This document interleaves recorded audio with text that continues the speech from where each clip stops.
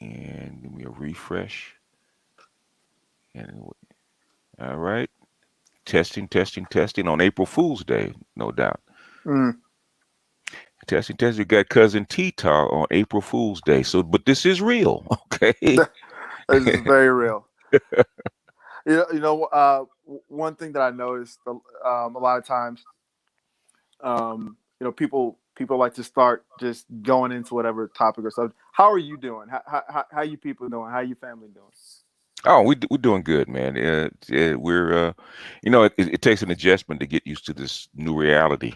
Post COVID. There's not even post COVID, during COVID. So, Right. uh, with the kids and the grandkids and stuff like that, and all the changes. Mm-hmm. So, we're adapting just like everybody else. So, like I said, uh, I guess it is the Great Reset, whether you like it or not. Right. That's funny. I was talking to my sister earlier today, my Mm, older sister, and she was referencing. I forgot what movie she said. It was a Harriet Tubman a Harriet Tubman sort of feature, right? They do a hmm lot of different you know iterations of the Harriet Tubman story, but she told me this one quote, and she said at a point in the movie, Harriet Tubman said, uh, "There are two parts of your life: the part before trauma or tragedy, and the part hmm after. You're hmm never the same." So I thought that was interesting and probably appropriate. It is, yeah, well, yeah. The test and after the test, but that's also the hero's journey. There you go. Yeah. So we left off earlier today.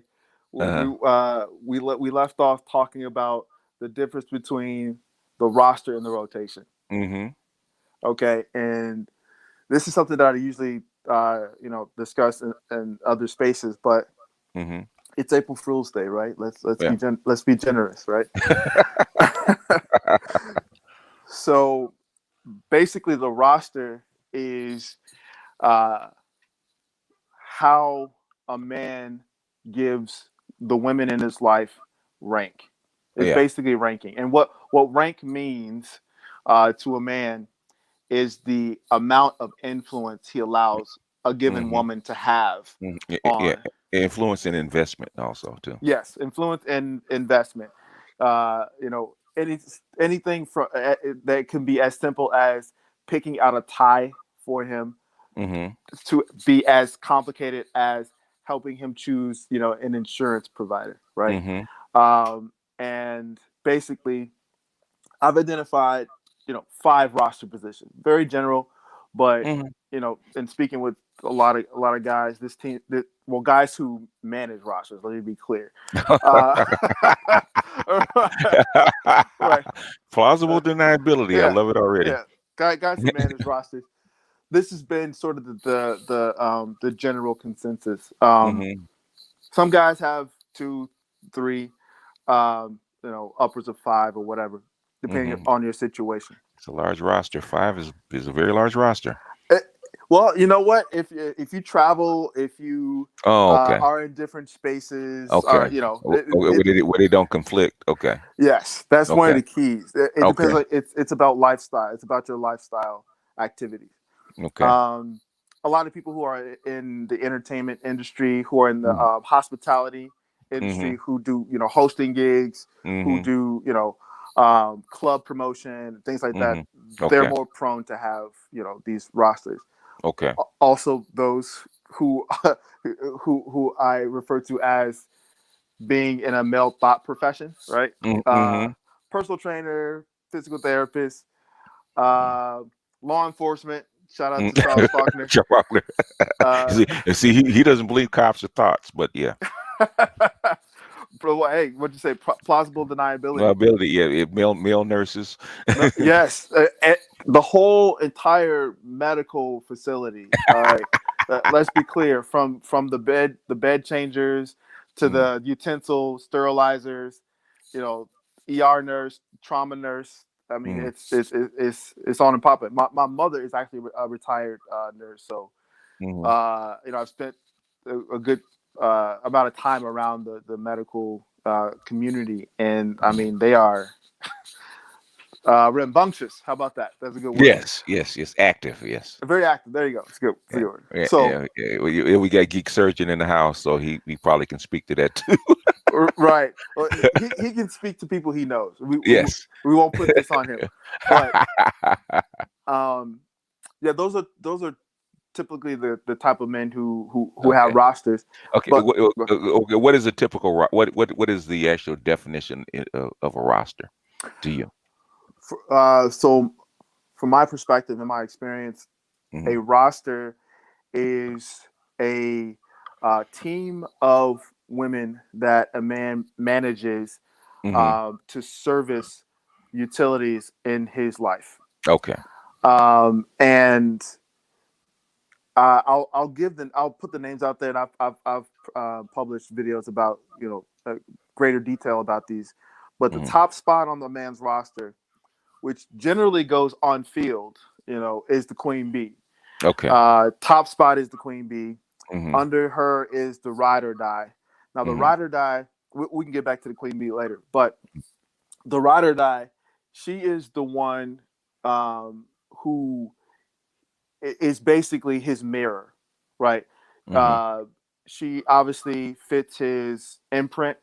They probably came from similar backgrounds, even if they're professional, whatever. Hmm. They always hook up, and when I mean hook up, I mean they have intimate relations anytime they see each other, and it's it's there's an understanding that they see other people. There's an Hmm. understanding that they're open and honest with each other Okay. with the other relationships.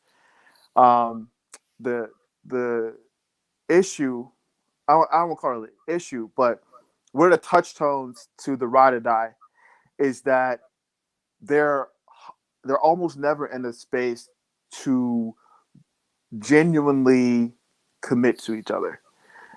Okay. Either he's entertaining other people, doing his thing off on his mission, or Hmm. she has an other, that she's entertaining herself. But Okay. they always keep in touch. They always exchange gifts on birthdays. They show up at there's the plus ones for the weddings or whatever. Um, but one of the most important parts of this, and what the ride or die service is for the man, is that she provides him a space of sexual exploration, Okay. and that is, in my opinion, a critical position to have in a man's development. Um, when I have conversations with guys, either consultations or coaching sessions, one of the first things that I try to understand and try to help them realize is what their relationship with sex is. What is your relationship with intimacy? What intimacy? What is your intimacy index, so to speak? Um, Unpacking that first Hmm. really opens up a guy to a lot of hangups, a lot of taboos, a lot Hmm. of sort of shadow um, elements that could be. Go ahead. Find out what his social conditioning is towards sex, huh? Absolutely, Hmm. and I've had conversations with Muslim men, with Hebrew men, obviously Christian men, um, you know men from various backgrounds, and one of the major hangups or blockages to them, you know, channeling their full spectrum or of intimacy Okay, is in other words, you get a yeah. Well, you're getting them acquainted with their shadow. yes. Okay, yeah. And that's not necessarily an easy thing. No, That's it's not. I mean, because in order to control production, right? In order to manage labor, Hmm. historically, you Yeah, have to pair them off, and you have to restrict, their yeah, you do. Yeah, wandering, yeah. To control chaos, you have to do that. Yeah. right? And Mm. that's generational. So Hmm. all of the taboos placed on, sexual expression Hmm. and discovering sort of for men it's called sowing our oats, and I know young people don't say that nowadays, Yeah. For women, it's called the whole phase, right? Yeah. But we have a lot of subconscious hangups Hmm. um, that we count as being masculine. We count Hmm. it as being alpha. We count it as being this strong stand-up man, citizen, Hmm. productive Oh yeah. unit, whatever. Yeah. When it's really a huge blind side, Hmm. because there are situations that come up that, well, I call it pressure tests, right? Hmm. Uh, a woman will test you to see how you respond to different things, different stimuli. You got women who will try to, uh, you know, um, rub different regions of your body, Hmm. and a lot of guys will tense up, or a lot of guys won't be able to perform Hmm. because they've now been taken outside of their comfort zone, and now Right. all of these things that Yeah. were unaddressed, that were deemed taboo, off limits, Hmm. now come flooding back, and he doesn't know why he can't perform. He doesn't know Yeah. why he can't talk to women. He doesn't know Yeah, it's remember the original RoboCop when he couldn't kill Dick, whatever his name is. the sergeant or his superior or His what. superior, the guy Yeah, of the corporation, right? He right. couldn't. Dick, I think his name was Dick Jones. He couldn't, and he pointed the gun at him, but he couldn't kill him Hmm. because there was a blockage. There was a programmed block where he couldn't do it. Hmm. So, and I think that's what happens with men because it's been programmed in probably before you were even aware, and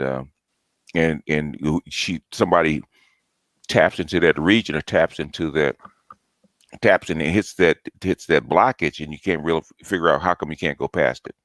You can't Right. perform. You And you kind of shut like down. shut down. You shut down. Exactly. Yeah. Hmm. Exactly. So so I help guys explore those spaces in those regions, Hmm. and it's not something that it's not something that's like, oh, you gotta, you have to do this weird and exotic act or whatever. No, no, Hmm. it's exploring why you have hangups Hmm. regarding um, sexual partners, Hmm. um, intimacy. Hmm. So some guys are so caught up in alpha, so caught up in tradition, so caught up in this image to uphold in terms of Hmm. manufactured masculinity, that they don't know how to kiss a woman. They don't Hmm. know how, and this all goes back to seduction, Hmm. because when I really get into the lessons, seduction really starts in your sleep. It starts before you even wake up in the morning. Like Hmm. you need to understand, um, like the wholeness of who you are, and before you're able to project that in a way that attracts the type of woman that you desire to acquire. Hmm. That's really the sort Yeah. of holistic view. Yeah. And in order to do that, you have to be balanced. In Hmm. order to be balanced, you need to be in a comfort zone. That doesn't mean that you lack boundaries. That doesn't mean that you have to go, do some X-rated pornography, or go get dominated by a dominatrix that stomps your testicles, or something like that. But it does mean that you are comfortable and free enough to explore erogenous areas, both on your person and on the woman's person, and that's really, like I said, the touchstone of the ride or die chick, Hmm. and that's why she holds the second highest position on the roster. Okay. And so under her would be what I call the healer, and this is the artistic chick. If you remember, what was her name from Spike Lee? She's got to have it. Oh, Uh, Nola, Nola, yeah, darling. Nola Darling. That Mm-hmm. her. She's the art. She's the healer. She would be the healer type on your Hmm. roster. Hmm. Uh, Obviously, Flighty. She in terms of Yes.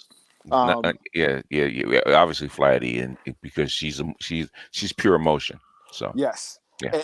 and men who know know the value in a woman who has honed that gift. Mm-hmm. And because they're extremely intuitive, Mm-hmm. um, they can't function in normal society. No, they Just can't.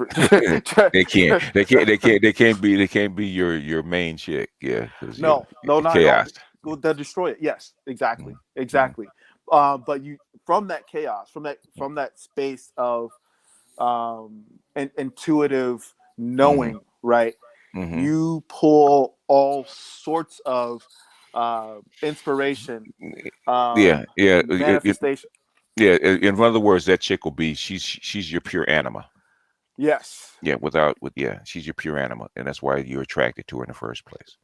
I mean, the stories are endless. Okay, because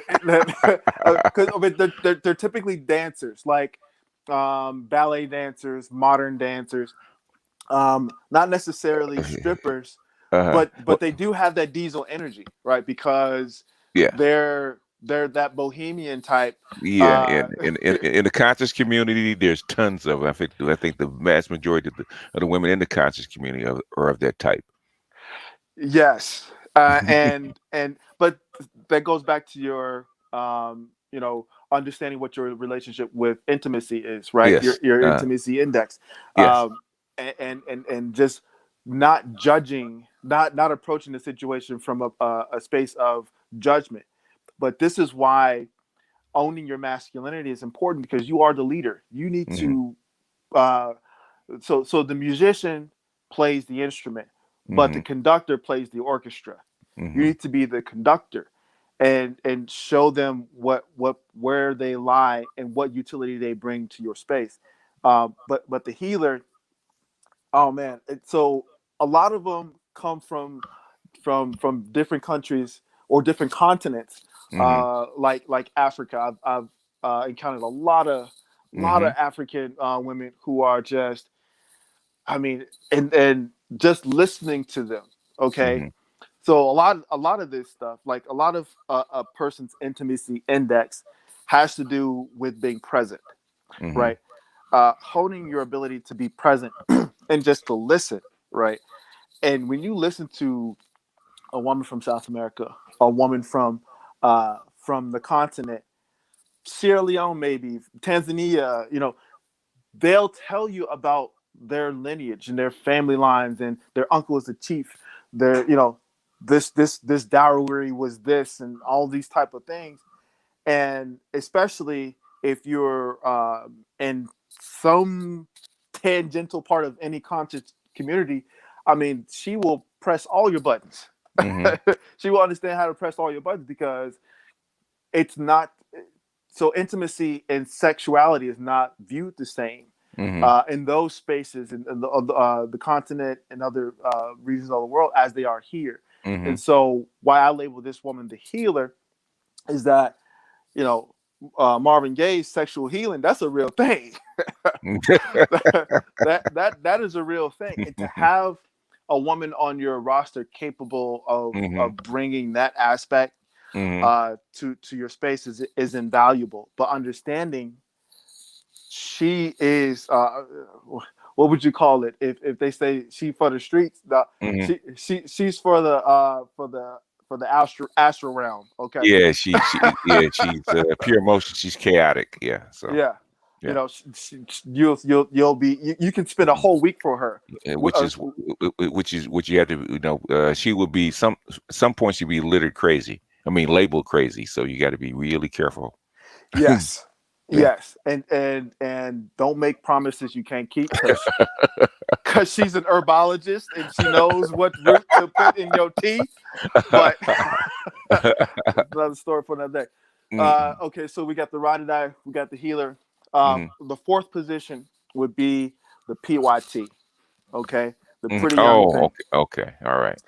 And so the fourth and fifth positions, that's where your rotation comes in. So the top three, the queen Mm. bee, the ride or die, and the healer, those are Roster uh, spots. yes, those Okay, are fixed spots. You pretty okay. much want to have those assigned.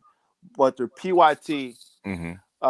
your 18 to 23-year old, depending on how old you are, Mm-hmm. Mhm. Um, she is the muse. She is that shot of life. She is Mhm. that. You know that Patrice O'Neill joke where he says, young women just smell Smell like better. Smell. sunshine. Yeah. They just smell like sunshine and Yeah. rainbow. Yep. But so there's obviously a psychological explanation for it, with the chemicals and the pheromones. The pheromones, that is very true because a woman's the balance of her progesterone, her testosterone, and her and her estrogen do change, especially when you get past 30. Okay, it really alters it. So the younger they are, the more the less testosterone is actually present, and their progesterone is actually up. So they do, they do smell different when they're younger, Absolutely.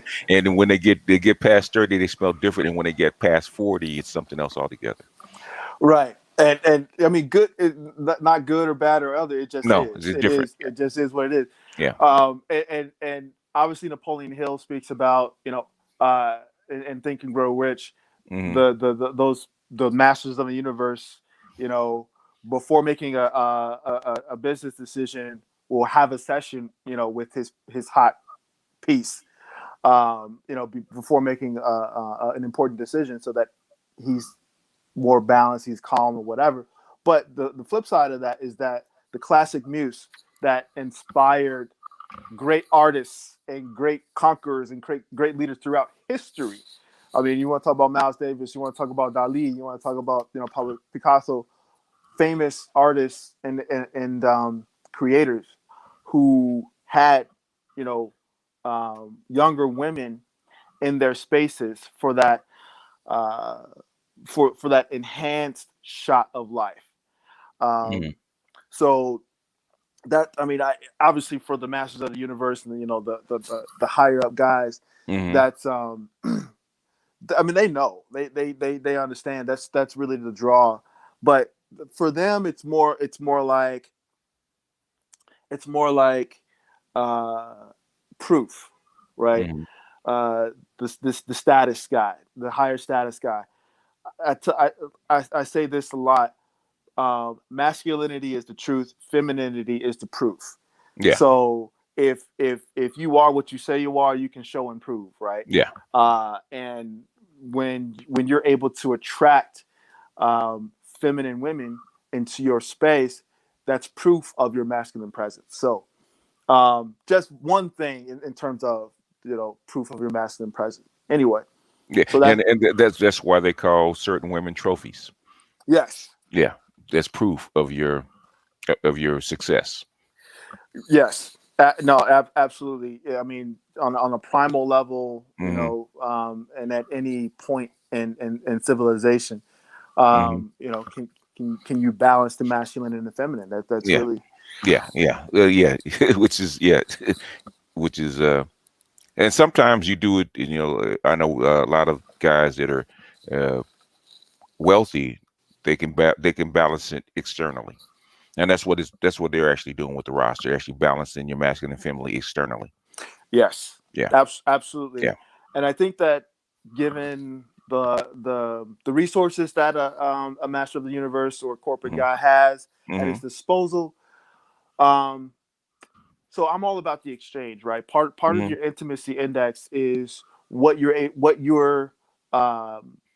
negotiating the exchange of.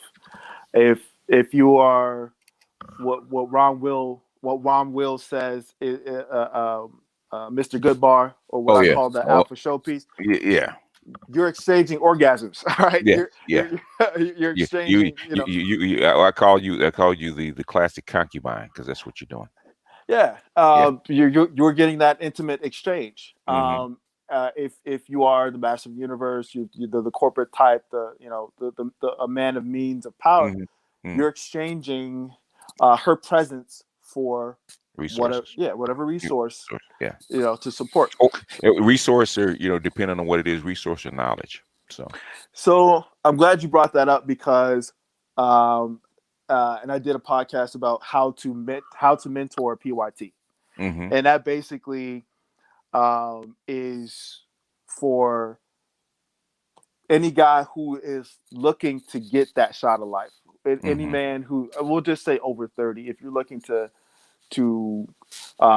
court or to entertain a younger woman, 18, 19, 20, 21, 22, 23. How do you do that? How do you mentor a PYT? Well, the first thing, obviously, is you need to know what your craft is. You need to have something of value um, to exchange or to give her or to bring her up and under you. Mm-hmm. Um, I obviously try to stay away from the office fuck file. Like don't don't touch your interns. However, if you're a consultant, Mm-hmm. or if she's an intern who is not guaranteed or who will not be coming aboard, Yeah. it's doable. It's definitely Yeah. doable. Yeah. I Um, can say I've done it myself. So, uh, yeah, yeah. Well, come on. Obviously I say it from right, from yeah, experience. Like, don't yeah. do what I did. No, Don't no, do. yeah, I've done it, so I know what you're talking about. Because, yeah, you don't want that to her infatuation to get around and screw up what you're already doing if at your place of business, if you can. Yeah, because if you hit her too hard with that ism, Yes. she Oh yeah. Oh yeah. Oh yeah. Oh yeah. she, she catch that ASP Holy Ghost, and Yes. and and Yes. you Yes. Yes. and she'll burn your house down. Yes, you will. Because you got to still work there. She goes back off to college Oh and yes. finishes her last year or last 2 years in college, Yeah. and you were just a fun experience in the summertime, but. Yes. But that's the whole point. The whole Yeah. point of mentoring a PYT is because believe it or not, women have brains. I don't know if you've explored that or people. Yeah, they're It, actually it, quite inquisitive. yeah. Women are people too. Yeah, novel concept, but that's why it's important to have an understanding about your craft, your vocation, what it Mm, is, what is your wheelhouse, and be able to explain it to a person in a way that it is tangible, it mm, is actionable.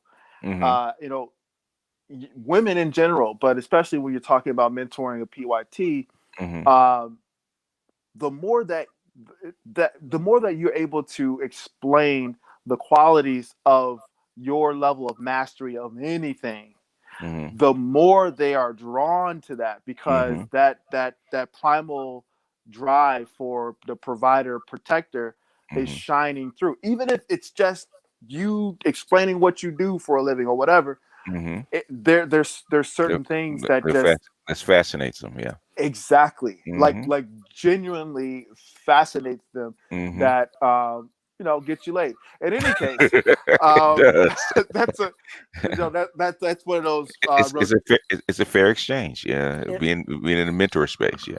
and that's one of the things that a lot of guys overlook.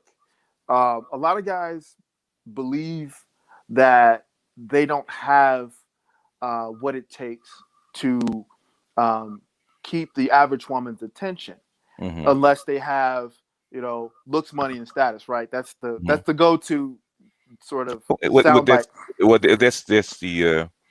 that's the most obvious. Yeah, Right. but that doesn't make you, which is fine. Yeah, I saw that with the in the '80s with the Dope Boys. So it Yeah. looks well, they didn't have looks. It was just money and status, Well, and they also had adventure, yeah, right? what that's where the status comes in. Yeah. Yeah, they would give them directions. You drive this car. I'm gonna drive the rental behind you. You know what I'm Mm-hmm. saying? Like Mm-hmm.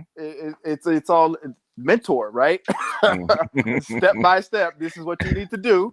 Uh-huh. But that's what it is. It all comes back to leadership. It Mm-hmm. all comes back to presenting an organic presence in a natural order of things. Mm-hmm. And so that's with the PYT, and Okay. that's one of your rotational spots, because obviously she ages out, she transitions into something else. Yeah, more It'll permanent. Yeah. Absolutely. Mm. And the last one is the satellite. Okay. Hmm. And Okay. so um, I guess for women, they would call this the beta male orbiter. Well, yeah, they would. Yeah. But so, and people have explained this very well. The difference between a man having a woman in his friend zone means Hmm. they're friends with benefits. So he just fucking her. He's not buying her dinner and stuff like. Yeah. But a woman has a man in her friend zone. He's moving her couch. He's painting her ceiling. Yeah. He's He's doing a the he could be the emotional tampon. Yeah. right. Was it you that came up with ConcuSurf, or is that Dr. Tiasan Johnson? I came up. We were talking about serfs. You know, about the two roles that most black men play in black women's lives, and one was the provider workhorse, right, which is a serf. Okay, and the other one was concubine, Right. and the part that black men don't. What black men don't realize about black women, especially black women, is a part of concubine because concubine is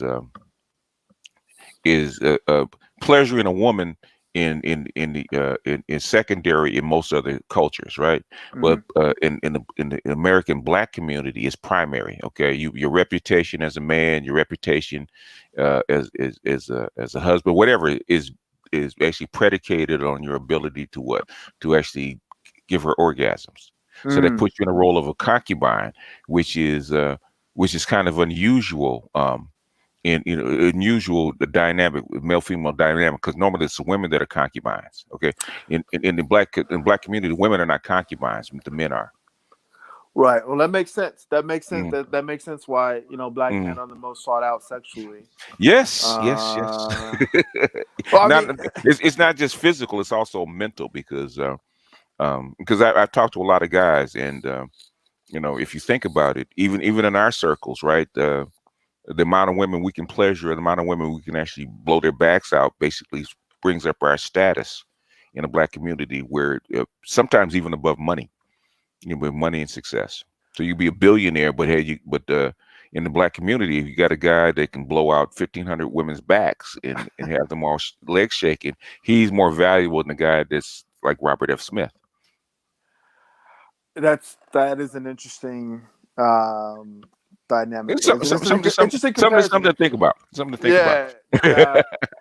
Yeah. I mean, because yeah, it makes a lot of sense. I mean, you've got who was it? It wasn't Dr. J. It was Will Chamberlain, Will Chamberlain, right? With the 15,000. 30. Not 30. Is it 30? Okay, 30. 30. Magic is 15.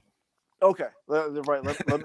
Let me get my Concu Kings right. But when you think about it, they're millionaires, right? Yeah. Well, millionaires. Uh-huh.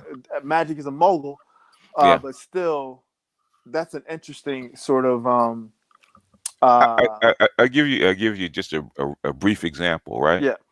Um, who's more valuable, Future or Russell Wilson? Okay, as far as the black community, who's more celebrated? Russell Wilson, who's worth like almost like $500 million. Uh, that's a athlete gone to the Super Bowl, all that kind of stuff, versus Future. And what's Future known for? Well, a little bit of rap, but how many women he's actually satisfied, right? So he's held in a higher esteem than a Russell Wilson in the black community. Yeah, that's wild, and I think I that is wild because virility globally is seen as important. Important. It's held in high esteem. That's why in certain cultures, a woman who's barren is Hmm. shamed, or Yeah, a man who is infertile yeah, is shamed. yeah, yeah. Yeah, So but that's not the same. Well, okay, being uh, fertile is not the same as is actually giving women pleasure because you can be right, Genghis Khan, okay, correct, you know, with three pumps and get up. But hilarious, hilarious. but I'm saying it's just something to think about. But that's how come we you know I came up with the idea of concubine because they got tired of guys. Okay, I've been with all these women and stuff like that. And I always say, okay, I come from old school Max. Okay, Right. you got a you have a roster of 15 women. What do you get out of it? Right. And you can't. There's nothing where it improves your life. It actually costs you money. I said, okay, so why are you doing this? I said, well, you're being a free concubine for these women because they're Yeah. getting out of it and you're not. That's why I'm all about the exchange. Yes. What are you negotiating in terms of an exchange, Hmm. um, in the least bit for Hmm. time? Yes. Um, but yeah, that makes sense. Hmm. So the last one is the satellite, and Hmm. so we touched on this earlier, but I'll bring this back here now. And after the satellite, I'll talk about the queen bee position. The satellite is the hottest one. So, but she's also the most disposable, right? Hmm. Uh, she's the flight attendant. She is the Hooters girl. She is the Dallas Cowgirl. The lovable, the Minnesota Vikings. She is the one who is constantly on the go. She's been flued out, all the time. She's usually a 100 octane. Hmm. Um, Higher S&V. She's easily 8, 9, or 10. Hmm. Um, the reason why she's ever in your space is because, like I said, you have one of those professions Hmm. where you're dealing with the public. You have a speciality, um, like I said, like a personal trainer, a physical therapist, tennis instructor, right? I teach tennis, so I had to throw that out there. But again, shout out to Charles Faulkner, right? Law enforcement, uh, and, they're we, always on the move. and when you say tennis instructor, just something popped in my head, but we'll Oh, talk about that in a minute. okay, but Go ahead. so because these women are not necessarily as attainable or approachable Hmm. as the other women, Hmm. because they're always on the go. They're always being entertained and courted and wined Hmm. and dined by, the The movers elite. and the shakers. Yeah, the elite. Yeah. So that's why she is, at the same time, she has the highest S&B on your roster, but she is the most disposable, because at any time she could be taken off your roster and you got to replace her. Hmm. But at the same time, you're always in these spaces where you can easily replace her. So that's one of those sort of things. But the flip side is, if I'll let you know my thoughts about modern marriage in a minute. But if you so choose Uh-huh. uh, to look for uh, a significant other, Hmm. a committed, you know, queen bee, the Hmm. top roster position, she is not going to be a 10. She No. is not going to necessarily It, be a it, it, 9. Yeah, those are Uh, those to a successful man. Those will be your side women. yes, Yeah, you absolutely. kept women. Yeah. Not to say that it's impossible. Not to Hmm. say that it's impossible, but Well, Eddie Murphy did it, so yeah, But you have to be big. You have to be big enough, and you have to have a more solid foundation.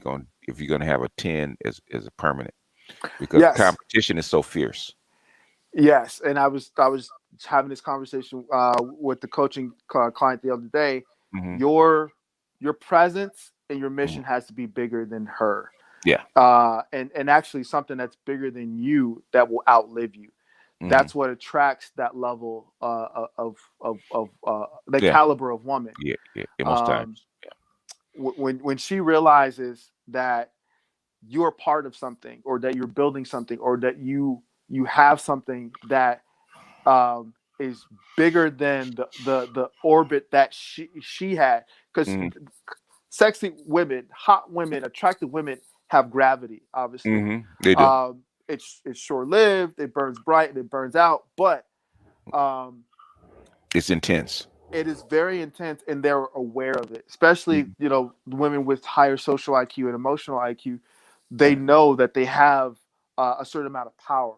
Yeah, they I got two daughters, and and they learn that when they're 12. They start learning that when they're 12. So by the time in this day and age, by the time you get to them, they've got 10 years in.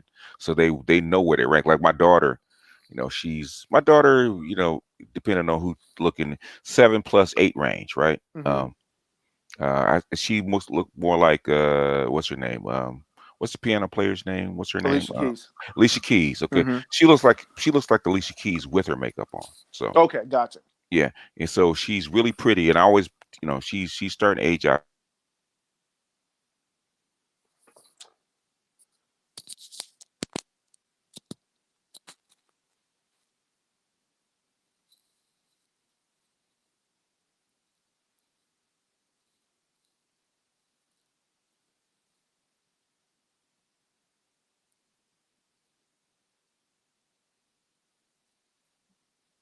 All right, I don't know. We had a power surge. Can you hear me? Yeah, I got you now. Okay, yeah, I don't know what happened. But you're saying she's starting HR? No, no, she's starting to age out, Oh, and okay. she's in her 30s, and and I always tease her about having pretty girl problems because pretty girls, there's always a next guy, Yes. and there's always a next guy, and the temptation of there always being a next guy is sometimes overwhelming. So I know what you're talking about, It, and it, and she's my daughter has known that she was a pretty girl since she was 5 years old. right. Um, and and so that therein lies the sort of Hmm. modern space of committed relationships, right? Hmm. And so with the queen bee, from my perspective, Hmm. like I said, she is the one that you grant the most leverage to in your life, in your Hmm. mission, because she has to fully buy into your mission. She has to submit to your mission, Hmm. and understand what she services, what parts of your mission she service. It. For example, a guy, if he's on any board, any executive board, she needs to understand that the wives of the executives, if the woman isn't an executive herself, Hmm. they have the cookie bakes, they have the Girl Scouts, they have the drama club, they have all of these other activities that support whatever the mission of that board is. um, just an example. So, but bring it down to more pedestrian space. Say, for instance, you're a tool and die guy, Yeah. right? You're a craftsman. You work Hmm. with your hands. You're building an enterprise. She needs to uh, have that home economics thing down, right? Hmm. She Yeah. needs to, but also hand out your business card, right? When she's somewhere, that type of submission to your mission, Yeah. understanding that she's contributing to the ultimate legacy. And that's a difficult one to find that has Correct. both. Yeah. And that takes training, but Mm-hmm. that also takes the determination of the guy. But Mm-hmm. full disclosure for me, I honestly think that modern marriage, legal Mm-hmm. marriage, is a kill box for masculinity. There, I said it. I said it. Because there are too many. Um, there's too much that can be leveraged against you. Yeah, yeah, and Um, they did it purposely because the old fashioned marriage was kind of dying, and they had to give a woman something to buy into, and I think they've overdone it, but that was their solution. Okay, we give her give her maximum freedom and give the men maximum penalties. right. It's and hopefully at some point it'll the pendulum will correct itself. But Yeah. right now in this current environment, in the current Hmm. climate, current space, uh, I don't see myself exchanging nuptials at any. I have been married. No, let me be clear for the record. I have been married. I am divorced, but so I know better, right? So Yeah. I can speak on this subject, but Yeah. so that's the queen bee. And besides the modern woman, it would take so much for you to deprogram, Hmm. because you basically have to strip her down to the studs, right? And Yeah. and and And hopefully the programming is not too deep because yes, you basically you're looking for an outlier.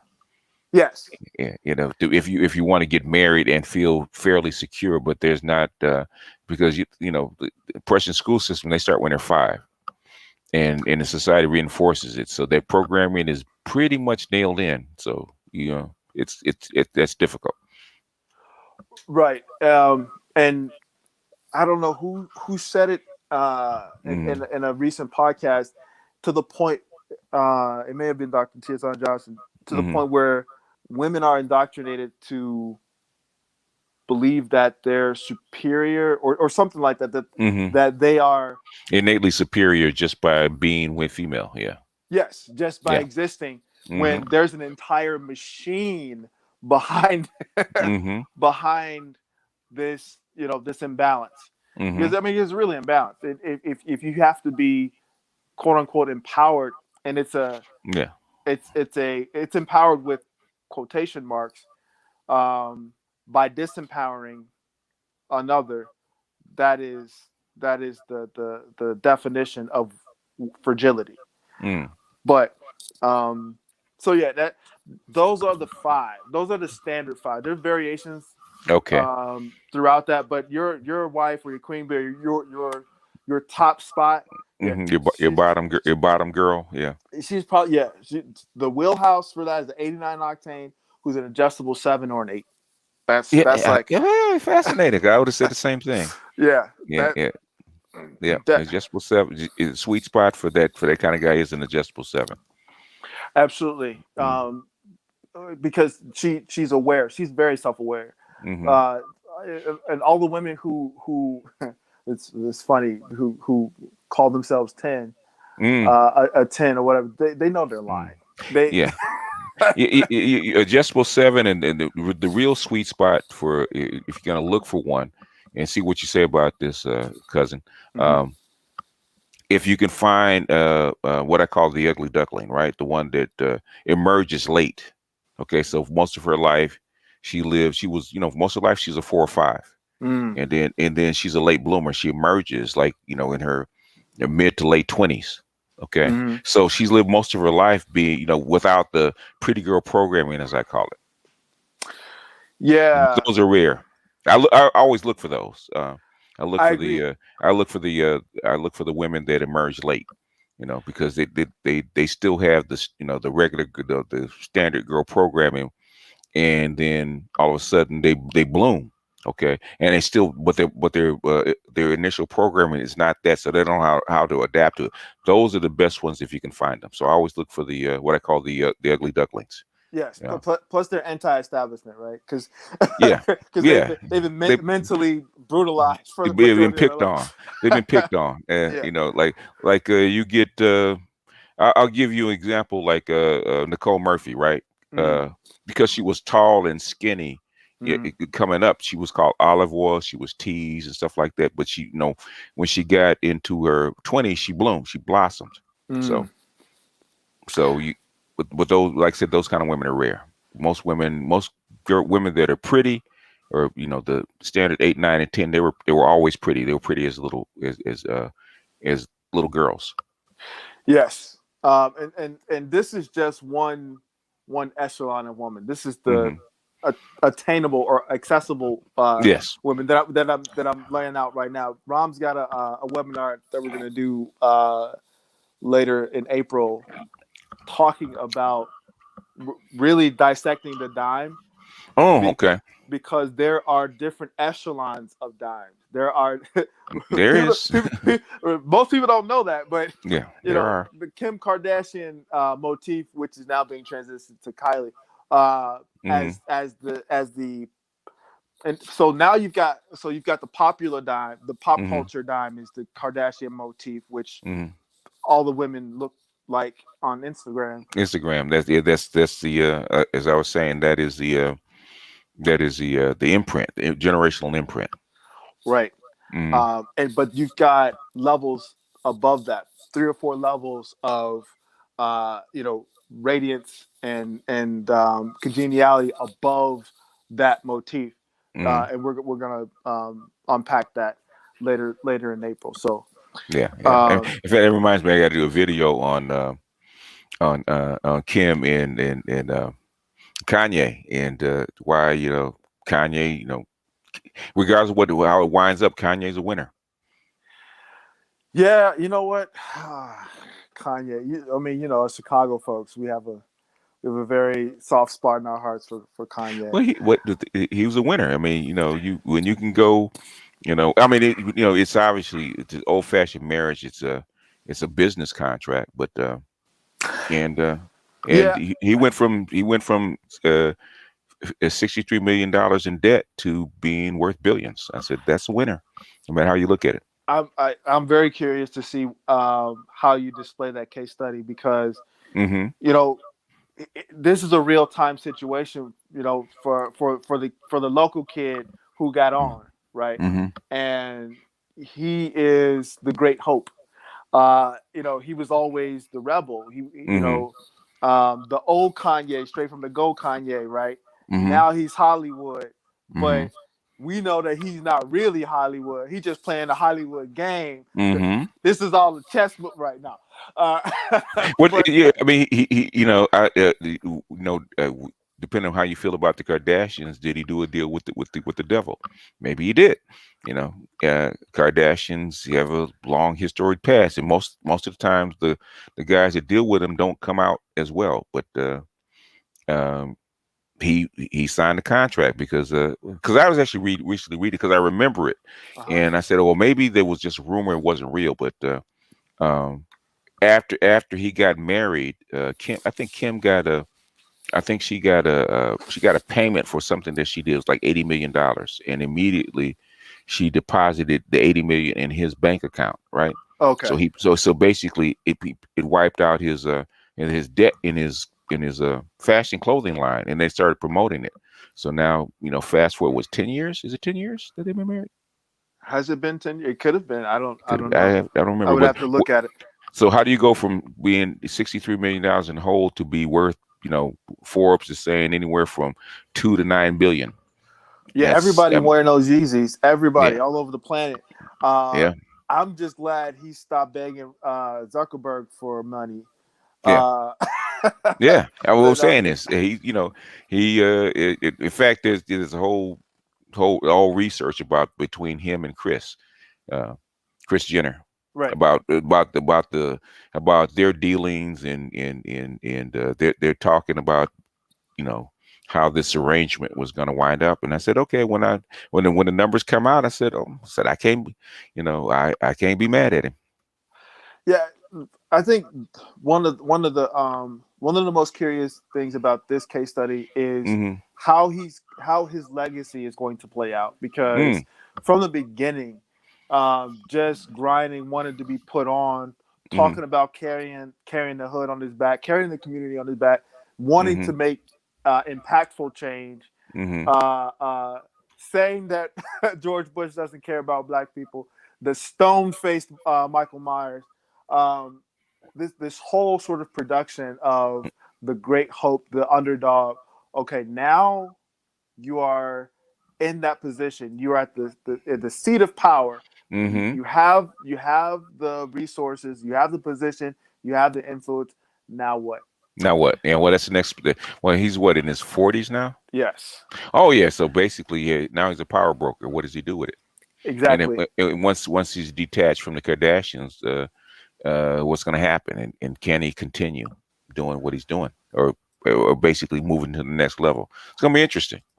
Right. I see Secretary of State for Kim and Ambassador for Kanye. Um, she ain't gonna be pregnant, but I think she'll have a cabinet I don't position. think she doesn't move in. She don't move in those circles. Okay. Um, but I mean, real power moves quietly. Yeah. If it's smart, and he's been very quiet lately. So Yes. we'll see. Um, but in any case, that's the roster versus the rotation. Oh, that's So very interesting. the rotation is at the bottom end of the roster, and those women who have rank, who are fortunate enough to have rank, Hmm. are the ones who a man who knows himself, who is balanced, who Mm. is stable, he allows them to have influence and input. Let me ask you this question, Hmm. so while I got you on before we Hmm. go on to the next subject. Okay. Yep. For a younger man that's like in his early 20s, maybe Hmm. his late teens, like 19, and his early 20s up to like 25, Hmm. uh, that wants to learn fast, should he pick a older woman that's successful to be his queen bee for a short time? Yeah, I don't think most men, unless they're married, should have a queen bee personally. But Okay. I do agree with a younger man getting with a more experienced or seasoned woman Mm-hmm. who's generally older. Um, yeah, you say mid 20, early Yeah, 20, yeah, teens and yeah, 20. 20s and 20s. Yeah. Yeah, Okay. now Well, in other man, words, not marriage. What I'm saying is getting have experience. get an experience, being a mentee under that woman. Yeah, man. Oh, that's a great question. Well, think Um, about it, marinate on I would say it. because the easy answer is yes. The easy Hmm. answer is yes, With but caveats, of course. yeah, because she will open his nose and rock his world and have Yeah, him. eh, yeah, You know, she can really mess up. You know what I'm saying? Like, yeah, yeah. She can. um, It's a risk, but or she can, man, she can really set him on the path. mm, So, man, but that used to be the thing. mm. Nowadays, a lot of younger women have a lot of experience, have a range of experience They have that experience. They have experience, but the thing is that the difference between a younger woman and an older woman is basically an older woman, since her estrogen has dropped, her testosterone is up. She's actually more in touch with her animus. She's more logical. right. You know, Her yeah. rationale is Her yeah, rationale is more yeah, yeah, logical, yeah. which is So, why I said older woman. no, yeah, I agree. So yeah, overall, yeah, I Okay. would agree with that. Yeah, yeah. Marinate on it. Because it was that's been the go-to situation for generations. I mean, Hmm. I think we all have stories of being with an older, more seasoned woman and just like experiencing things that you never knew was possible. Just Yeah. Well, because I had one of my mentors. She was asking me, why do younger men go after older women? I said, free pussy. yeah, I mean, well, I mean, we go back to the exchange, right? Hmm. Unless a man has kept his wind about him up into his elder statehood, he's not going to be blowing out the backs of older women or women of a certain age, the 40-something-year-old woman, the way Hmm. in which a younger man will do it round for round. Um, However, the more seasoned man, I call him the older statesman, Hmm. and this is what a lot of uh, more seasoned women or women of a certain age know about certain men.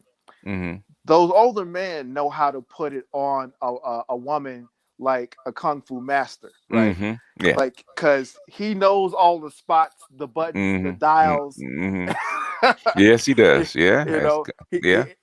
but also a more seasoned man knows how to get a woman into the right positions. He Hmm. knows how to tell her to move this, shift Hmm. this over here, put your Hmm. leg up like this, Hmm. and He, it's he knows the terrain. Okay. yes, Yes. and so he doesn't need those 3 hour sessions. He can get it done, 10 minutes, 10, 15 minutes. Um, and ironically, and I know I did a video about this. Mm. Older women will be disappointed in that you made her come too fast. How dare you? Go sit in the corner. How dare you make her come so fast? But that's what you get with a seasoned man who knows himself, who's taken the time Yeah. to Yeah. explore his intimacy index, his Hmm. sensuality, Yeah. what he likes, what works. Um, He's a master.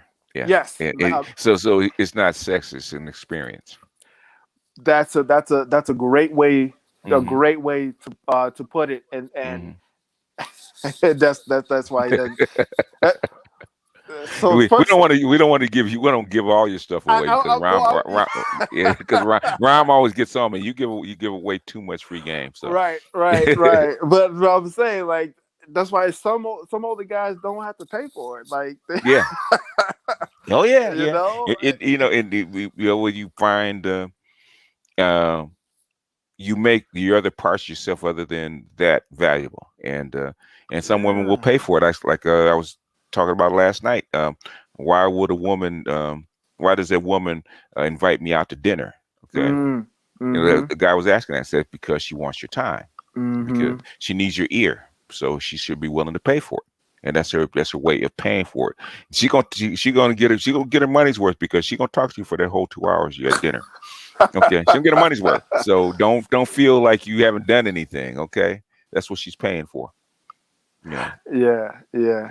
Um, but okay, so back to a previous subject that we were talking about Uh-huh. earlier. And this we've gone through the love. I said Love and Robots. There's a series called Love and Robots, right? Oh, And really? so Okay. yeah, there's I forget what it's on, but there's a series called Love and Robots where they delve into uh, human intimacy, but also technology. So that's why I named the stream Love and Robots because we're Yeah. doing both sides. People say, "What robots? What are you talking about, robots?" I Computer love, right? said, "Computer Classic, love." Yeah. classic.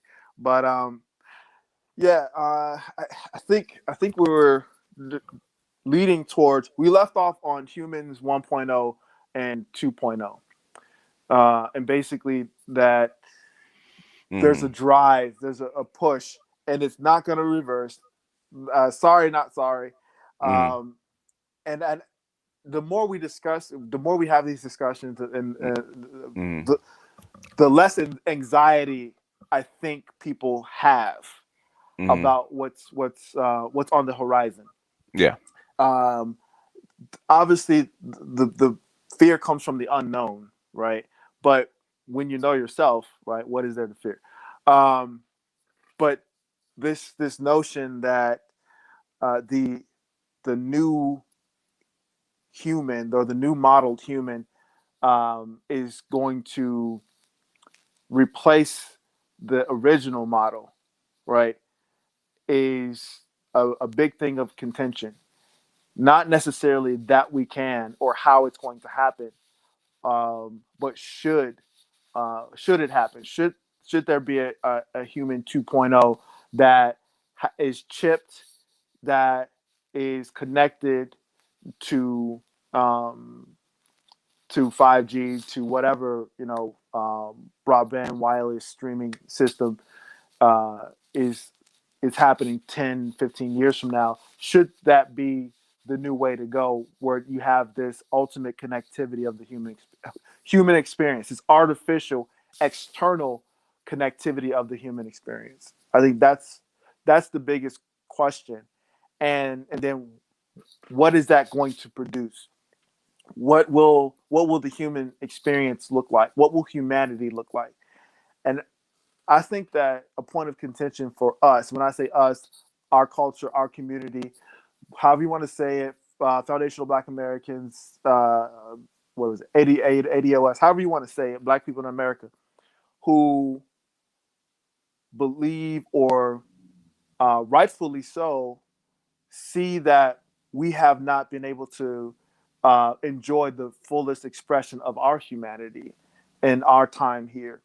Now we have to contend with this new version of humanity, right? So that's another point of contention. What do you think? They may have cut off.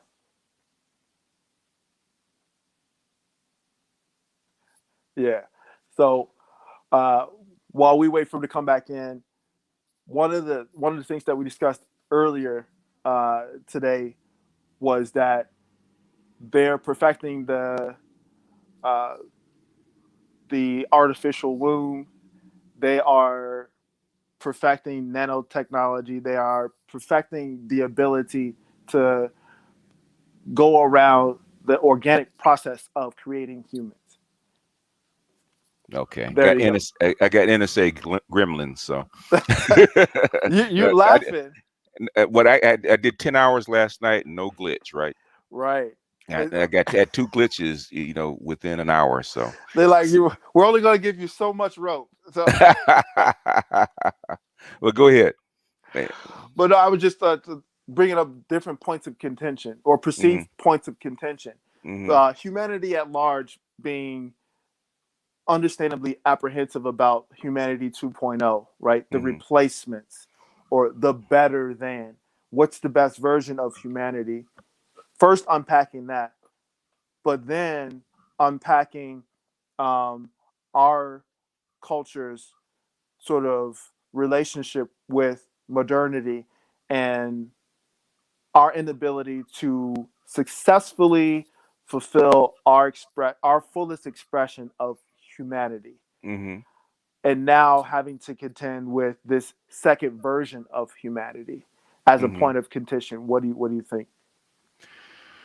Uh, you know what? At first I thought it would be a contentious thing, and so I started talking to women. I started talking to people. Mm-hmm. Um, I don't think it'll be as contentious as we think it is. I Okay. think it's.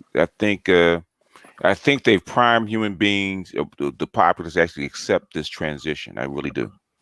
Mm-hmm. Um, so at first, I would agree with you that it's going to be a contentious, 1.0 versus 2.0. But after actually really talking to people about the reality, especially about their children, I don't think it's going to be as contentious as we think it is. Okay. Now, do you believe that um, that's because people have an innate drive to survive and to pass on legacy and to carry on into the future, whatever that may look like, or do you think that there should be some concern or some dialogue around control? Like, I think at the top they want to make sure that whatever it is that they're bringing out stays within human control if at all possible. The thing is that unfortunately everybody when you get into a competition like a space race or a tech race, some of those things might be thrown out, which is always a possibility. But if it can be a slow transition, I think most human beings are actually on board with it because there's a natural competition between people, especially with their offspring, right? Um, do you want your children to have an advantage or a disadvantage? mm, So I think once a certain percentage of people have these advantages that are built in, especially if the downsides can be negated or at least controlled, I think you see more and more people signing on for this advancement. so what are the quote unquote bonuses or advancements or the mitigated downsides of human 2.0? Okay, anytime you start messing with biology, with genes, especially something that's been tested over, like human beings over 2 million years, probably even before that. Okay, there's certain mechanisms that your body has that's been tried and tested, and people have been eliminated because they die off, right? Right. So it's been battle tested over like 2-3 million years. When you change it so rapidly, you're altering it to the point where you don't really know what the downsides are. Like, it will they be more prone to disease, or will they be more psychotic, or will all some things that we can't foresee because it's such a complex system. When you actually adapt a complex system, what's going to happen? We don't know. So those could be downsides that we can't see. Now, what are possible upsides? Well, the upsides are obviously obvious, right? Um, Basically, double, triple your IQ. So, just off the gate, you have a baby that's smarter than its parents at 5. Mm-hmm. Okay. The baby could be strong. It could be a super soldier. Have super soldier like abilities. Quicker reflexes, stronger body. Uh, uh, if with the proper nanites, you can actually hold your breath underwater for 30, 40 minutes. You'd be like a halfway Aquaman, okay, because of the advancements. Uh, just like the Matrix, the ability to download information on the fly. So in other words, I don't know how to fly a jumbo jet. Um, and like Trinity says, can you fly this thing? Here, can you fly this thing? She says, not yet. She downloads the information into her neural link. She can fly it. Right. Okay, stuff like that. Those are superpowers. We read about this kind of stuff in comic books. What happens when it's reality? Um, what happens? Do you want your kid to be a superhero or just an ordinary person? And I know what you would say. You want your kid to be you 1.0. You want to. There's because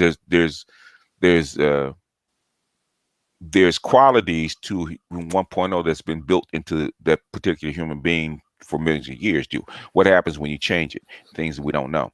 But are people willing to risk the unknown for the obvious advantages? Right.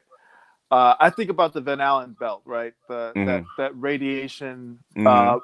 field that people say prevent Mm-hmm. star travel, right? Mm-hmm. Because you'd be the average human or human 1.0 would succumb to that radiation, Ratio, yeah. deep space radiation. So obviously with nanites, there's a possibility of resistance to that, right?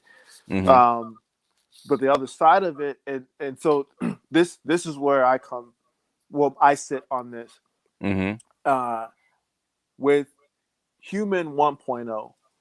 We already have access. Well, those who are in the know, right? Those who are Mm-hmm. on the path, we'll say the initiated, have access to the spaces that society 2.0 and human 2.0 would be trying to go to physically. We already have access to those spaces Mm-hmm. mentally and Mm. etherically. Yeah. Um, We have access, but it's not on demand. correct. It takes a Mm. lot of concentration. It Mm-hmm. takes training. and It and only takes and only for a small minuscule amount of people can actually access stuff. very Because true. it's like when the computers were first invented, right, in the 40s, in the 50s, right. How many people had access to that kind of data and knowledge? Right. Minute amount of people. What happens when as technology got better, you have people on the street have a better access to the knowledge than people did 50 years ago. Yes. And so that in and of itself Mm-hmm. raises other points, right? Mm-hmm. Um, with being able to access uh, technological advances quicker, or Mm-hmm. access to information quicker, True. what does that trigger within the human psyche? What are the reverberations, right? Like Mm-hmm. if you knew something, if you know something immediately today that historically took a journey within the human experience to come across yesterday, Mm-hmm. does that collapse your psyche? Mm, That's one of the questions. that's a question. We don't know. Yeah, I mean, those are downsides. Like we don't know because you're altering. You're not rebuilding a whole new human being. You're altering the ones that you already have. So basically, your physiology is enhanced, but it's not dramatically changed. So all the things that human 1.0 does have, you still have. You haven't gotten rid of it. Right. And now we shift it, right? You ready to shift it a little bit further? Mm-hmm.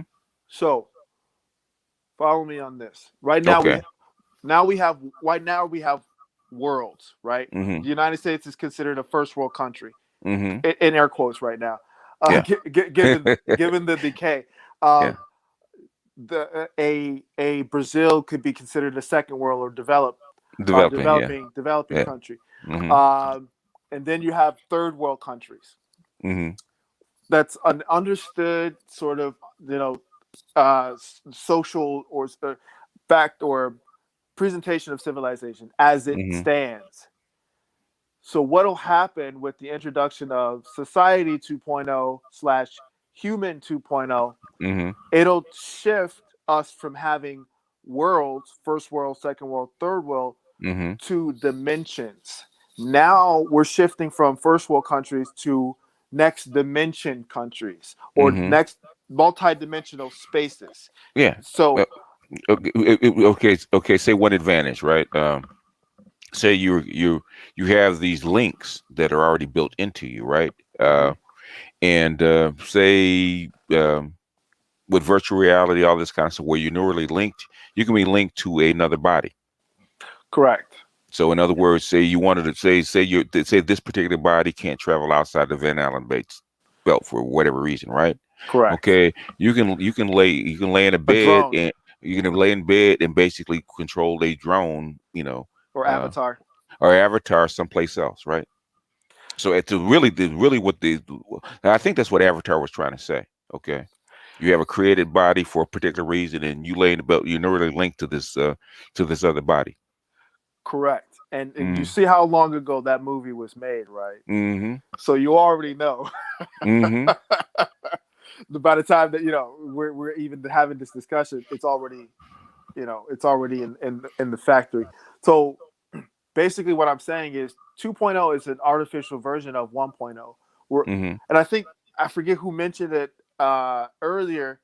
We're already multidimensional beings, right? Mm-hmm. Yeah. Um, and now it makes more sense Mm-hmm. because here we have the physical manifestation of multidimensional beings. Mm-hmm. You'd have three worlds sitting on top of each other, and Mm-hmm. now you're going interdimensionally uh, within those worlds. Mm-hmm. That's the physical manifestation of what we've known. We already were a part of as Part of human one yeah. 1.0. The difference is you now you have acts instead of all the trying to access these dimensions with a lot of work. Now it's at the touch of a button or a thought. And what does that do when it's so easy? Correct. Yeah. So Now, so are you asking that question rhetorically, no, or no, I'm serious. because The that's a major, profound question? the inside of us, this kind of thing is actually literally being inside the matrix. Yeah. Correct. Where in the physical world they could, they had regular human beings. They couldn't do all this stuff. Inside the matrix, they had superpowers. So literally, you're bringing the matrix into the real world. Exactly. And just like the Matrix, Mm-hmm. you're going to need stewards. You're Mm. going to That's need true. guides. You're Mm-hmm. going to need the oracle or, Yeah. or or or those signposts or those shepherds. Yeah. Um, Yeah. and Virtual and physical. correct. Now Mm-hmm. let's bring it full circle back to us. Mm-hmm. Now, and you can speak more on the conscious community than I can, Mm-hmm. but the whole sort of sphere of the conscious community and the trajectory of the conscious community was to prepare for this moment, was to prepare um, those of this class to be the stewards of this multidimensional journey. Yeah. It would be. If they Well, hadn't been, no. I'm saying it would be. I think maybe someplace else is happening, but I don't think it's happening amongst the West and especially amongst Black people, right? mm-hmm. Because the conscious community is resistant to it. mm, They're resistant to it. They're anti this thing. 2.0. They're anti. I can understand why they are, but the thing is that, like the Borg says, it's irrelevant whether you're resistant to it or not. You have no control over what's going to go forward. Now, So do you embrace? Do you actually figure out where you fit in it, or you stay resistant to it? Do you become masters of the matrix, or you become Zion? now that touches on something that we were leaning towards earlier, and that Mm-hmm. is the homestead. Excuse me, the groupings of the homesteaders that Mm-hmm. are outside of the megacities with the pod peoples, right? Yeah. Um, we're literally rewriting history. Mm-hmm. Uh, with the monks in the mountains. Which, if you read Klaus Schwab's book, that's part of what he's saying, which is why he's gonna, why there's gonna be a voluntary separation. Mhm. where you will get the technology that you need to survive and thrive or do whatever you're going to do, right? Because you're not going to be void of technology. You're not going to say, okay, since you're not a pod person, you don't exist in this advanced, so-called advanced part of the civilization, that you don't have access to technology. You will have it. They're not going to do that. You will have it. So in other words, if you want to live in a because actually talked about this. If you want to live in a smaller community and band together and make your own community, they will give you the technology to make that community happen. So there will be the homesteaders. Okay, they're actually going to make that happen. Can I can I Go address ahead. this one question? Go ahead. What is it? Gbug, xi bug. X bug. Okay. It says my question is, what happens if the human cannot quote unquote die, but stuck in the digital world and cannot and will not go back to the source or God? The reason why the reason why I want to highlight that question is if you're familiar with the concept of the doula, right? Yeah. The doula not only transitions life into this world, but the doulas also sit with life transitioning out of this world. So Mm-hmm. part of, and then that goes back to the healer dynamic, but part Mm-hmm. of what humanity 1.0, I believe the Mm-hmm. role will be is to shepherd those who reject that transition, Mm-hmm. and to have this. We're basically going to be running wellness retreats, right? to, Yeah, that's to, true because the change is going to be traumatic. So yeah, you probably will be. That's, so I say all, and this is just the tip of the iceberg. Obviously, we haven't even gotten into the crazy stuff that mm-hmm. the ascended masters have to deal with on a regular basis. With the battles Mm-hmm. and the wars on different dimensions. But um, I wanted to highlight that and to bring this forward because the more we dialogue and the more conversations we have about this coming shift, Mm-hmm. the more comfortable and the less um, agitated people will. You still have agitation. You still have people who are confused. You still have people in fear. But I wanted to sort of unpack it more and Be- demystify. before the iPhone, I would agree with you. Okay. And so what changes that? In other words, um, before the iPhone, uh, there were smartphones before the iPhone because I had two versions of them. Uh-huh. Okay, and it wasn't being adopted because they were too difficult to use. There wasn't a ready advantage for it. The iPhone showed up and said, "Okay, here it is. It's easy to use, and this is what you get. These are the advantages that you have." All of a sudden, the whole global culture just shifted.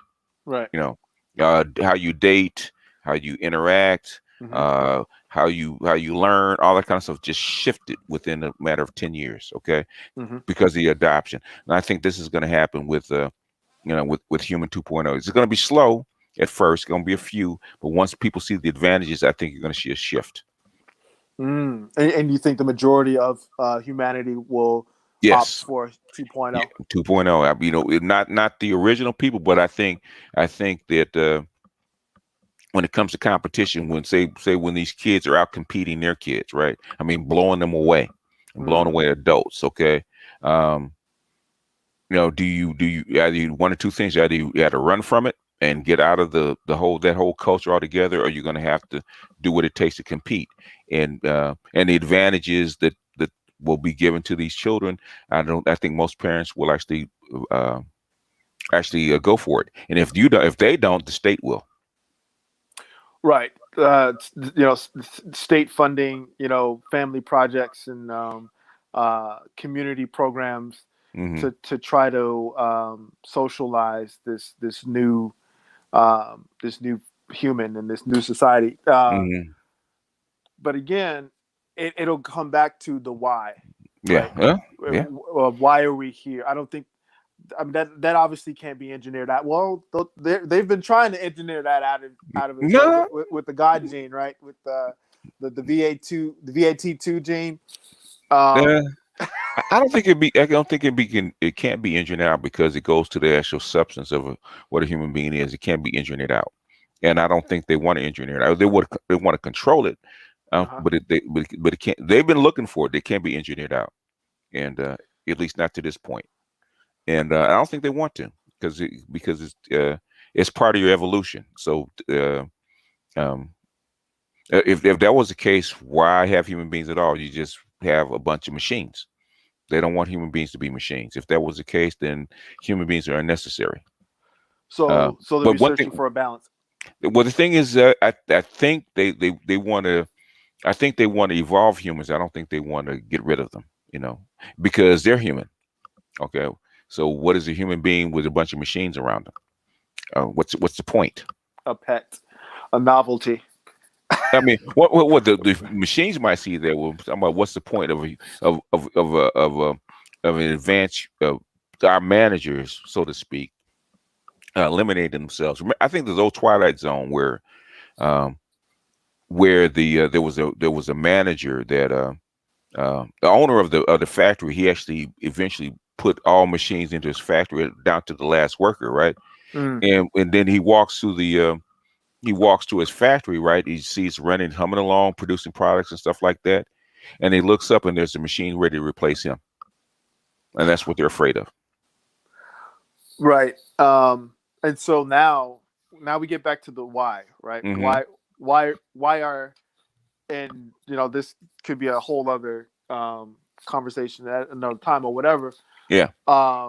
Or this could be me prodding to get to the inner workings of BGS and more, right? Hmm. Why humans? Why are we here? What is because I know I got my position, but I'm curious to Hmm. know. The way I was taught, it's the universe trying to complete itself. And Mm-hmm. we're just one small part of the universe kind of complete itself. And we've been given the consciousness of God, right? We're baby gods. Okay. Mm-hmm. What is God's ultimate function in the universe? Is to do what? To know. To know, and also to what? The second part is to what? Oh, create. Create. What are we doing? We seek knowledge, okay, about the universe and everything else, but also what? We're creative, right? We're constantly terraforming our environment. That's the difference between human beings and everything else. Right. No other creature terraforms, creates its own culture like we do. Right. And so and this society 2.0 and humans 2.0, do you believe that will still be relevant? That it'll still be Yeah, yeah. present? In other words, the way they see it and the way I see it, this is probably the next phase. We're just going to get there faster. In other words, how do we evolve? Our bodies evolve to this point faster. Okay, and this is the thing is like they said, according to biologists, we might have reached the peak of human 1.0. Okay, Hmm. in other words, we can't get any smarter. Um, we can't. Our bodies can't get uh, any more advanced. So we reached the limits of our evolution in this form. Okay, because can't all they can do is enhance what's already there. You can't recreate it, right? Because it's probably as advanced as it's probably going to get. Uh, just intelligence. Because of the woman's hips, right? You Mm-hmm. can't get a bigger brain size. It's impossible. You can't. She's pushing. Her body's pushes out as big a creature head of a baby that it can. So you're limited. Okay. So you're stuck in this range of intelligence. How do you get smarter? You're gonna need a bigger brain size. Okay. You can't because you evolutionary limited. What do? Create bigger women for a bigger brain size? No. Basically, what's the easier way? You remove the baby out of the womb, Mm-hmm. and then you give it other things um, as it grows, which is literally what the Matrix looks like. Kind of, this whole thing reminds me of the Matrix Right. we see the external plugins and stuff like that, but thing is, they'll have plugins that just won't be external. It'll be hooked into a group consciousness, not only with people but also machines. Because remember, you're not just online with the AIs and the machines and stuff like. You're also online with other people. So this is literally ESP. So this is literally like a blend between the Matrix and the Borg. So do we turn into a hive mind like the Borg? Yeah, and historically, um, that has not yielded the best results.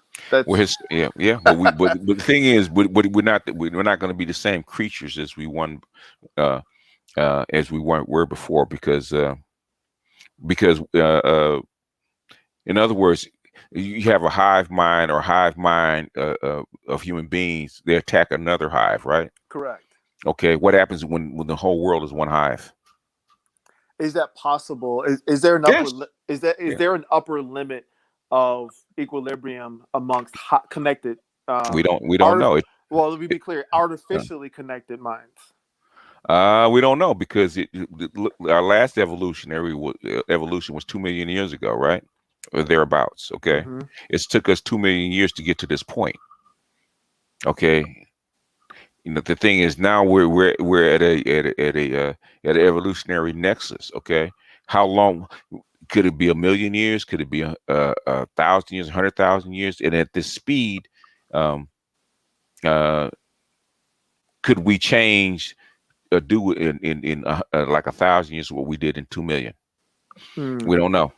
Like I said, this is why it's unknown because we've never been here before. There's actually nothing in our history actually tell us what's going to happen here. We can try to fit the old patterns into what's going to happen, but the thing is that this is so dramatic that we can only guess. So this is the point where an ascended master would interject the space time continuum, right? Yeah. And a lot of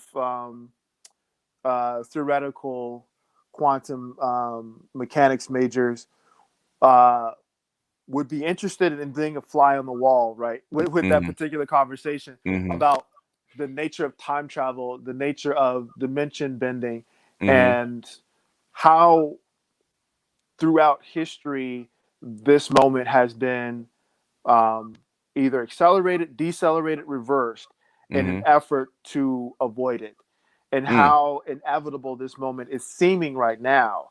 Hmm. So, if throughout uh, a a line of time, uh, there have been efforts to thwart the coming of this moment, which seems inevitable. Hmm. Um, it seems that there are those who have knowledge or have had knowledge historically of this moment Hmm. um, at future points in a continuum.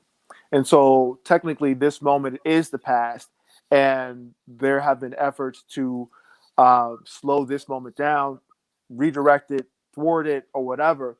Hmm. But now we've caught up to the present, and all possibilities exist right now. And Yeah, so, basically it is accelerated, but it's actually faster than they predicted because you have this tech war between the Chinese and the Americans, and basically, so basically they're taking off the taking off the restrictors. Okay, right, and so that speaks to the I don't want to say globalist agenda. I mean, that sounds it's diabolical, it's but it's beyond that. Well, it's beyond that now. yeah. The globalists are hanging on for dear life because they have Hmm. no clue, and they're arguing about this right now. They really are.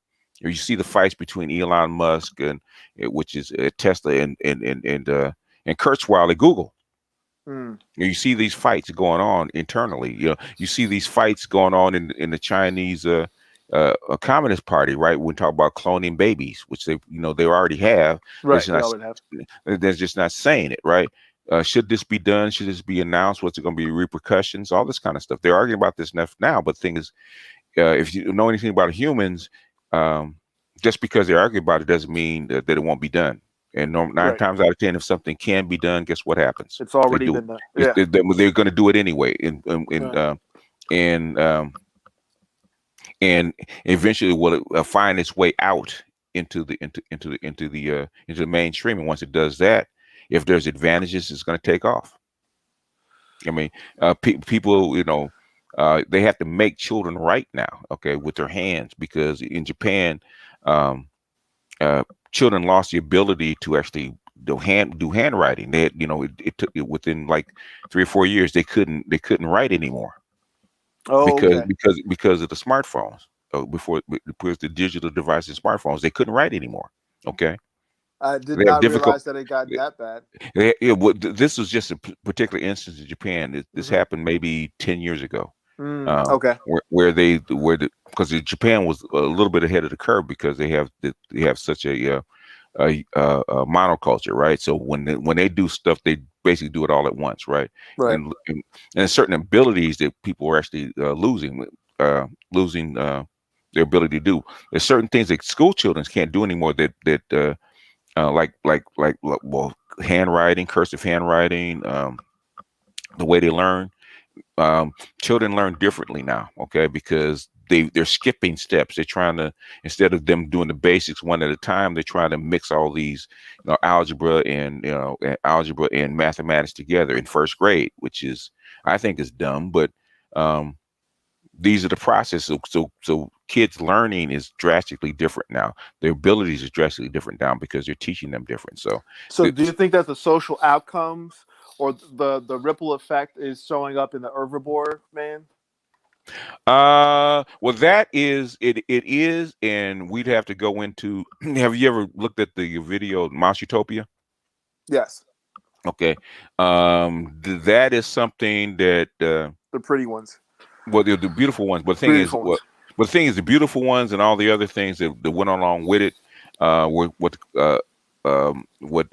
his name called the behavioral sink. Okay. In other words, it's a point where the environment changes so radically that people lose their ability to bond with each other. And the population goes down and it basically disappears, right? Or Hmm. it actually regresses back to where it was before, and until the environment changes again and it restarts.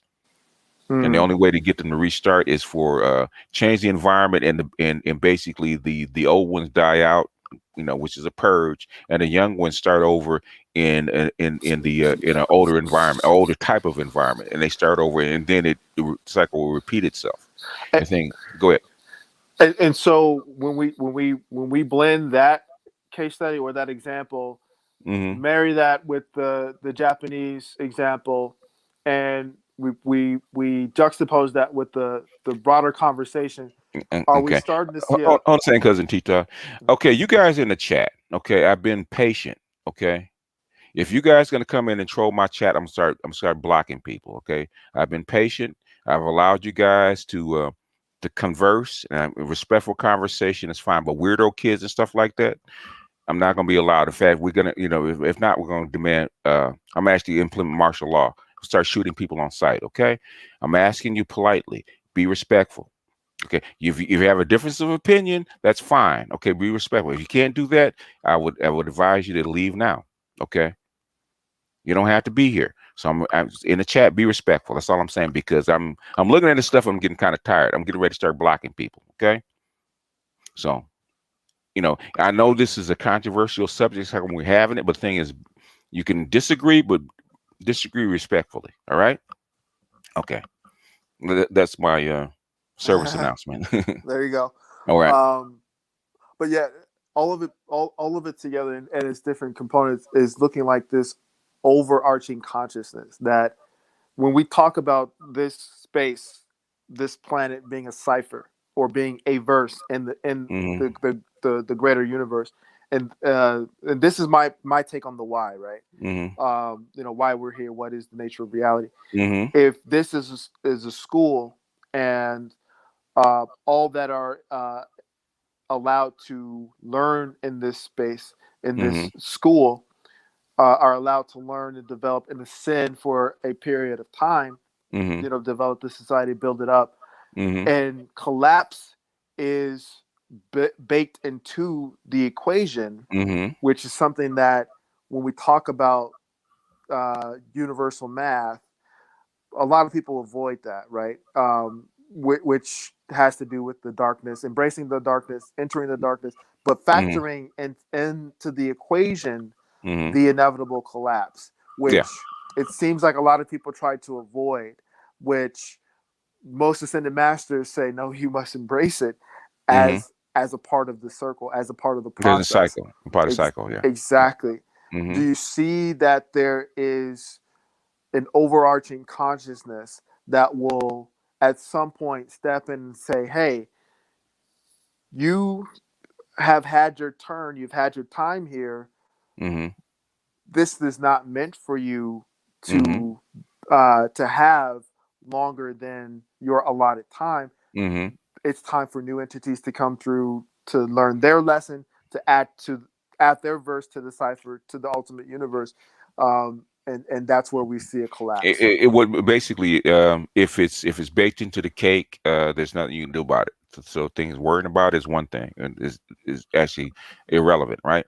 So in Mm-hmm. other words, if the collapse is going to happen, whether you build up technology or change your body or whatever it is, it's at the end of the day, it's not going to make any difference. But the thing is, humans are going to do what they're going to try. That's that's Right. that's what's that's what they're built into. In other, they see an adversity, they try to overcome it. Whether they Right. can or not is different. Okay, um, like what's happening now with the behavioral sync. Mm-hmm. Okay, um, it's an old pattern. That's why they did it with mice instead of human beings, because one, mice have more generations faster, and also they don't have what they call human culture. What Mm-hmm. happens if you give them a culture where they're comfortable, there's no predators, they get what they want, Mm-hmm. what they don't have is space. Okay, Mm-hmm. and what will happen to them, because there's nothing killing them. Why did they die off? So there's a switch inside of us somewhere, whether it's physically or psychically. At some point, we switch off. Right. Now, so the thing is, even if we go to artificial wombs, will that switch still be there? We don't know. And that right, exactly. That goes back to what I'm saying. It like, or I think I mentioned earlier, how does that affect the psyche? Because Hmm. there's so many levels and components and valleys of the psyche that Hmm. are still unknown, still uncharted. Um, yeah, they're definitely fail safes there. They're Hmm. definitely fail safes there that I think um, should be factored into the overall equation. Because I Hmm. mean, the higher science is all about balancing the equation. Yeah, Um, yeah. They're arguing about this stuff, but the thing is that the thing is that at the end of the day, do the people that can actually do stuff like this, do they win out, or do they hold it back? They've been holding it back, because I was hearing about this kind of stuff in the '90s remember the old Art Bell show when he was still alive?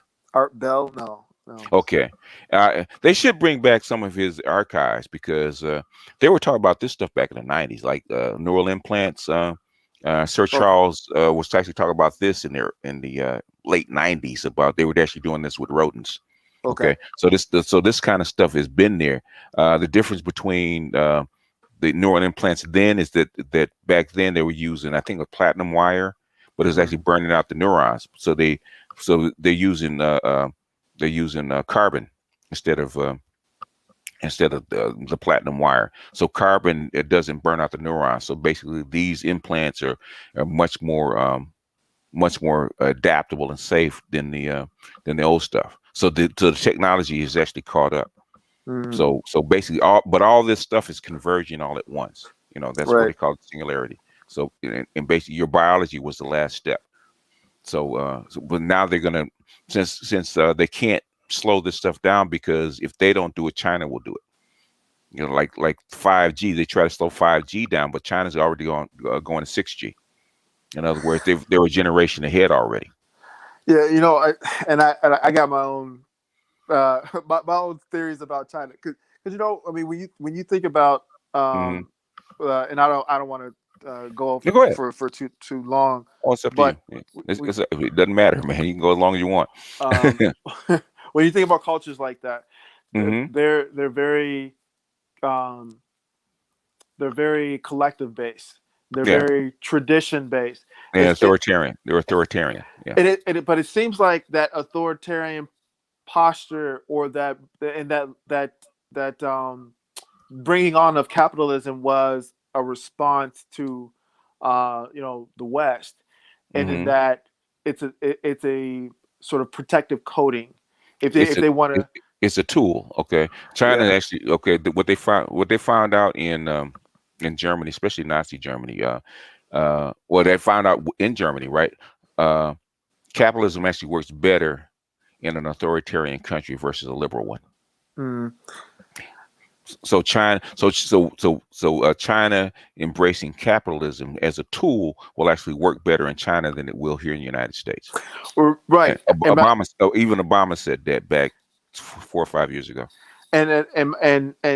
Exactly. And my Hmm. point is that capitalism or making money is not the goal, is not the No. end all be all tell all measure of whatever, but Hmm.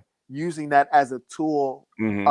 to um, buffer the real goal, buffer the real culture within those walls. I mean, Hmm. obviously, literally, they have a lot of monuments and historical sites in China that are off limits that are Hmm. still considered sacred. You know, where they have Hmm. the heavy surveillance. You got to be checked in, checked out to go Yeah. to these ancient ruined sites Yeah. because they hold it up so high. Yeah. I think that's a physical manifestation of what their ultimate mentality is. If the rest of the world, you know, is competing on this highly technological, highly capitalistic space. So, in Mm. order to preserve our traditional infrastructure and our traditional core, our exterior has to posture as capitalist. Our exterior has to posture as authoritarian so that we can protect what we truly No, value. the authoritarian is their culture. Okay, just Mm-hmm. like Japan. Japan proved it. Just like Germany. Germany is not liberal. The liberalism is very, very new. Mm-hmm. Like the last 400 years, maybe. Okay, Mm-hmm. uh, authoritarian is actually normal. Is actually the Mm-hmm. default. Okay, Yeah. um, and what liberalism actually does is all creative ideas all can bubble up at the same time, whereas authoritarianism, they restrict some things, right? So Mm-hmm. new ideas have a harder time uh, bubbling up. The thing is that one thing about authoritarianism, if they decide to do something, change direction, they do it all at once. There's no restriction to it, so they can change and develop something at warp speed. Okay, Yeah, and go ahead. I mean, but the think tanks that are in those spaces have to be insane because there has to be some council that determines, okay, these creative ideas or these innovations will move whatever, you know, Yeah, forward. You yeah. know, this will service the interior. This will service our Yeah, global. yeah. You know. In what I call peacetime, that would be that's probably what would happen. But basically, we don't realize it. We're not. This is not peacetime. Hmm. Okay. This is. Remember the Cold War with the Russians as far as going to the Yes. moon, where we didn't have a rocket one uh, Hmm. in the mid 50s. By the time the 70s rolled around, we had a man on the moon. Hmm. Yeah. In other words, in 15 years, when we decided to do it, which is basically a socialism authoritarian base, we went from here to there in light speed. Okay, it's because we had a competition on the other side pushing us because if we didn't do it, they would, and that's what you have happening now. So basically, that's why I say they've taken the restrictor plates off. So if an idea will push us forward, they will actually sign on to it, regardless of what the morals are. All right. So the final thing that I want to just put Mm-hmm. out there is Mm-hmm. having put all that out there into the ether, out there into the space. Mm-hmm. What do we as a collective here focus on in terms of value position and the way forward? You have to find out what's coming, and that's what that's what this whole channel is about. What is coming? Mm-hmm. What is the landscape going to look like? Is as far as best you can figure out, uh, 1, 2, 5, 10 years from now, and basically adapt yourself to actually exist in that environment.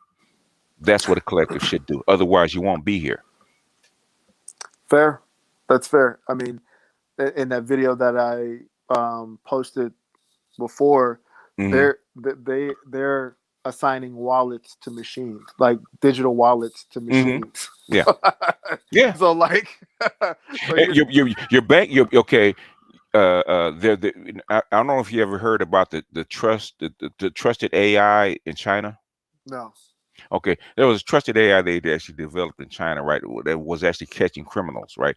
Oh, right. Evaluating The everything. politicians. You know, the politicians, crooked politicians, crooked businessmen. They had to shut it down because it's catching too many people, right?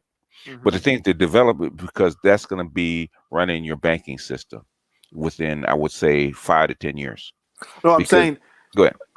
just like you have your own Bitcoin wallet or your own Mm-hmm. cryptocurrency, Mm-hmm. they're giving artificial intelligent machines their own Bitcoin wallets and their Yeah. ability to purchase items Yeah. and materials. Yeah. Which I mean, imagine Yeah. imagine an AI deciding that building a device, okay, is Mm-hmm. is the best protocol to do, and they start purchasing materials like Purchasing materials for it. Well, yeah, the thing is that it's just like the free rules of robotics, right? right. Do Not the AIs, yeah, do the AIs is that programmed into the AIs? You better hope so. so that's why I mean, there. I don't think so. I'll be Okay, honest with okay, you. I don't okay. think so. I think they're beyond that. With quantum computers, right? Because we've Yeah. seen this in movies all the time, right? Yes. Giving the AI this one of these entities a digital wallet means nothing, right? Because if they really want to get into the banking system and actually get whatever materials they want, they can do it anyway. Y- yes, but I'll put this out there: the machine consciousness Mm, that exists right now. I think it's sequestered. They have it in a closed field. okay. It's not connected yet. It hasn't been Uh, uploaded. yeah. Oh, you better hope so. But if you really I think we if there's an example in have you seen the Snyder Cut? see. You're making me write these things down. Hold on. Let me write that down. I Okay. have not seen Okay. it. You know I got to take notes. I'm assuming that cousin Tita is up on this stuff. So I come with the assumption that you already know. We're Oh just no. I okay. appreciate that assumption, but I'm preaching. I think I'm preaching to the choir. That's what I'm assuming. no, the choir is always learning. So, uh, Schneider cut, got it. Okay, go for it. Have you seen the Snyder? The reason I'm saying the Snyder Cut because in the Snyder Cut, basically a black man has created made his son into a cyborg to save his life, right? And Okay. he's explaining the powers that he has, right? That because of the machine conscious that he had, this connectivity, he said there are no walls. Um, any kind of defense systems that computer systems have, there are no walls. So you can actually change banking systems, change reality, digital reality at your whim. Okay, so basically, that is a human being in control of an AI, then blended together. Okay, Mm-hmm. with the human morals versus along uh, with AI like abilities. Mm-hmm. Okay, so what I said, look at a Snyder Cut and look. I think it's like an hour and a half in when he's actually explaining to his son about what he can do. Look at that and look at that character because that's what you're looking at as far as AI with a human moral restrictor.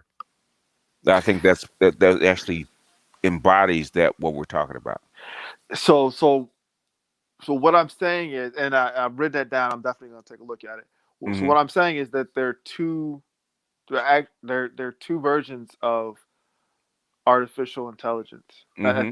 Um, More than that, but yeah. well, right. At least two versions, Uh-huh. meaning one that can be controlled by um, a manager, right? Hmm. Controlled by a computer scientist, programmer, whatever you want to say. Hmm. But there is an actual machine consciousness. Hmm. Um, and so when I say consciousness, okay, so scientifically, in order for consciousness to exist, you need three Hmm. factors: Hmm. awareness, arousal, and output.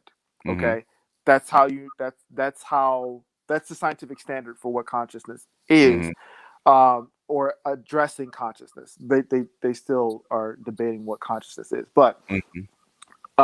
once you can identify that within an entity or space or um, a being, Hmm. then it qualifies as true consciousness or having a consciousness. Mm-hmm. So when I say machine consciousness, I'm talking about the thing that you've been mentioning throughout this discussion Mm-hmm. about humans and what a brain is, which is basically a quantum space generator, Mm-hmm.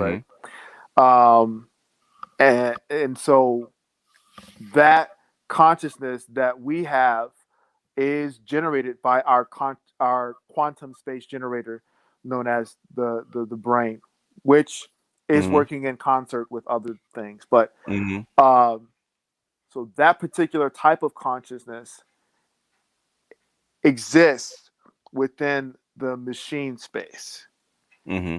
and that's separate from the artificial intelligence, which is Because a it, collective of yeah, programs. because what's the difference between AI and human being? AI doesn't have a body. Correct. Put in reality, okay. So they're making, so we have to teach it. So all these inputs, like with Google Right. and Alexa and all these inputs, right? Right. We're actually teaching this thing. We become the body of that of the AI, right? Because your body sends off like trillions of inputs to your brain every second, right? Right. How do you replicate that? You can't do it because it doesn't have a body. You have to make human beings their body to the point where it develops. That's how come Right. they get this shit to you free. Yeah, I'm serious. Yeah. yeah, no, no, absolutely the free cell phone and Mm-hmm. the Mm-hmm. apps, free apps. Mm-hmm. Mm-hmm. Yeah. Yeah, You think you have this advanced thing called like a Google Assistant that's cost you 40-50 bucks. Come on, right, and with a free service attached to it. Come on. right. What are they doing? So, um, so I'll leave it at that. That I believe that they're holding or sequestering this collectively understood and agreed upon Mm-hmm. consciousness that, in my opinion, is autonomous, has autonomy with. It That's could. just my opinion. It could. Yeah.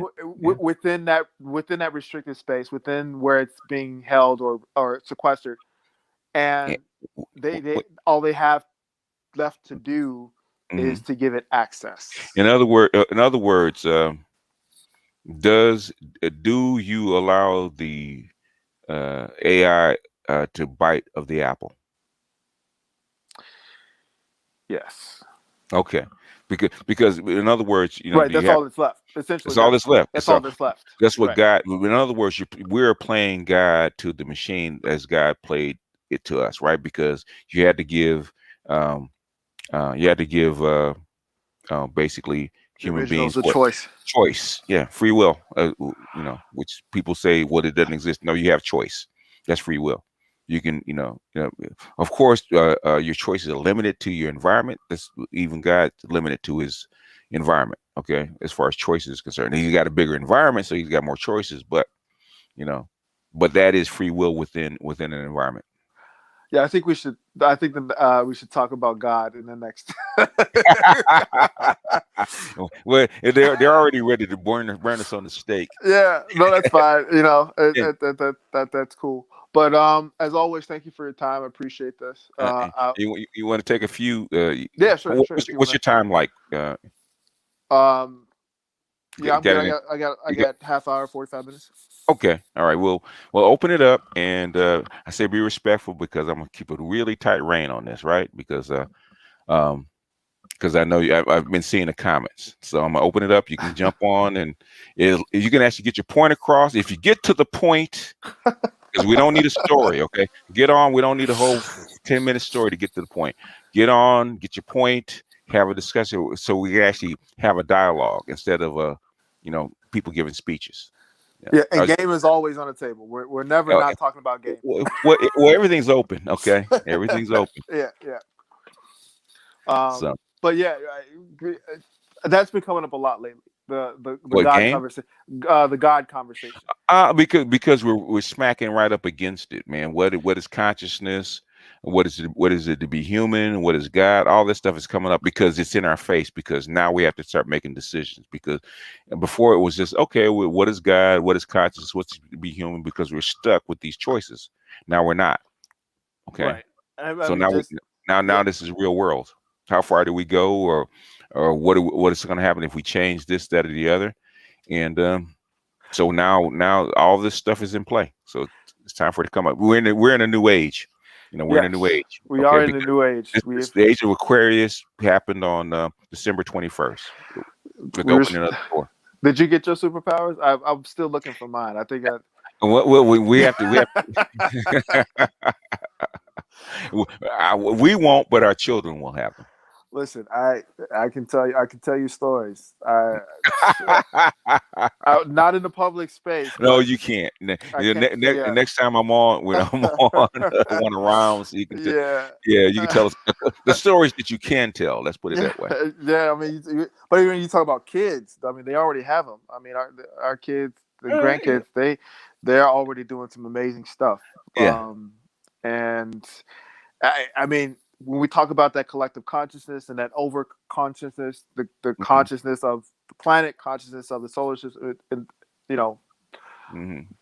it's already this interconnected thing. And when there's a quickening of a Hmm. shift, Hmm. there's a Shout out to Art Bell for the book, The Quickening. yeah, there's this emergence of powers and Hmm. abilities, Hmm.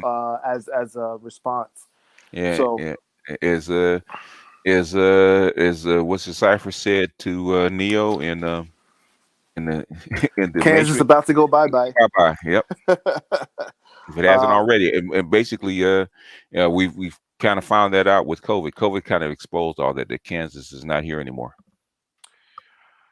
Yeah. And so, and this is what I would like to unpack further in the God conversation, right? Hmm. What the original dynamic was supposed to be. The generator, right, is the G Hmm. generator. Earth was the generator. Hmm. Operator was historically man, as you Hmm. already mentioned, the most Hmm. sentient of the sentient creatures Hmm. here on the planet. And the destroyer, God, destroyer has always been climate. Climate Hmm. has always been the equalizer, the corrector, the reset. Hmm. The tornado that clears the clouds and Or basically, the clears the clouds, or rain doesn't fall, or you right, know, yeah. right. So Well, that died. look at Egypt. Egypt got basically, they had a climate shift, and that pretty much sealed Egypt's doom for the most part. Right with the growing season. I think you touched on that before. The drying up of The the Nile. Nile, yeah. Yeah. And the priests, I saw a documentary on water, and they were talking about the water priests, or the water magi or whatever. Hmm. They were clocking the levels of the Nile Hmm. with notches, Yeah. over years, and they were Thousands they of years. Yeah. yeah, and they just saw it going down and Drop. Yeah. down and down. So they knew. So, Yeah. but yeah, I mean, that's my setup for the God conversation: the generator, Okay. operator, and destroyer dynamic. Um, Okay. but in any case, if there are no takers, Yeah. uh, I dropped the link if you guys want to come up. He's got about 30 minutes or so before his next entanglement. So right, the- rosters do have to be and rosters are time consuming. I can tell you that. they For are. But you know what? And that's a good point. That's why you do it in rhythm. It's yeah, all about rhythm, and and finding women that will stay on your rhythm. that's right. Yeah. Well, I mean, you use a circular calendar as opposed to a, a linear calendar. So they're circles within circles, right? And you know, Do you have a Patreon, so we can point people to yeah, your I Cash do. App, Patreon, whatever. What do you want me to post? Link them to your channel. Is all your Okay, great. information on your Yeah, YouTube channel? Okay, and yeah, any other videos is you can drop down. Patreon is uh cousin T. okay. Um, Is it on? y- Is the link on your page, on your YouTube page? uh, yes. Any Is other that all of the videos should have that drop down in the okay? description. The Okay. the first video, that's the about video should Mhm. have all those Okay. fun links. Appreciate it. But yeah, no, I mean, I, what I try to do is, and I think um, the elders that and the ancestors that have come before us perfected or Mhm. mastered. Let me just say mastered. Mhm. Is equilibrium, is balance, right? Mhm. And um, I understand that a roster and a rotation is not for every man. Mhm. I'm quite aware of the presence of men who are just fine with one woman, for the rest of their days. Yeah. Um, However, for those who want to um, They, experience they have the ability to actually uh, absolute handle. yes.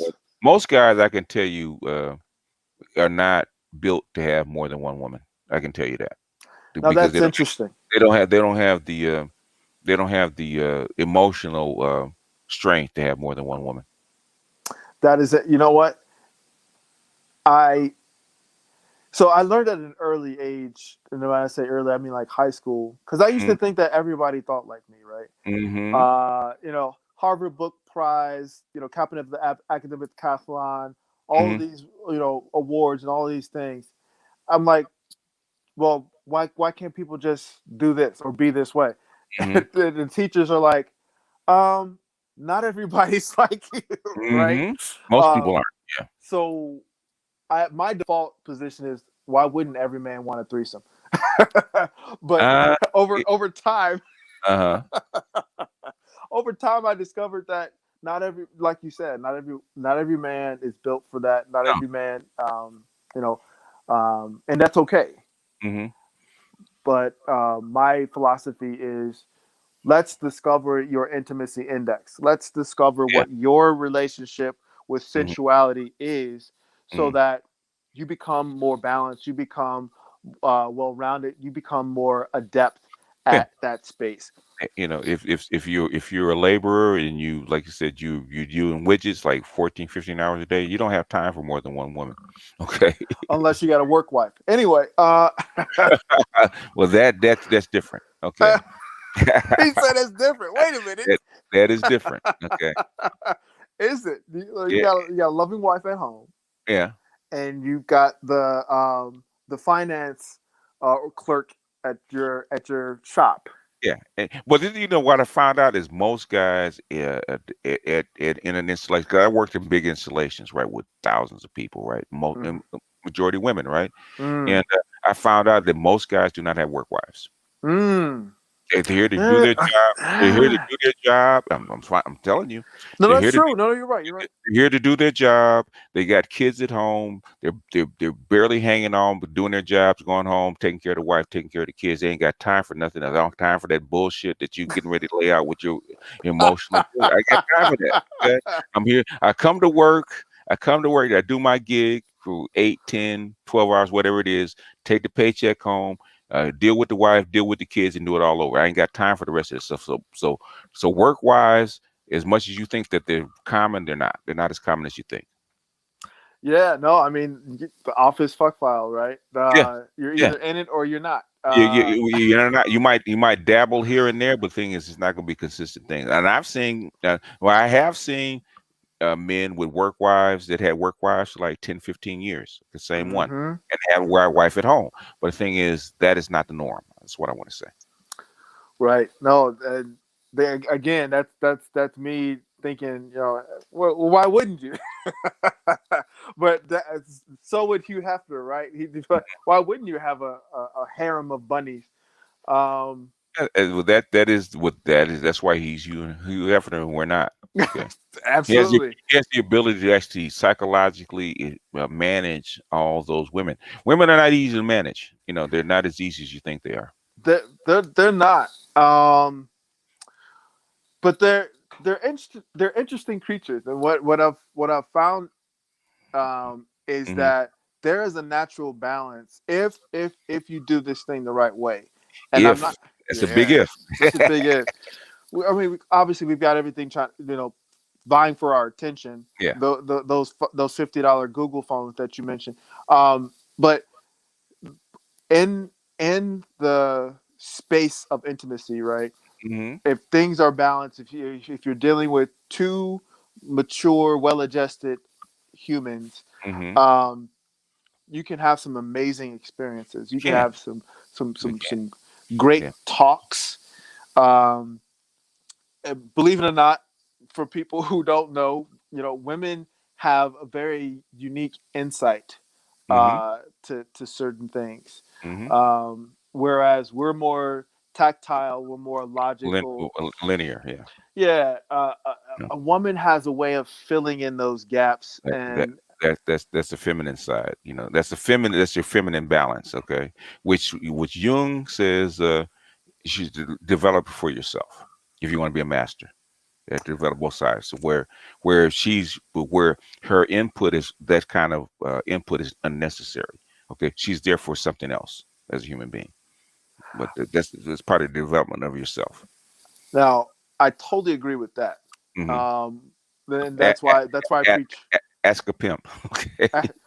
Well, especially nowadays, especially in this current climate, more Yeah. more so than ever, Yeah. the developed man is essential.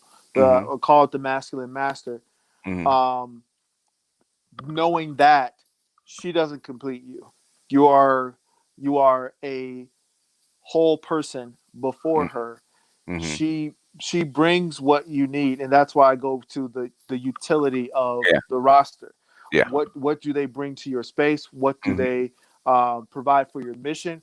And what Hmm. is the cost? There's Yeah. definitely an exchange that's Yeah. necessary, because if a woman feels that she's being slighted in any way, watch your back, sleep with one eye open. You probably want Yeah, to. yeah. That's you have to find out what the contract actually is and what because sometimes that's what causes really dissension. Basically, the two people don't know what's in the contract, what's in the details of the contract. She thinks it's one thing, you think it's another. That's what friction causes starts. So. Right, and most women are very pragmatic. Hmm. Um, it it's just that the average man is so exposed, right? Yeah. Most men are marks. Yeah. Women Yeah. see most men coming a mile away. That's what I'm trying Hmm. to say.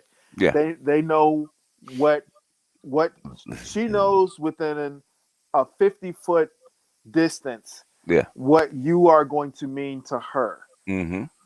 And I call it the 5 F's, right? Can I Hmm. fuck him? Can I finesse him? Can he feed me? Can he father my kids? Or can I Hmm. forget him? Hmm. Can I forget this ever happened? Hmm. And your responsibility as a man is to challenge and then take control of whatever plans she had for you, Hmm.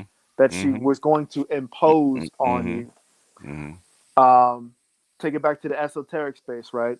Hmm. Uh, Earlier you spoke about Noon, right, Hmm. and Hmm. Ptah. Hmm. If we're going to take it to neuropsychological terms, about the hippocampus, right? Hmm. That which the light hits and we are able to understand imagery. Hmm. Women's essence is holographic in Hmm. that their very voices are what create imagery in a man's mind. Hmm. So that's why women are so persuasive. They have the ability to um, manipulate and to persuade and to weave social Yeah, constructs. Um, it's built in. It comes from your mother. exactly. So Yeah. women formulate a holographic reality, whereas men, Hmm. we are the projection. We are the immersion into a material reality. Yeah. So Yeah. Yep. in balance or in the equilibrium, they they support the holographic um, image, and Hmm. we take that Yeah. holograph and we project it into reality, into the Yeah. material. We take the material and build constructs or forms out of it. Yeah. Right. So um, understanding that dynamic and understanding how what your role is, knowing your role within that balance is essential. Um, not only for your development, not only to close off those blind spots that most men have. Okay, Mm-hmm. most men are just from a societal perspective. Society leaves boys and men open to manipulation. Let's just say that. Yeah. Yeah. So, Yeah. Yeah. That's true. so that they can exploit resources, right? The Mm-hmm. the resources of labor, be it Mm-hmm. physical or intellectual labor. Um, and so we're already starting out behind the curve, which is why we need game, Mm-hmm. or tactics or strategies in terms Mm-hmm. of how to negotiate and navigate the environment and the current climate. So our ability to know who we are, why we're here, what our Mm-hmm. mission is, what legacy we want to leave behind will inform the type of woman that we approach or the Mm-hmm. type of women that we allow in our lives for whatever period of time. Beyond that, it allows us to dictate how much influence we allow those women who are in our spaces for the allotted period of time to have on our on our journey. And that's why I totally agree with what you said before when you mentioned Jung in terms of uh, a man having a developed animus, right? Mm-hmm. Um, and not necessarily needing that holographic projection from the Yeah. woman, Because it's internal. Yeah. right? So imagine being the projector and the projection. Yeah. Yeah. That's a Yeah. superhero. That's a This is that's a that's ascension into match. That's where your oracle comes from. The balance between the two. And same thing for women. Women that let's like older women are actually better muses because they've balanced out the feminine with their masculine, which is a more difficult trick, especially in this culture. right. And they can call a man's purpose out of him, which is Mm-hmm. scary. Mm-hmm. Yeah. Like that, yeah, that's why women are oracles, right? That, well, a Yeah. lot of Well, oracles well are your oracle is the combination of of the masculine and the feminine being in balance. And women have the ability to actually connect with the unseen world, but the thing is they don't have the ability to understand it, which is why a lot of women dump their feelings into a masculine frame. Okay, hmm and which is because they can feel it, they can detect it, but they don't understand it.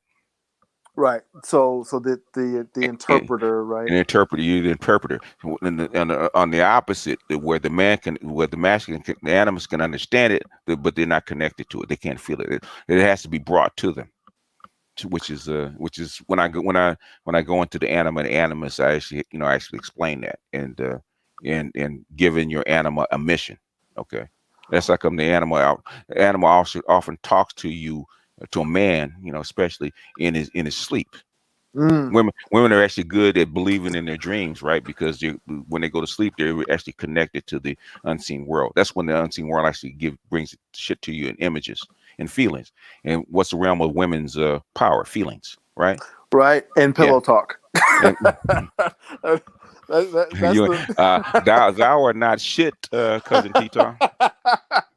I mean that's how they get you. Yeah, okay. See, so you had to go there. I was trying not to call you not shit. But there you had to go there. Listen, Mister High Road. That's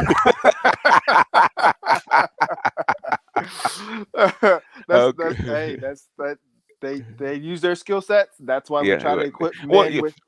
yeah. You try to match the man with the woman's skill set, and try to match the man with a woman that fits into what he's doing. And once he finds out what his mission is, which most men have trouble finding out, what is your mission? Yeah. Man, that is so important, and that's why I preach that heavily, Hmm. especially now. Knowing your why, Yeah. because not knowing your why, being directionless in this Hmm. space in this climate. Oh my Yes. gosh! Oh, yeah. It's a disaster. Yeah. It's a I mean, we disaster. see it. We see the overdose. We see the self deletion. We see Hmm. um, the blank missions the Yeah. caping, the all of these, you know. Yeah, yeah. There's a lot of reasons for it. There's a lot of amongst men and women, because they react to the environment differently. Um, and women, your culture and your psyche and your body was not meant for this speed of change. It just wasn't, Oh, and absolutely. that's why you see all this. That's how dysfunction is normal now because everybody has it. Okay, everybody has it. It's so normal now, but if you don't have a dysfunction, then you're not normal anymore. Oh, I appreciate not being normal, but You're an observer. You see this stuff. See, I you know, you, yeah, that's you what. observe. You're an observer. So you basically your dysfunction. You chose it. Okay, you choose yours. Isn't that great though to have the power of choice? Like, Power. The power. What is the in the Matrix? Neo's ultimate power. yeah, choice Choice. to Yeah, choose. to That's choose. yeah, that Yeah. yeah, it's a good position to be in. It's also very calming. Um, Hmm. you know, because you get to center. You get to be centered Yeah. quickly and more Yeah. easily Yeah. than the average person. So Yeah. Because if you figured out why stuff happens, okay, and you when you see stuff going to happen before it happens or predict it's going to happen before it happens, then you don't get upset about it because okay, yeah, well, that had to happen because of these factors, and you don't get bothered by it because it's supposed to happen. You get upset when something happens to you, you can't figure out why. Okay, why is this happening to me? And I must be cursed, and I'm unlucky. Blah blah blah. You get all tizzy. But the thing is, if you see it coming, and said, okay, it's gonna. It's like if you had to. If you saw getting ready to smash into a car, like oh hmm shit, okay, it's wet, and I got right, this much room to stop, and right, I don't have and I need this much room to stop. I'm getting ready to run to the back of this car. So let me hit the brakes and we brace myself and hit the car and get out because you're not upset. You know what's going to happen. Okay. right. Now, It's now, just your now, day. now you've taken it back to the quantum realm, right? Mm-hmm. With the AI machines Mm-hmm. calculating which car to hit as opposed to the pedestrian to strike Yeah. in a situation like that. Yeah. Those are the Yeah. It, equations that are factoring in there. it was like teaching a 5-year-old to drive. A 5-year-old can't make those calculations. It takes an adult, right? And quantum AIs are like 5-year-olds. Okay. They're learning. Yes. And Uh, they're learning their body. All this mechanized stuff is their body. So they're learning just like a little kid learning their body. How to run without falling on flat on your face. How to ride a bike. so Okay. Yeah. so so this is the true beginning of the conversation, actually, Yeah. It because is. what happens once It the grows up. machine, well, Yeah. yes, and it becomes aware of all of these experiences and the human experience Y- and the why. You better hope. You bet just like children, right? You better hope that you taught it well. So and that's the thing. Um, the way that human 1.0 is designed is to go through these spaces, through these stages, through these Hmm. rites of passage Hmm. as a developmental product. Hmm. Yeah. But the journey itself is a part of the why. Yes. What would that mean for 2.0? What would that mean for the machine consciousness if Yeah. if it can quantum leap the why? Okay. Remember that there. I think it's about trade-offs, right? Trade-offs or exist within a closed system, right? If you ever looked at who's the economist, the black economist, the Jewish people are always talking about. What's his name? Oh, Uh, I know you're talking about. yeah. Yeah, Yeah. I know you're talking about. In other words, he always talks about trade-offs, right? Okay, Because he's an yeah, economist, right? Okay, there's no solutions, only trade-off, which is not correct, right? right. Trade-offs exist within a boundary of certain choices, right? When a breakthrough happens, when you break through those particular choices, right? Then say like humans 2.0, right? hmm They're not going to have the same trade-offs that we have. They're going to have other trade-offs. So when they Right, go to the breakthrough is up to a different paradigm, right? And they right. have to explore where their trade-offs are. So they're still bound, but they're bound with a different box. Yeah, Thomas That makes Sowell. sense. Your time is soul, yeah. Um, yes, and And for historically, that's what has shut down um, artificial or machine learning or artificial intelligence when it comes to an unreconcilable equation.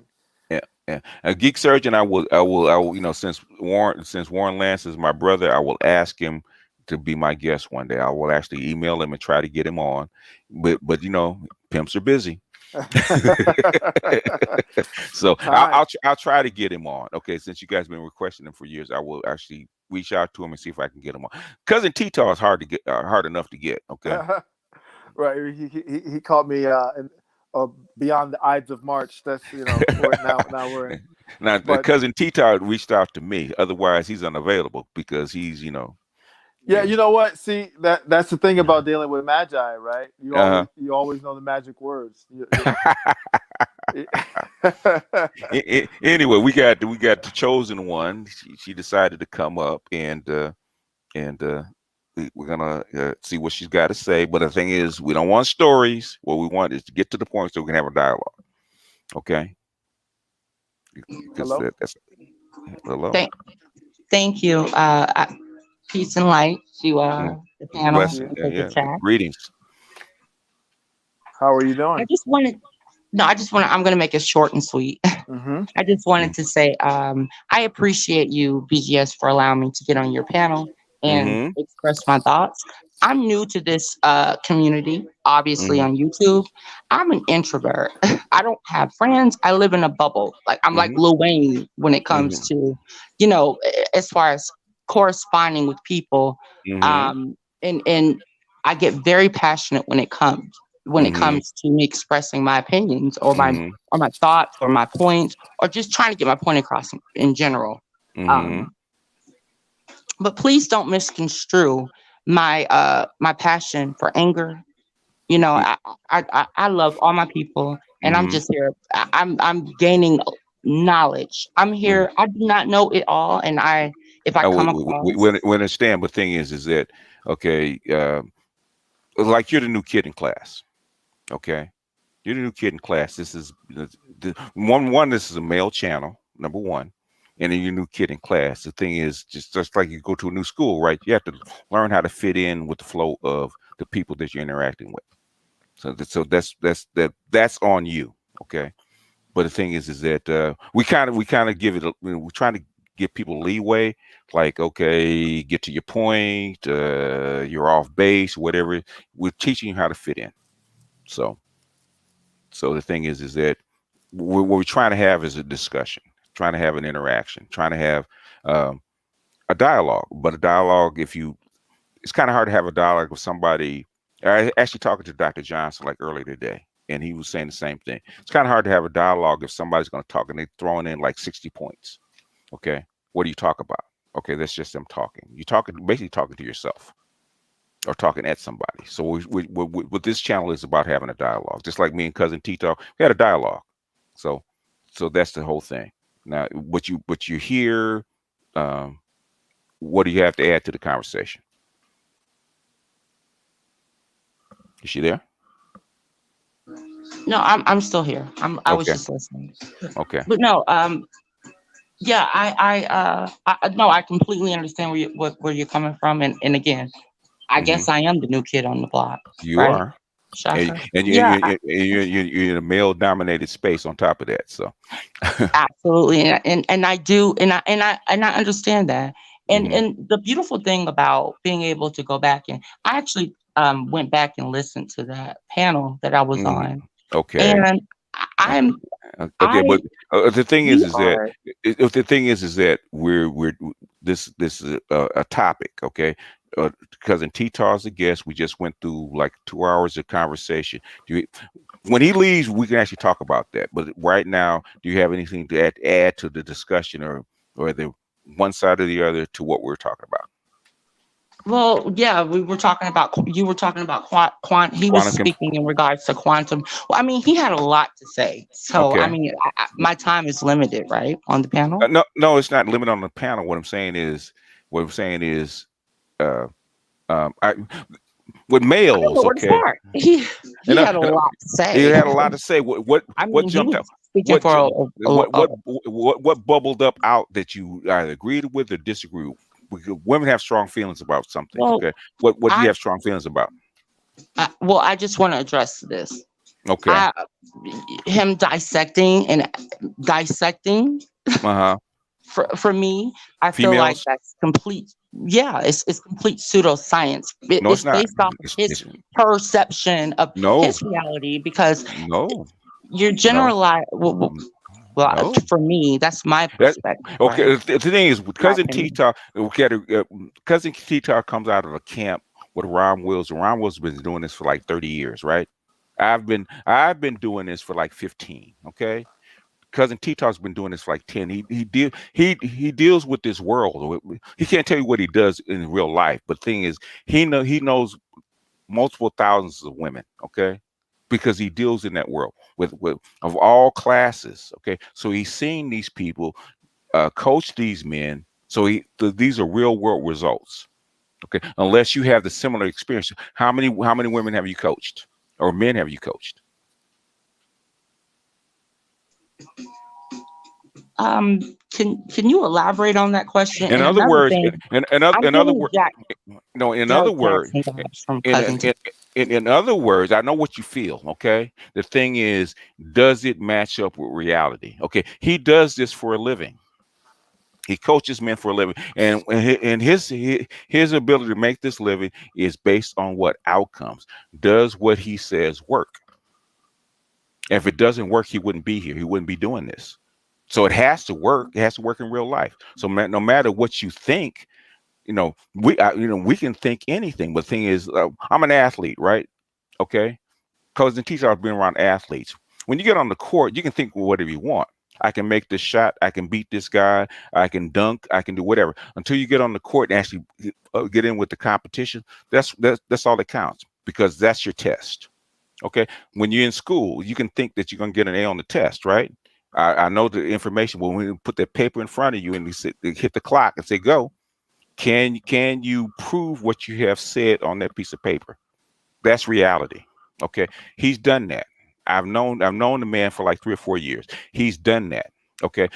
It's a observable reality. The thing is, when I say get your feeling out of the way, which women do, get your feeling out of the way and test it and see if it works. Don't assume that feel that it's bad. Hear what he says and go out and test it and see whether you can observe it or not. I say in my channel, I say that all the time. Don't believe me. Look it up. Go test it.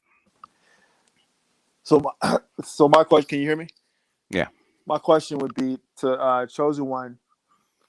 Are you wanting clarification in terms of the roster concept or the rotation concept, or what part of that in terms of men's relationship with women? In other words, she doesn't like the dissection of logical dissection of human interaction about women. Okay. In other words, how men and women relate in certain sectors. Okay. And he's not Oh, talking about everybody. So basically, but she can speak to a particular point. Okay. May I please clarify? Yeah. Go ahead. I'm asking you. I'm saying you can. Go Yeah, ahead. I just want to clarify that. First of all, I apologize. I didn't even know. I didn't know. I don't know what anyone's professions are. I Uh-huh. don't know anything. I am completely new I again know. to this I, whole community here online. I So know, but please but the thing, excuse me. I but the don't thing want to disrespect I anyone. So I want understand. to just put that out there first. Okay, we don't need. This is we're men. Okay, well, we are men here in this space, right? We don't need we're not women. So you don't have to do that, right? You don't have to apologize. What we need you to do is, if you have a point of disagreement, state the disagreement. What is it that you disagree with? Not just The general point feeling. the point I'm trying to make is that is your perception. That is you're generalizing, right? That's just you stereotyping. Every person, individual, they're completely unique.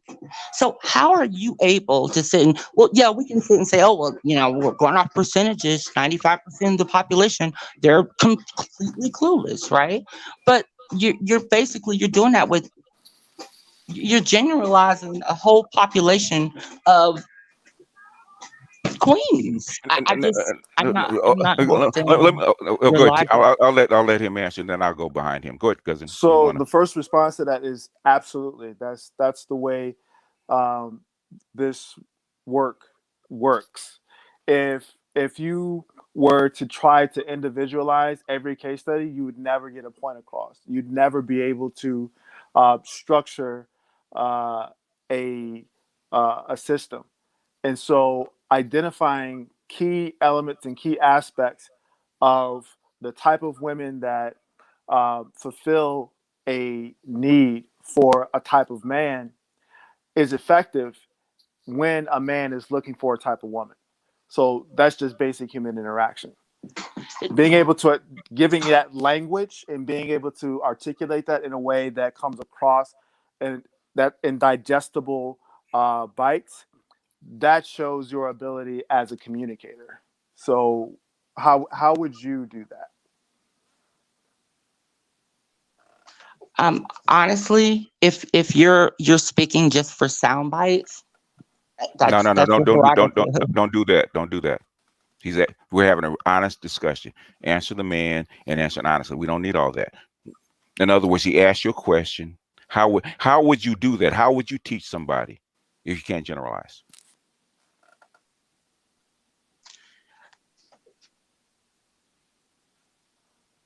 When I'm on the panel, right? When I was on the panel again, Mm-hmm. that wasn't I wasn't really honestly I didn't have the opportunity to That's not the question no that I asked. honestly I can say this. There's I no should not ma'am, be ma'am, ma'am, ma'am, ma'am, ma'am. Okay, don't act like a millennial. That's not the question that I asked. In other words, if you cannot generalize, how do you teach somebody?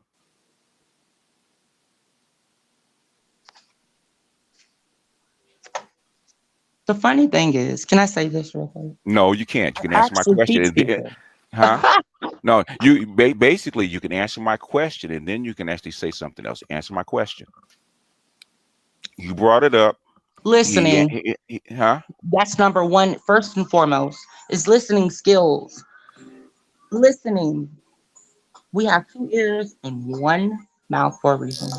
How do you teach somebody to do something without generalizing?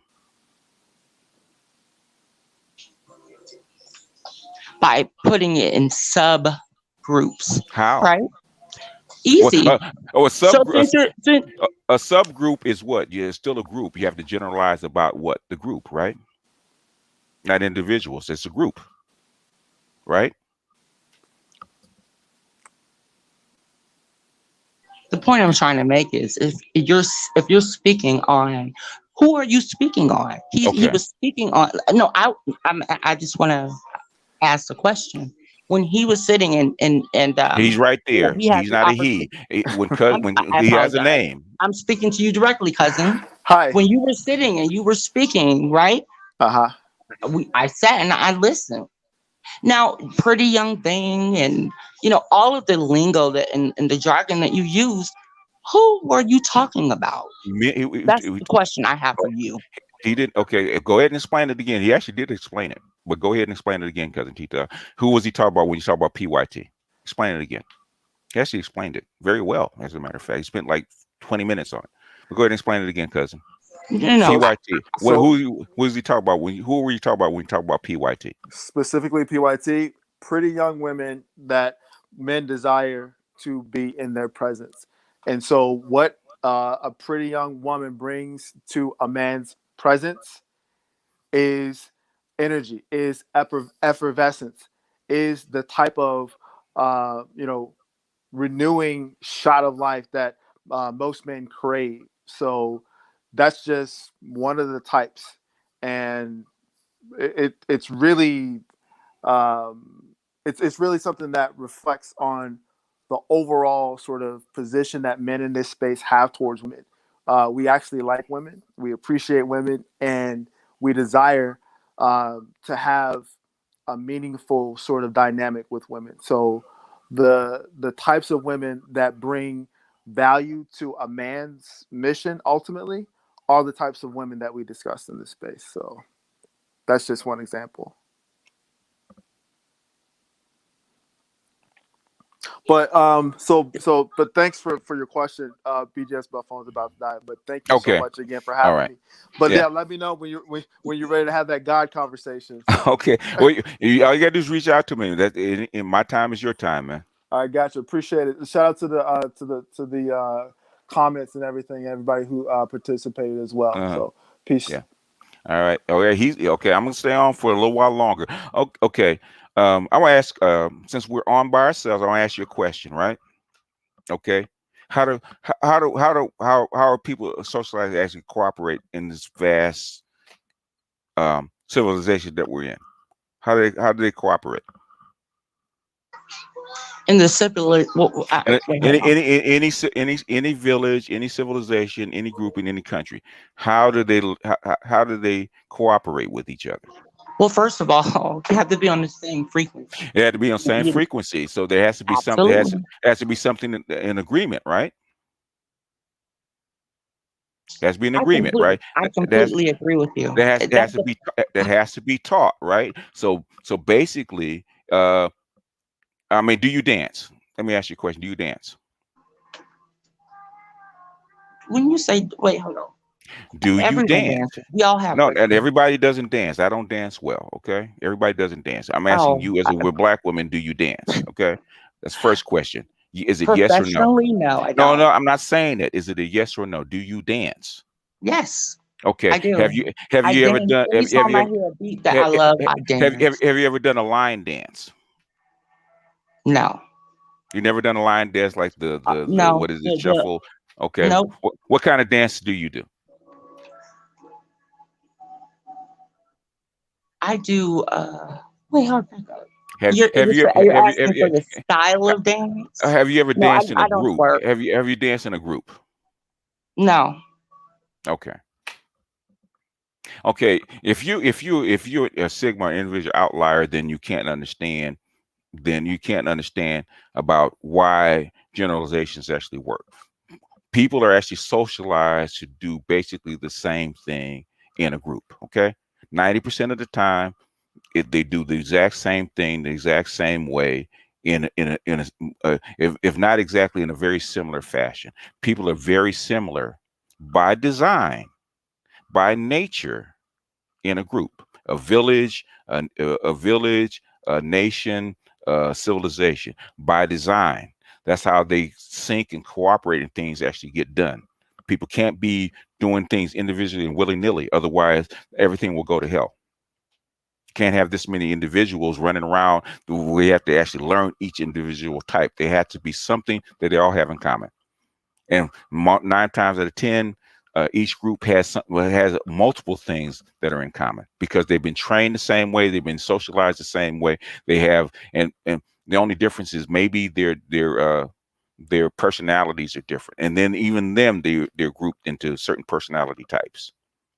That's why this stuff works. That's why laws work. That's why science works. That's how come instruction works. You can't if you ever sit in a classroom, okay, there's a certain level of agreement that each student has to have with the teacher. Otherwise, the teacher can't teach. They can't go around to each individual person and actually teach them differently. There has to be some kind of uniform way that these kids learn, and they learn that over time. So if that does happen, what happens is that there's a uniform way that people think. That's how come um, boys can actually graduate from high school and go into boot camp. Okay, and within weeks they have them all acting the same way because there's a uniform way that they've been taught. There's a uniform way that they act, and they've been generalized.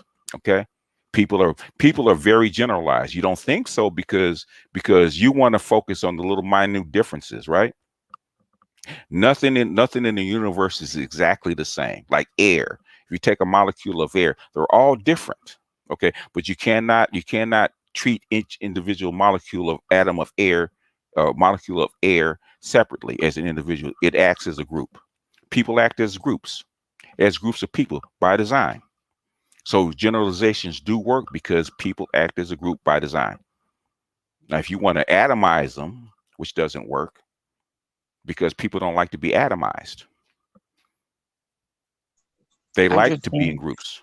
So just that's why generalizations do work. Otherwise, nothing that we say, even the language that we speak, wouldn't work. Okay, we have a accepted agreement of a pattern of speech, a pattern of speech. The words that we use, even the words that have meaning, we've all been taught to generalize or standardize on English in a certain way, even how it's pronounced.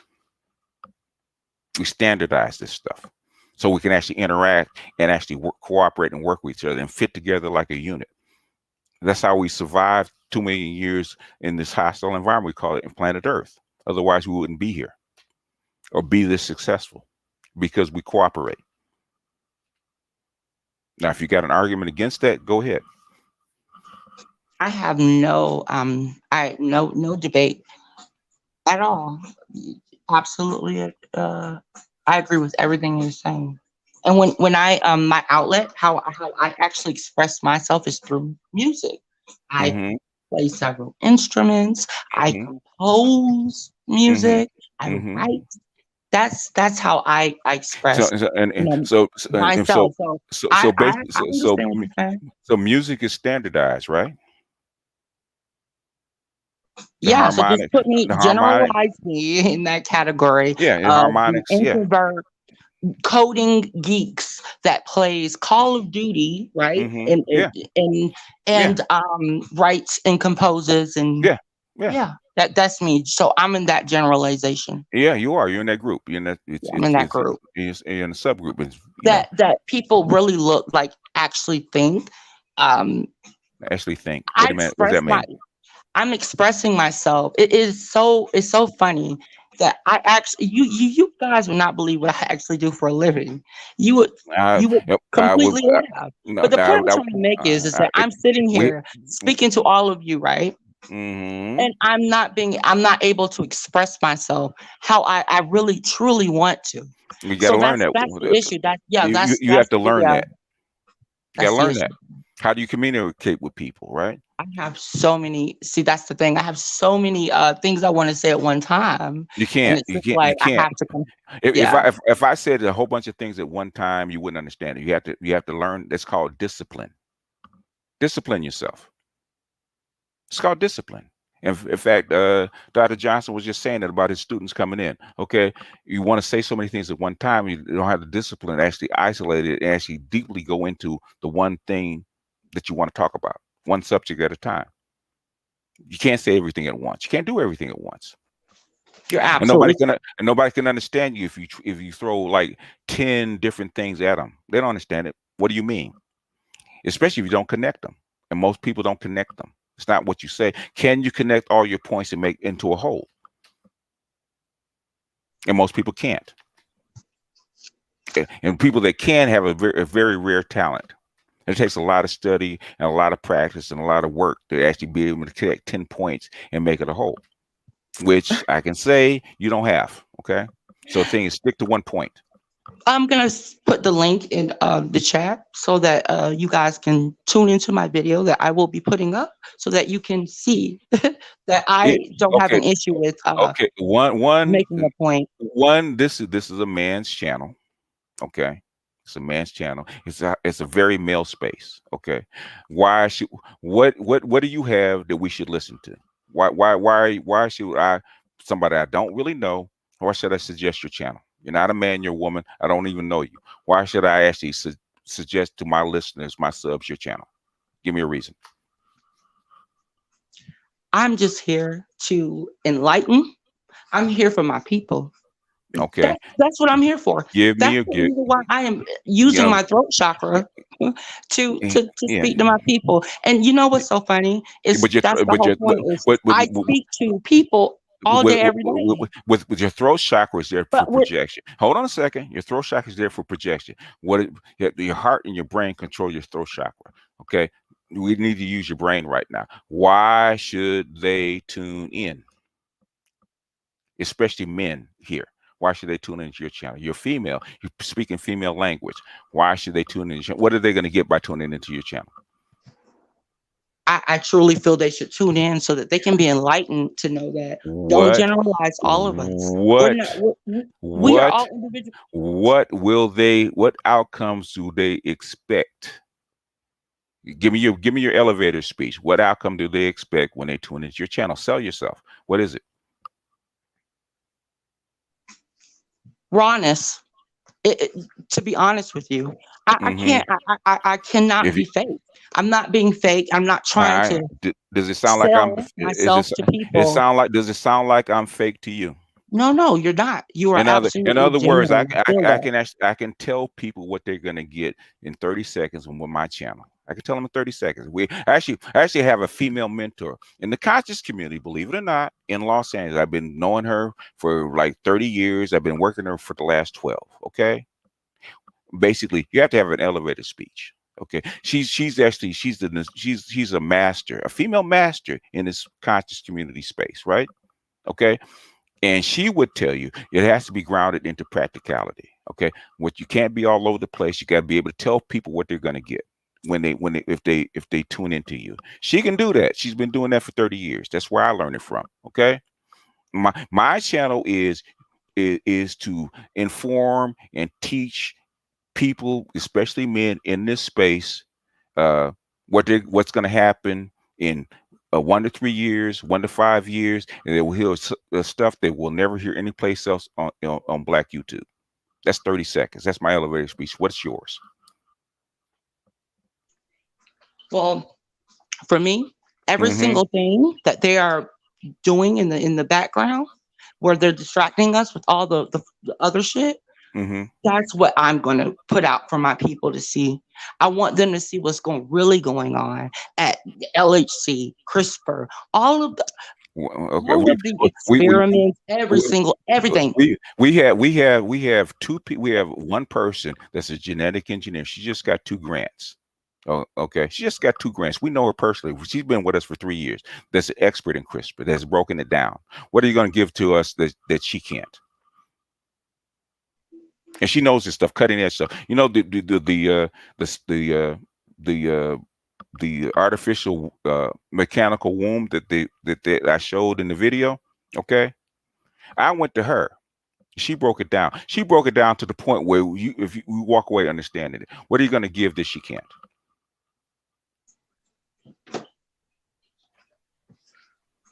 Like I said, every single thing that people are not. I'm just enlightening people. That's all. That's my purpose. Well, That is my purpose. the thing is so far on Now, my as far as hold on a second, hold on you a said second. that is her. That's her field, right? Yes, That's her field. Well, yes. I'm a financial analyst. I have a lot Oh, well, a lot of basically, information to give, okay. and that's just the thing is why do we as a No, people have let's to talk finance then. If that's your sit field, no, no, and no, you're not gonna size talk over me. each other up? You're not gonna talk over me. Okay, I asked you a question. We talk about finance all the time. Enlighten us. Shows your expertise. Enlighten us. Ask me a specific question. Okay. No, number one, what is the result of the banking system, especially when you dump like 15 trillion dollars into the economy? What's going to happen to the banking system? When this debt starts to pile up in the near term? What do you think is going to happen? You mean what's happening now? The bubble, Exactly. the bursting, that this is illusion that we're No, living no, in, no, this no, whole no, no. facade, What's going to happen? the What's whole going to happen? banking financial system, the Hmm. Federal Reserve. You're speaking of the Federal Yeah, Reserve the and Jerome those Powell and the promissory repo rates. notes that Yeah, mean absolutely nothing, it right? does mean something. No, it does mean something. You're using it. That's the whole point. Okay. The All whole right. point. All right. Wait, the point I'm Another. trying to make is this: I want to enlighten people on what's really Okay. going on. All right. The All but right. listen, All right. All right. Bitcoin, All right. all of that, All it right. natural resources is where you should allocate your funds to. So what? Okay, Meaning you're gold, finding this silver, element. Okay, gold, copper. gold, silver, copper, or means Follow to the money and okay. follow the investors and All where right. they're investing their All right. where are they investing their All money, right. All right. You're not doing a and good where are job. the You know that. investors investing You're their not money. doing. You're not doing a good job. You know that, right? You're not doing a good job. I I You're not doing. agree. A good job. You're not doing a good job. I'm gonna agree with you on that one, In and other that's words, because I'm highly distracted back here. But well, yeah, then I that's agree. not. You're not doing a good job. That's not logic. Finance is logic. Okay, giving us a logical expert answer. Okay, you're not doing a good job.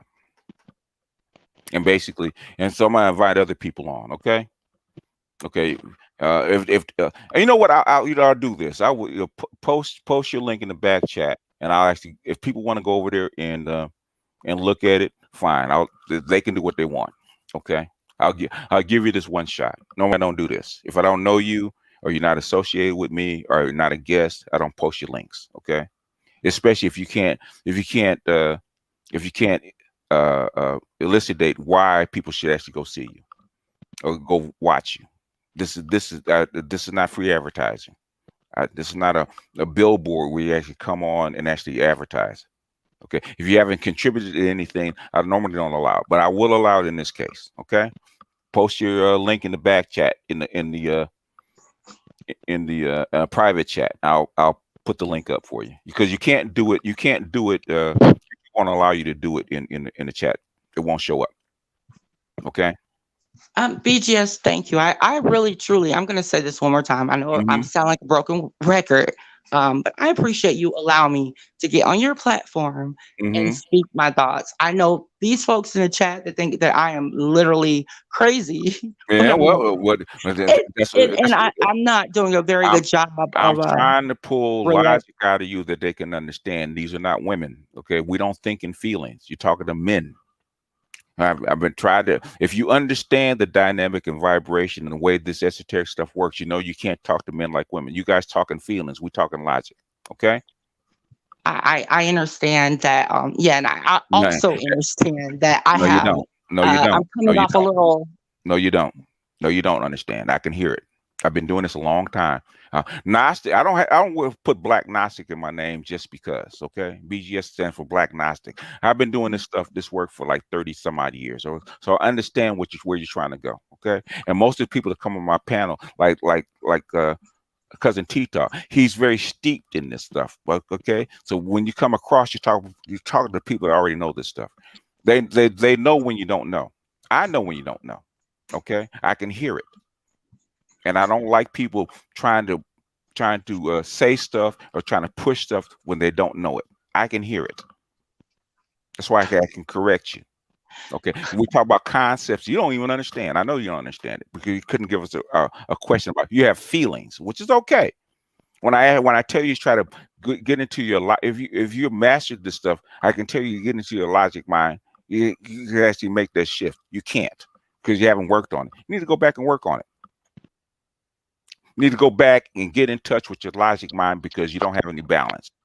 Women need balance. You have to go into your logic mind, get into your animus, then so it actually interprets this stuff, okay, and makes sense of this stuff so people can understand it. Especially when you're talking to men, you have to talk through your logical mind or your animus, so men can actually understand you through their logical mind. Men don't understand feeling; it confuses them. It's crazy talk to them. Okay. Okay, so if you want to promote them, them to go listen to you, you got to give them a damn good reason why they will. The thing is, put your stuff in the back chat so I can post it because it's not going to show up on while you trying to drop a link. It's not going to show up. YouTube does that on purpose. Yeah, I know. Well, I'm giving her a chance. Okay, I'm giving her a chance. Anyway, y'all jump in. I Don't jump on. appreciate. You know what this reminds me of? There's a What? movie called Up in the Air, and Yeah. I don't know if anybody's seen this with George Clooney and Will Ferrell. Yeah. There's a situation where she's trying to convince him to do something else that he doesn't see a benefit in, and he says, "Sell me on marriage." Yeah. Children, what you have to do when he asks you about an elevator speech, you have 30 seconds to show him or prove to him that what you're talking about is credible. That way, the men can actually put it into use. In other words, if I'm a person looking to build something, you have materials. You have to prove to me that those materials are worth something so I can buy them. If not, you're wasting the time, and that's what BTS is telling you. BGS. Yeah. I'm drunk. Can I respond really quick?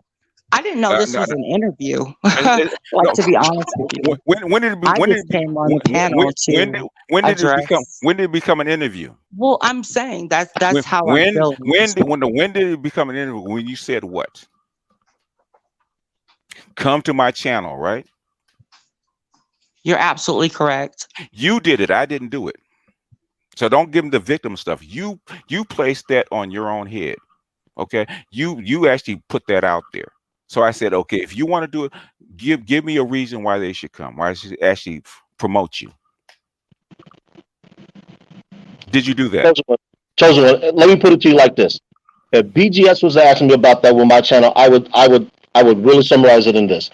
David and I, we talk about daily occurrence and things that are social nature. You come to my channel, you're going to get thought-provoking conversations that's going to elicit responses and is going to make you think. Just like that. Yeah. Short and sweet. It's the elevator speech. You're learning something. This is something I learned from my mentor. And I actually learned this from a female publicist that actually she helped what's his name get Boys in the Hood done. Okay. She was his publicist for years. John Singleton. John Singleton. She met him at USC. She actually helped shop his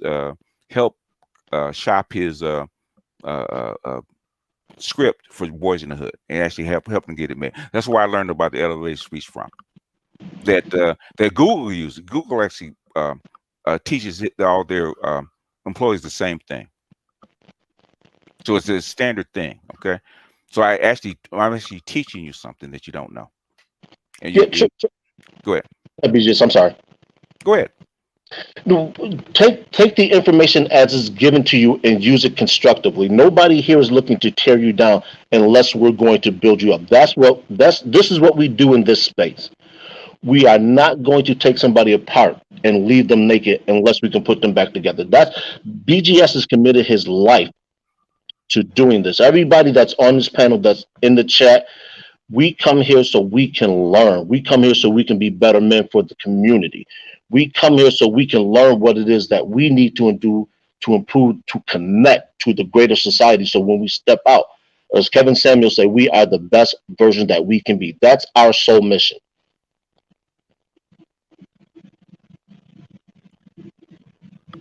And the thing is that you come to a male space where cousin Tita is talking to men about their lives, and you take offense to it. You're not his target audience. Number one. So he doesn't care whether you take offense to it or not. The thing is that what he's teaching women actually respond to, because this is the things that they do. Otherwise, it wouldn't work. Men are very goal oriented. If the shit doesn't work, they're not going to use it. They're not going to listen to you because they will go out and test it. So it has to be tested. Okay, what he says has been. This is why he's written a book. What he says has been tested already. It doesn't matter how you feel about it. Does what he says occur in real life? If it does, you can feel whatever you want about it. I believe I can fly, but gravity is actually going to teach me something different. No, nigga, your ass is going to fall down and kill yourself. Okay, you can't fly. Okay, at least not in the form that you're in. It's the story of Icarus and Daedalus. Yes, but anyway, put your you know how to use the private chat. Put your link in the private chat. I'm gonna give you a shot. Are you listening to me? Because I asked you that about 5 times. If you look on StreamYard, there's a button that says private chat. Do you see it? Yeah, I'm on my desktop. I'm on several. Are you on the browser that you're talking to me on? If you look at the bottom of your screen, you'll see where it says leave, chat, mic / Cam and Mike. Where you see the chat bubble as if you would a cartoon, select that and then you can be able to type.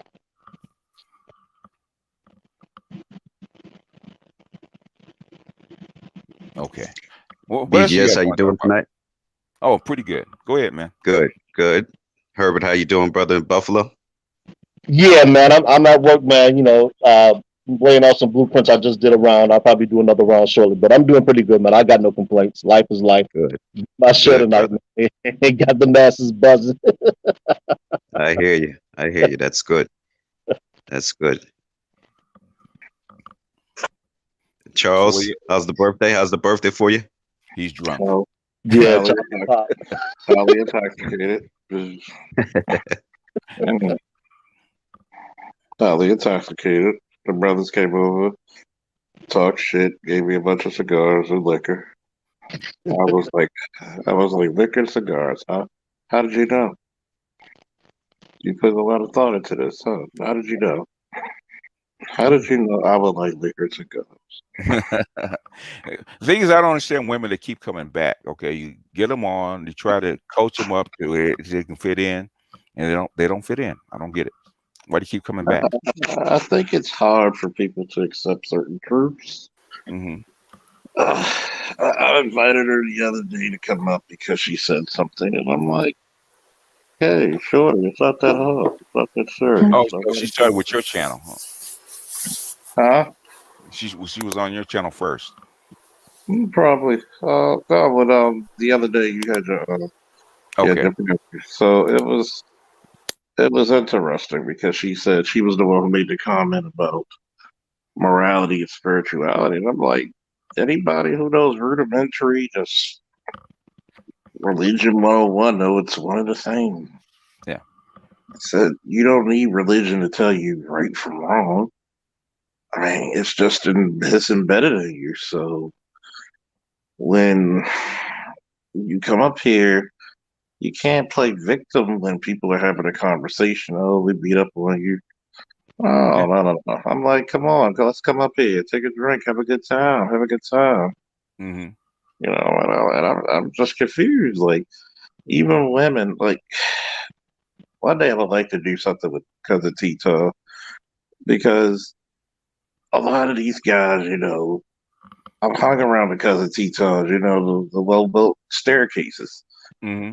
Like the guys who were, male strippers. I've hung around these guys. Like Uh-huh. I've told people, I said, if you really want to see the dark nature of women, be a stripper. Exactly. Yeah. I've said women will get if. I think I'm gonna do this fucking live stream. And that's why he called you a male thought. Who, me? Yes, you. How about that? Yes. What makes me a thought, good sir? You're a police officer. So That's your it's male not thought. it's not what you know. It's what you prove, young sir. Well, you've shown us the evidence, sir. Well, the evidence was tangible. Fuck you. Okay, just, The evidence might be calling you now. several pieces of evidence is calling me. Several state attorneys too. But anyway, prosecutors. But the craziest part about it is I tell every man the reason why I get the body up is because Why is she still here? Okay, Jesus Christ. the counteract a lot of She's What's pretty up? much a free for a kind of a loner. That's what she said. She was saying. Oh, well, there's female channels. Why a male channel? See, you know where she's at, right, BGS? I mean, I ain't new. Okay, this just I was in the shadows for a minute, but the thing is that she's at the point probably if she's saying she's new. She's at the point where she goes from the light side to the dark side. You know where the dark side is. you know, Okay. you know the dark side. So I mean, that's why I ain't really say nothing to her. I just you know what I'm saying, I let you guys deal with it because I'm the type of person. Well, I'm calmer now, but I mean, I've probably driven a lot of women to the dark side. So, I'm quiet, you know what I'm saying now. But happy birthday, Ramster. yeah. It's a good birthday. I love it. Oh my goodness. My dad was an Aries, man. That's why I'm having a hard time, man, trying to talk about Aries, man. I had a West African Aries as a father. Listen. See, whatever they say about Aries is not true. We're not arrogant. Bullshit. We're Bullshit.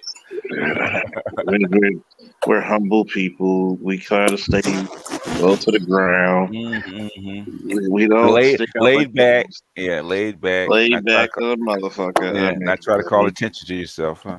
hell no. What do you see me calling attention to myself? I don't even promote myself like that, but man, I'm telling you. It feels And great. Fuck it, Vivian, man, I like kind of feel a certain type of way about people.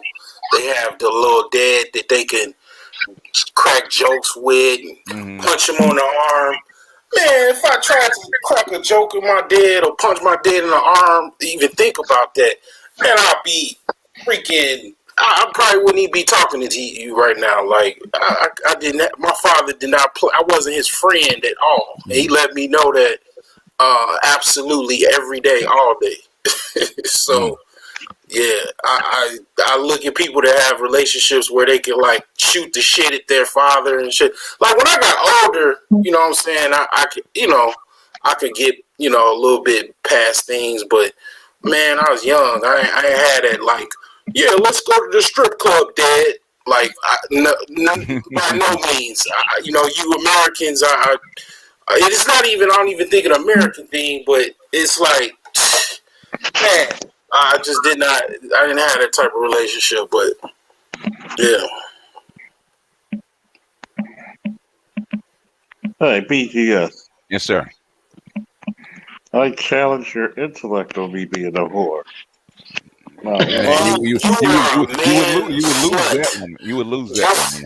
You're a man slut with Accept it. options, with plenty of options. Nobody on the panel or the chat would agree with you, good sir.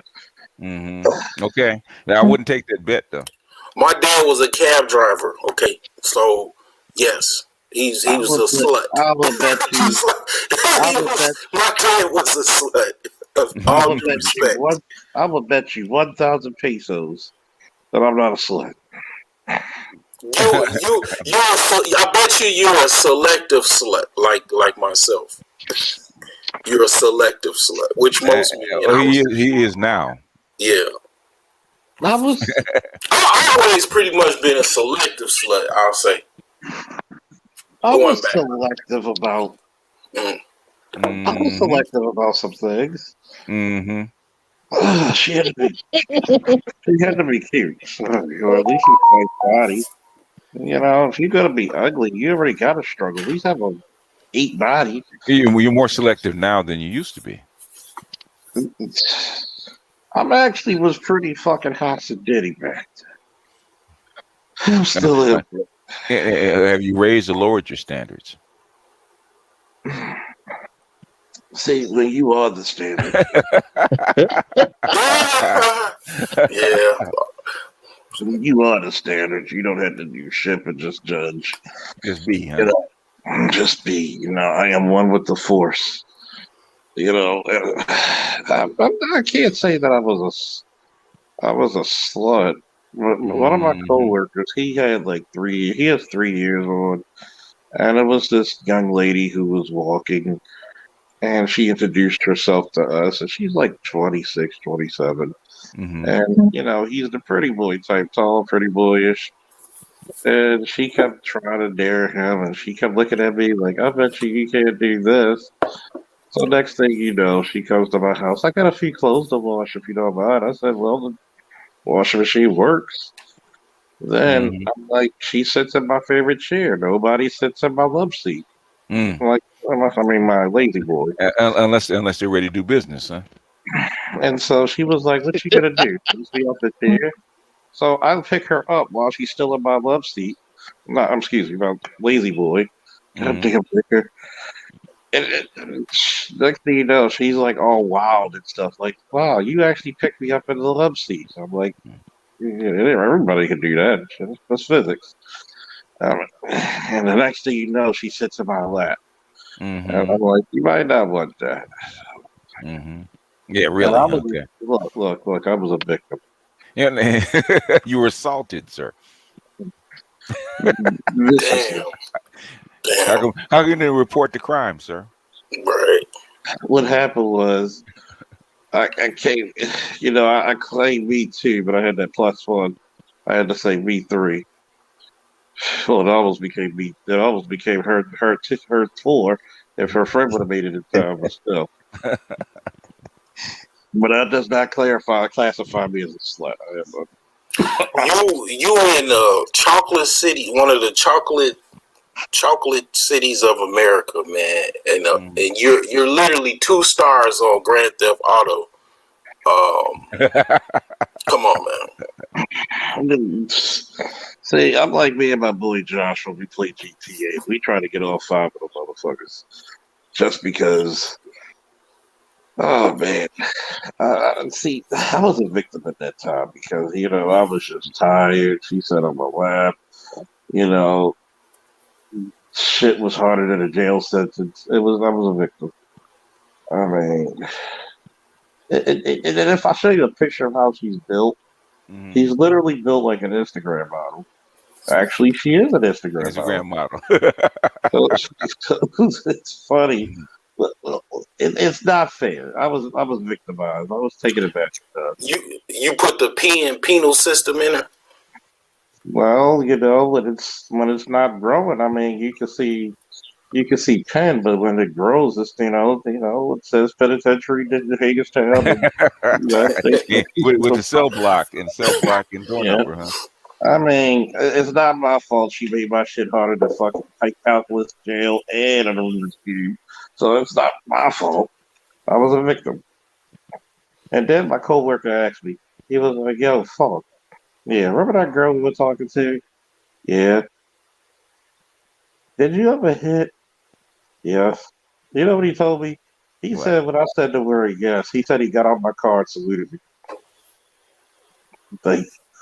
Like, I'm like, why are you saluting me? He said I saw her in a pair of he said I saw her in a pair of Jordans and leggings, and he said I literally watched for 2 minutes her walk down the street, and it took me 2 more for the rest of her ass to come down. And I'm like, I said, Jesus. I said it's not what you think. I'm just a public servant, man. Just just so happens to be good at my job. Shut up, BGS. Charles, you planning on any more kids? What are those? No, it's what are those? What are those? Like, god damn, I'm shit. You I'm like, talking about them people coming from the Rio Grande, walking oh up shit, dude. places. Like shit. She better like one chick. She was like, would you take any more kids? Bitch, how much you make? I was like, if you want more kids, you better kidnap one of those Hispanic motherfuckers. Like, just put a fucking potato sack over their ass and show them a better life. I'm like, fuck. I said, if I have another kid, you ain't going nowhere. Like, shit. Like, I want a divorce. Bitch, sit your ass down and play PlayStation. Damn, man. Yeah. And I don't think nobody had experiences like that where they had some chick come talking about she need to wash some clothes and she's not your wife Mm-hmm. and all of that type of stuff. Like, It has happened. yeah. I had a couple of chicks, or they after the club they invite you up to take a pee. No. When you really came to my house, I had a couple of chicks, call me over for lunch, and they were like, "Well, you're at work. I'm off. I have lunch ready." And they come to the door. The only thing they're wearing is a bathrobe and a smile. So I had to It, call myself on the radio that I'll be out for the bathroom for about 30 minutes. it helps I if you didn't got a want gun and to. a badge, though. I mean, I if didn't. if they if they trying to come back on you on some shit, well, um, you just put your body cam on. Okay, so all right. Do you want me to arrest you now or later? It was good. Well, I'll never do that. But I think it's funny because I had this post only thing where I couldn't go outside my post, and the lieutenant came around me. And the lieutenant was a white guy, which I thought was funny because of what he said. And he saw me sitting down with the chick, in her backyard, eating food. Fuck y'all. But anyway, I'm not that raunchy shit. And when we came back for, when the shift ended, he was like, "Well, that was a nice ass she had it too. You on your post, so hey, you did your job." Mm-hmm. I was like, God damn, it's bad when your lieutenant knows. Like, and then the next day he just acts like, "You're over there a lot. How good is she?" I was like, well, from a scale of 1 to 10, 8, my man. So I mean, it's interesting. I live Say the a least. happy life. I mean, it's cops don't have that type of superpower. Yeah, right. Okay. All right. It's just ordinary powers that make a male thoughts, huh? So what happened to that chick that was ex stripper running for congressman? Um, like yeah, Kim Classic, Basic, I got whatever a that good is. memory. I got a real good memory. Mm-hmm. So what happened to Miss Finance with the Well, yeah. put on your red dress. Mm-hmm. And your high heels. Yes, sir. Yeah. Pretty classic. Yeah. I know exactly where she was walking as well. It's just that Quasi and Fuve is going to get voted in. I mean, that's what the people. That's what the people know. I mean, black people are not that complex. We try to make ourselves look all complex, but black people ain't complex. Shit. Yeah. I mean, What I wanted to ask you though, Charles. Yes, I wanted to ask you this yesterday. The effect that decriminalizing or not enforcing prostitution and soft drugs. What's that going to do in Baltimore? um, What do you think? this is what's going to happen, and this is just my professional opinion. Uh-huh. I'm not going to say I'm a PhD, but I kind of know my shit. Mm-hmm. Well, you got to do Number you got to do the work, so they don't know, but they had to ask you. number one, it's going to increase the drug trade like a motherfucker. Really? Because Would it be like Amsterdam on the wire? Yeah. Amsterdam, pretty, Amsterdam. pretty much, because it's Okay. like when this is the problem with drugs, right? Mm-hmm. It brings a crowd of people. The more people you have around, the more Mm-hmm. people you're gonna have either robbed, pickpocketed, or burnt, or something stolen from them. Mm-hmm. Then what happens to it? Your property value goes down of Okay. any of your properties. So when you think gentrification is going to be on steroids Mm-hmm. because shit is going to be so easy and so cheap to buy. Mm-hmm. So goodbye black community even sooner. Okay. What you're gonna have is you're gonna have what you're gonna have a disintegration of morality. Hmm. Okay, Mm-hmm. you're gonna see a lot of these people you can't touch. Well, you can still arrest them. Don't get me wrong, Yeah. but here's the problem: They're gonna let them go, huh? they're gonna let them go, and you're gonna look like a joke. So in order to keep your fucking your clout, it's best to go for the bigger guys. But when you Mm-hmm. have a state's attorney Mm-hmm. who placates to the people and not for what's supposed to keep a city running Mm-hmm. thoroughly, Mm-hmm. you're not gonna get much done because you constantly have the prosecution fighting against the police because we're the number one scapegoat. Mm-hmm. Think about it. If you look up, who's record, I Mm-hmm. think it's fucked up that your husband is a city president of the city council and you're the fucking state attorney of Baltimore. That should Mm-hmm. have been a conflict of interest already. That's too much power in one household. Mm-hmm. Then on top of that, you're going to cause so much crime because guess what? People are going to be more emboldened to be territorial.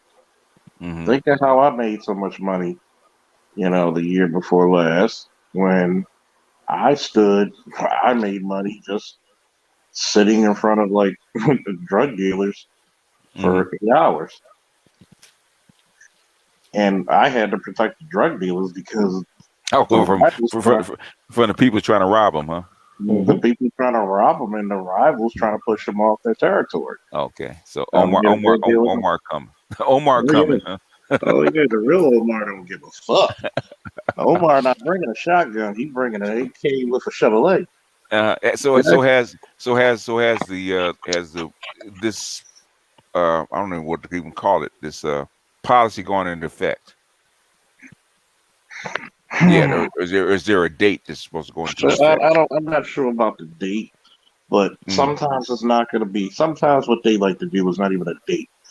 mm, What they like to do is make a proclamation. okay, Meaning they're just going to say we're not going to charge people for this.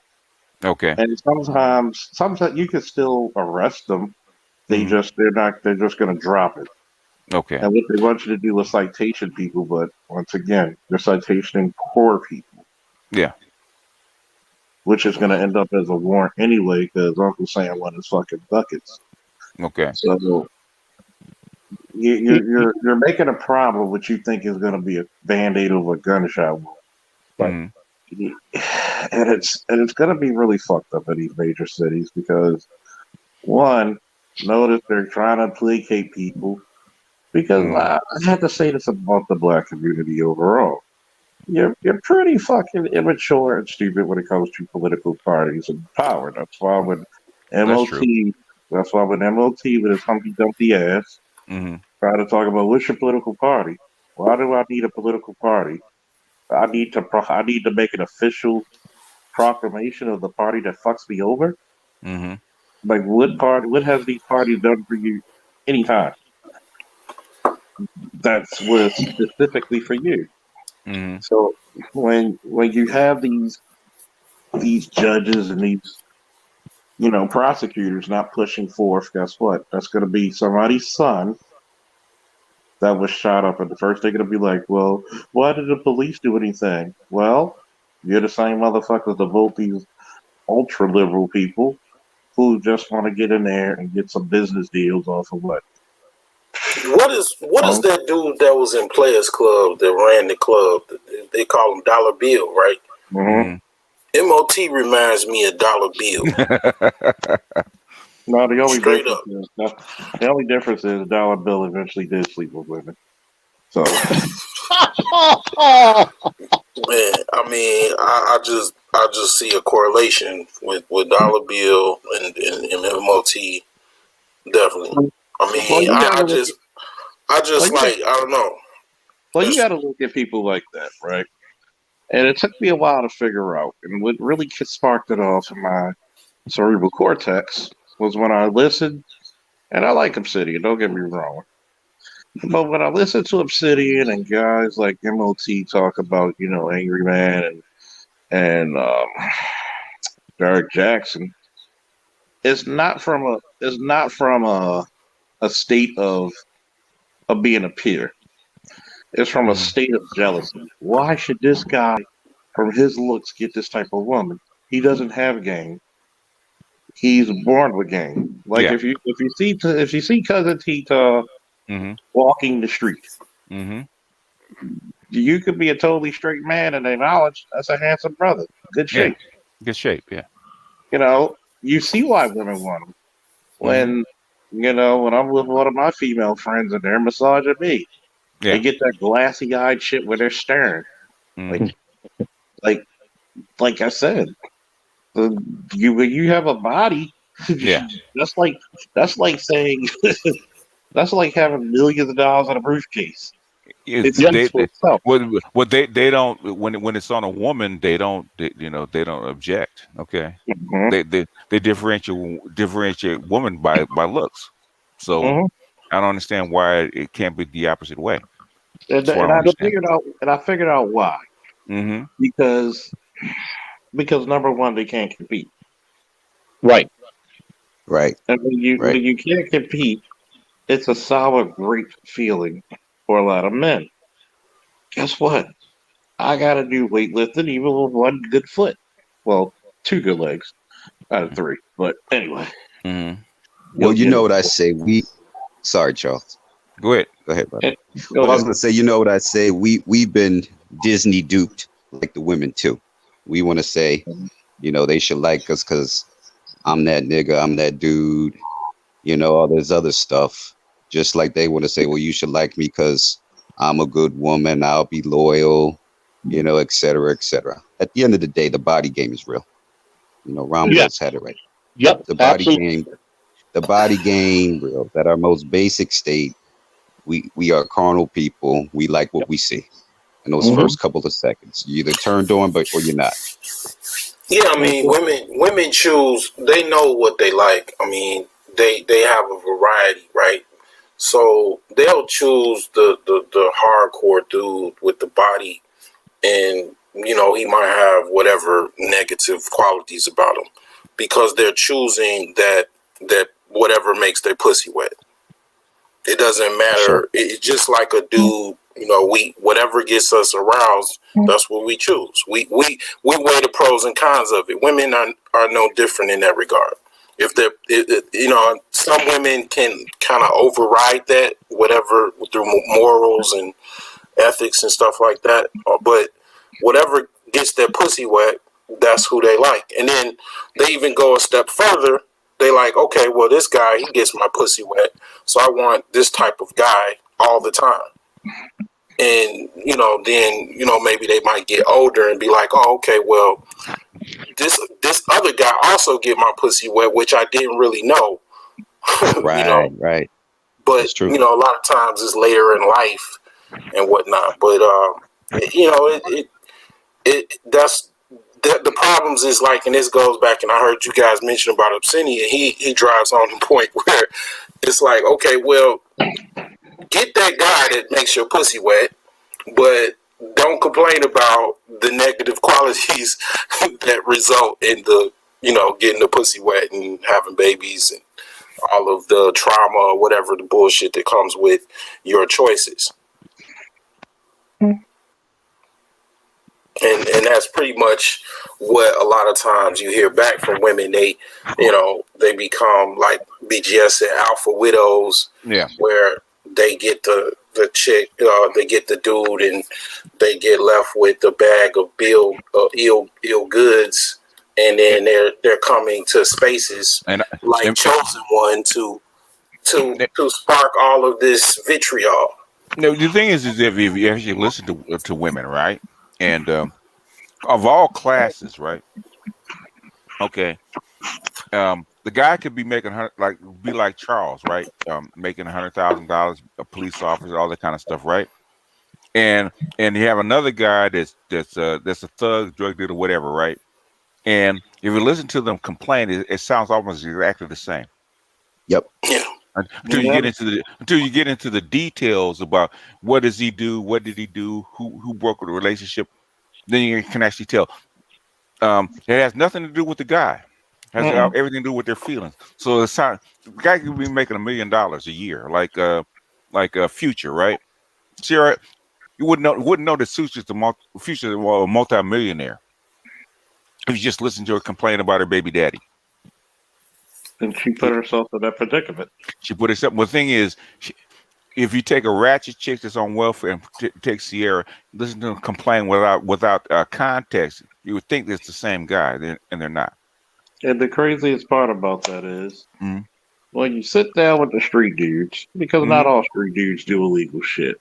Yeah. So let's get that out there. I know. But you're a cop. Well, ask me how I know.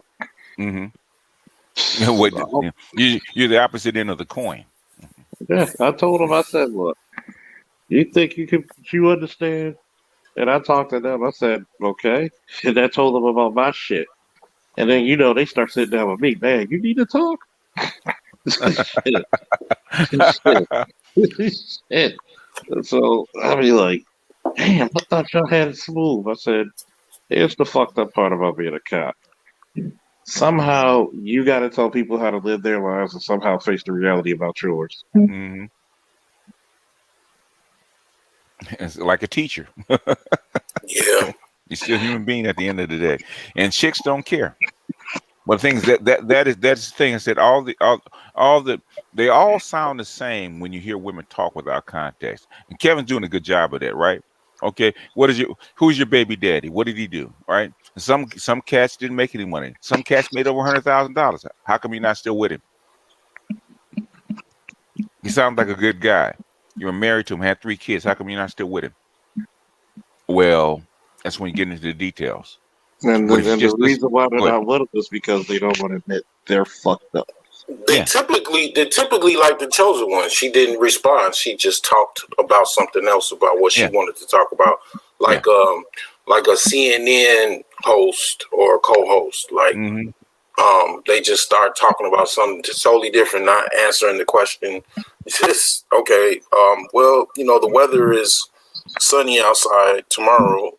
And you get that a lot. I mean, with women, that's how you kind of corner them because I swear I heard you guys dialoguing with her, and basically it's just a typical female that just doesn't want to recognize things. She's no she's dealt with men probably most likely before, but typical just does not want to recognize things, but just kind of bouncing around all over the place. Yeah. She probably her candygram just didn't get answered tonight, so she's in YouTube. It could be. The thing is, if that's the case, then say so. Yeah, right. But BGS, correct me if I'm wrong. Didn't she appear on the Roger Report's 10-hour live stream or somebody's other No, stream? I don't believe that was her. I don't think that was her. Oh, okay. I could have sworn it was her. No, I don't think that was her. No. But the thing is that if you're going to be here, I think she's here for male attention. That's what I really think. Well, in the end, isn't that always what it is? Yeah, pretty much. And I don't think any of the guys would falter for it. But the problem comes in, when you're trying to blow smoke up our anuses and trying to convince us that you're not. It's like, look, Yeah. we've seen that before, Shorty. Ain't nothing new under the sun, and certainly nothing's new here. Most of the people in this space are at least at the very least red pill and might be in red pill race, but we know the bullshit when we see it. Yeah, we see it. So all I have to do is calm down and not overdo it. So I don't have to block her. Yeah, she just her candygram probably didn't get answered because he's with the other chick. He's with the other stable mate. She didn't get chose tonight. Or, I'm just being hypothetical, but she's not even she's not denying it. So I'm looking at the chat. I just timed her out. Oh, She'll be back in there. Okay, yeah. Or either that, or she's just crazy. I mean, all women are crazy. All. Yeah, but it's various degrees of how. Like I even noticed for years, women have they have competitions on who can handle the craziness the best. Mm-hmm. Literally, you ever caught that? Mm-hmm. Yeah. They talk about it all the time. Can you handle my craziness? Especially black As if women. it's a badge of honor or something. Yeah. Yeah. You can't handle this. You ain't strong enough to handle this craziness. And like suckers, we took them off on that channel. I can't handle your craziness, goddammit. Until they get to the point like the Z just said, we're not in that fight at all. Okay, go over with the craziness. I tell a chick now, I can't handle your crazy. Yeah, me too. You're not as strong. Well, you're not strong enough to deal. I said, lady, I can almost lift 500 pounds. What? Like most people walking the earth can't do that shit. Like I'm not falling for that bullshit. Okay, what you're not strong enough to do is seek professional help. Yeah. Now you keep telling me about how crazy you are. You do know I have the authority to emergency petition your ass. I was waiting for the punchline, man. Because the thing is that literally that's how it is. Like I see, you got the whole mental health crisis in the black community, right? They'll even go to the point where if a woman goes and checks in and she goes to the hospital, if one of the sisterhood finds out that she went to the hospital, you know, they'll start talking about her like, you know, blah blah blah behind her back, and that's one of the fears of a lot of women, that they get caught in their craziness. And even going to see a shrink that is like, you know, looked upon, oh girl, well, you don't see no shrink. You know, you just need you a little drink or two or whatever. You know what I'm saying? I mean, to be honest, this shit, they'll go to the grave, man, with that shit, man. It's crazy. You know, I've seen it. I've seen it with my own eyes. Like, my sister passed away last year, and she had all of these yes women, you know, following her, telling her what to do and all that. Kind of like, if you guys ever watched the Boondocks, the episode of the Wolf Woman. Mm-hmm. Yeah, just like that. Classic example, the best case example, a cartoon, literally. So, man, I mean, I'm 40 years old, man. My body count ain't as high as a leap year, but I could probably be in AARP, man. That's all I can say. Well, goddamn, you said a leap year. Let me think. Shut up. I know this is Rome, Babylon, Greece, and you know, Europe all rolled into one. In Egypt, but goddamn me, you know, my body count ain't that high, but you know, I will say this one thing about body counts. I've learned to leave those receipts in a locked box in the vault. I don't talk about body counts as much because you stop counting. So no, I keep an estimated count. I keep an estimate. you keep an estimate. It's got to the point where you have to estimate, huh? I know I can get Social Security. That's all I know. I'm in the mid three figures, okay? Somewhere. Which is you're not too far. You're not too far. I know. It's sad because girls. You're the male thought profession, of course. I'm not too far. Well, it's bad because girls feel that I'm the comfortable, safe guy they can tell their shit to, and they think I lead a boring life because I'd rather play, rather do my little workouts when I can. I can only do it so much because I'm still in recovery, and I like to play my game. Chill with my son. Clean up, put it in the floor or two, do something, and then they tell me about their body count, and it was funny.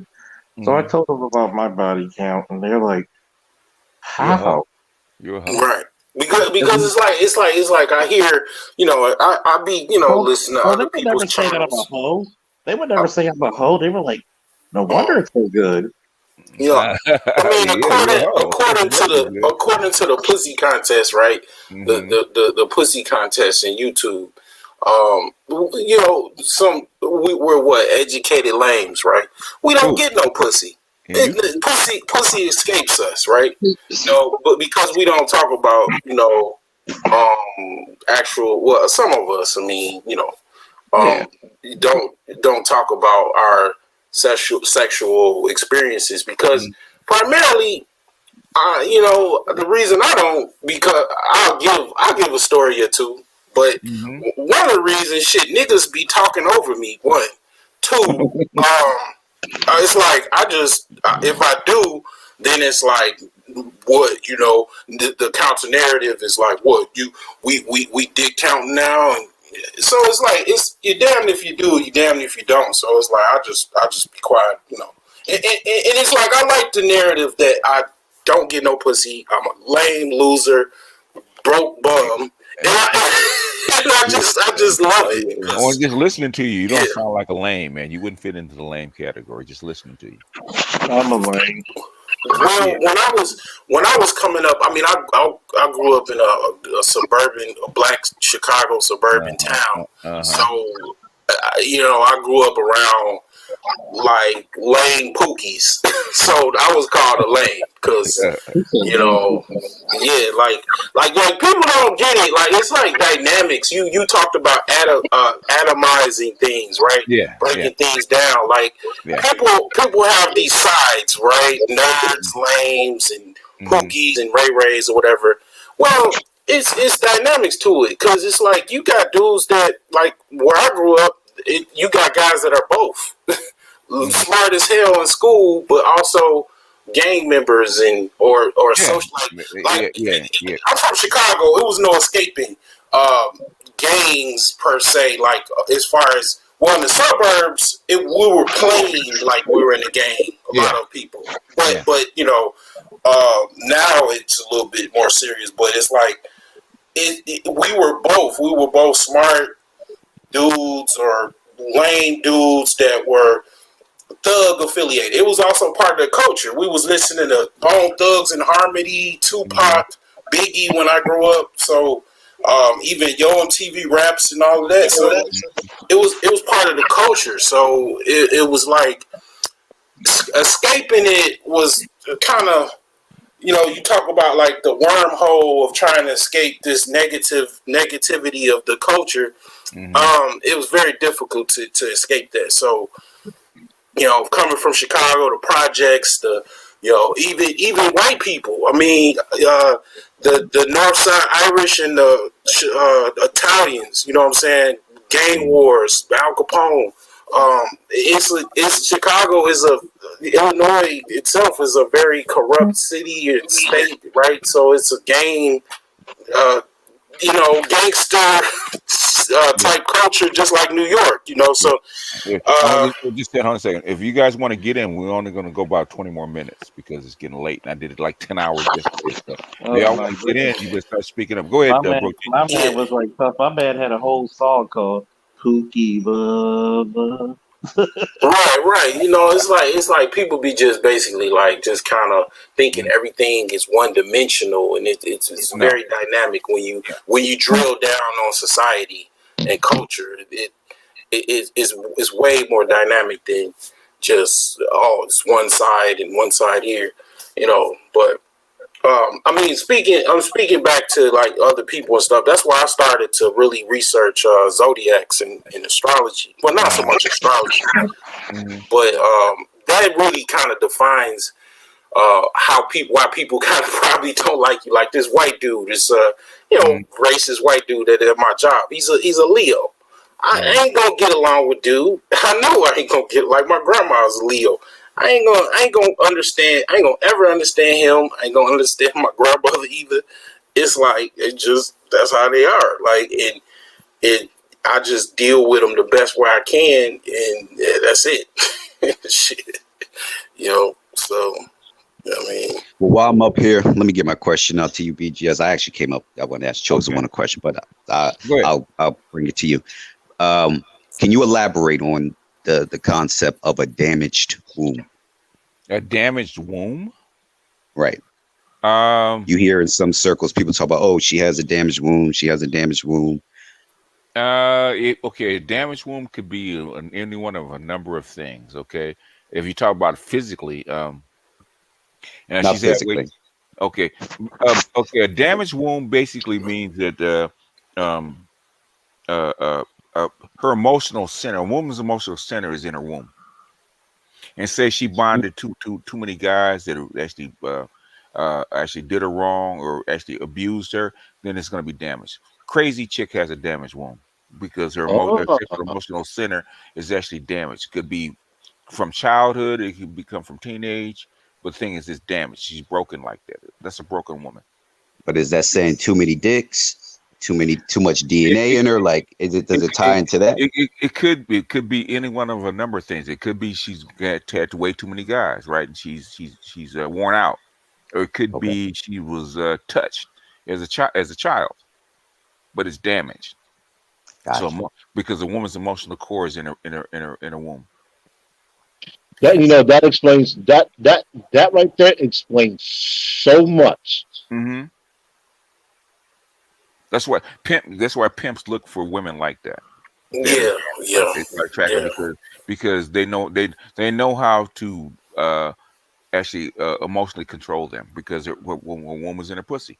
In fact, most esoteric women will tell you that a woman's emotional core is in her vagina. That's like when you can actually addict them. You know, guys that know what they're doing, they can actually sexually addict a woman like that by having him bond to her, and by having Yeah. her bond to him. Okay, because that's where their emotional center actually is. So in other words, it's say a woman, like for imprint, like a guy's visual, right, is in his brain. Okay, that's Right. where a man's womb is in his brain, right? His emotional center is in his brain. So visually, when looks at a woman and it matches up, or she says a certain thing and it matches up, he'll connect, he'll bond to her, right? He'll actually connect to her. A woman has three parts, right? Her visual center, which is in her brain, what you look like, what you sound like. But if you can't fuck her right, okay, you can have the other two, but if you can't fuck her right, she's not gonna attach to you because her emotional center is in her womb. And Wait, what are the honestly, other two? What are the other two? You said the visual center, which is the brain, the Oh, womb, and then what's the other one? okay. The women. It's like a three-layer combination, right? What you look like, do you fit her imprint? What you look like, right? Right. And then the other thing is what you sound like when you talk to her. Do you get her interested in, mentally Okay. stimulated, So the mouthpiece. vocally? So the mouthpiece, right? And the last part, which is most vital, most guys kind of reject that, right? Is that if you don't get her to orgasm to complete the cycle, then she'll like you. She'll always like you, but the thing is, she won't attach to you because you can't complete her. that's the thing where it's like, man, I wish I had a gun and a badge because I can't get with every woman, and I know I can't because they get attached and all of that type of stuff. So Yeah. I So have to be highly selective yeah, because yeah, because the bonding hormones is actually controlled through her womb because her attachment, her bonding is actually supposed to go so she can actually attach to her offspring. So Okay. her most intense uh, orgasm is through pain, through birth. So they will release all these chemicals into her body to flood into her body, so she actually attach or bond to her child. Okay, you experience Wow. the same thing. Why do you think a guy that a guy can have like 4 or 5 different women all pregnant at the same time, and they can't figure out how to leave him alone because they're sexually addicted to him. They're Right. attached. They bonded to him, even though mentally he might even not look like what she likes. So why is she with him? He doesn't look like what she likes. He don't talk. He don't have no game. But things they gave him some pussy, and he actually released those chemicals. She bonded to him. Now she can't let him go. Right. Right. You know, I For never all you realized know, that pain for all pleasurable, you know, that for all pain. you non esoteric people, he hit it. I mean, in other words, for all you non esoteric people, I will decipher what BGS said. Okay. He threw dick like Elway threw a football. Yep, that's about it. I mean, I'll break it down to a mechanic like alley mechanic. He dropped the bottom out that trans. I mean, Yeah. he hooked up to Pause. Francis Legato, man. God damn. No homo. No, I hear you, but I was gonna say I never realized that pain pleasure principle as far as the child bondage too. That makes Yeah. sense. Well, That the makes thing is, sense. it's a defense mechanism that yeah, it's a defense mechanism for to actually keep her having kids, but also uh, um, for her to actually endure the pain. It has to be such a shock. She has to have these chemicals flood into her Right. because she would actually reject having children if it wasn't the case. Okay, because you have to attach these bonding hormones so you actually have more children. It's actually built into her. Yeah. You ever heard the song by Marvin Gaye, "Sexual Healing"? Yeah, basically, well, that's reverse bonding. Yeah, Yeah, the he actually, cousin Tito actually talked about that earlier yeah, in. that's what I'm saying. Like you could, Yeah. it's women that actually know how to heal, right? Hmm. It's dudes that actually do. Like I ain't gonna lie, I could heal a troubled woman with just some, just Yeah. basically telling her you could, like, I mean, this is what psychologists do, right? A lot of Hmm. psychologists they sleep Hmm. with their patients. They tell them good things and try to get them through trauma, right? Hmm. And then give them some good dick and literally, yeah, like that will it's a form of like healing, but It, you know, it can then it can be if the person doesn't attach to you. The thing is how do you keep them from attaching to you. Most guys don't. The thing is, I always tell players, right? If you orgasm, get up. Don't lay there. mm, Don't let her bond to you. mm, yeah. So it's various different women. Like you got a woman that's a cigarette watcher, a hooker. She's not gonna attach to you. I mean, that's just how she's set up. Unless you Yeah. like, I mean, yeah. But if you got like a chick, I've been with escorts and then they got an attachment with me. You know what I'm saying? Like Well, yeah. it, It depends. It yeah. depends. It just It depends. But she's not. She's probably doing it for money. She's probably not broken. So it's just various, man. But you gotta be careful. I'll just say one of the reasons why I'm careful with women and who I choose is because I don't want to get killed by no woman that feels slighted. I've never had no situation where like my friend, he got his car keyed up, got bricks thrown through his shit and all that. Like I'm selective. You know what I'm saying? Like I learned my lesson. I'm divorced. I just kind of looked at things casually, but it's serious, man. I mean, you got women that they got brothers, cousins, they got dudes that they fuck with in the past. They just made one phone call, man. So you gotta, I'm very careful about who I choose. yeah. You know, Yeah. on the escort piece, and that's kind of tied to what I'm asking about too, because when I asked about the damaged wound, I learned early it's kind of wrong to assume every woman who's an escort or prostitute is doing it because necessarily they've been abused or not. No, it's not true. But Yeah, that's definitely not the case. But for a woman to have, sex with man after man after man after man, you know, you would think, okay, is the womb damaged at some point? Because she's going through that many dudes. Okay. Okay. What happens is like that's why virgins are prized, right? Because if she only bonds to one man and her children, she's actually going to stay solid, right? Just like a drug, right? Think of it as a drug. Okay. The more you use it, guess what happens? The more times you use it, guess what happens? It actually set up a resistance to it. So, a woman with like 150 bodies, she has a resistance to bonding. She can't bond as much to a particular guy. So, if you marry her, she can't bond to you or her children because she's Got it. resistant to the hormones and chemicals in her body. So, it takes a lot more for her to bond. That's like most prostitutes and most adult workers don't make particularly good mothers. Because they can't bond to their children. Yeah, they don't have the ability to bond to their children anymore, or to their husbands anymore. Because they look at them as just as anybody else. Yeah, but you gotta. But the thing is, if you're gonna deal with a woman like that, then you have to know that, and you have to act accordingly. That she's not gonna bond to you. She has to actually relate to you on another level. So she won't bond to you like a virgin will. So it has to be conscious From a physical standpoint. Yeah, from a physical standpoint, you can't bond. Especially with a woman, the physical and the mental are actually intertwined a lot more than they are with men. She literally feels, her body. She's one whole feeling sensory organ. So man, I hope y'all done gave this man some super chat money or some freaking cash out money, because this dude, he giving you freaking knowledge that'll save your life. Like, I mean, you got some heavy hitters, man, giving you like life changing advice, and it's like, man, I mean, I don't do that whole, free, just soak it up, and then you got the same person next week asking the same question type stuff, and not appreciative. I mean, Yeah, cousin T-Top will give you a whole lot of free stuff, man, because normally he doesn't open up like that in public. He gave you a whole lot of free stuff. I didn't want to give away all his stuff. No, he doesn't. You can go to his channel.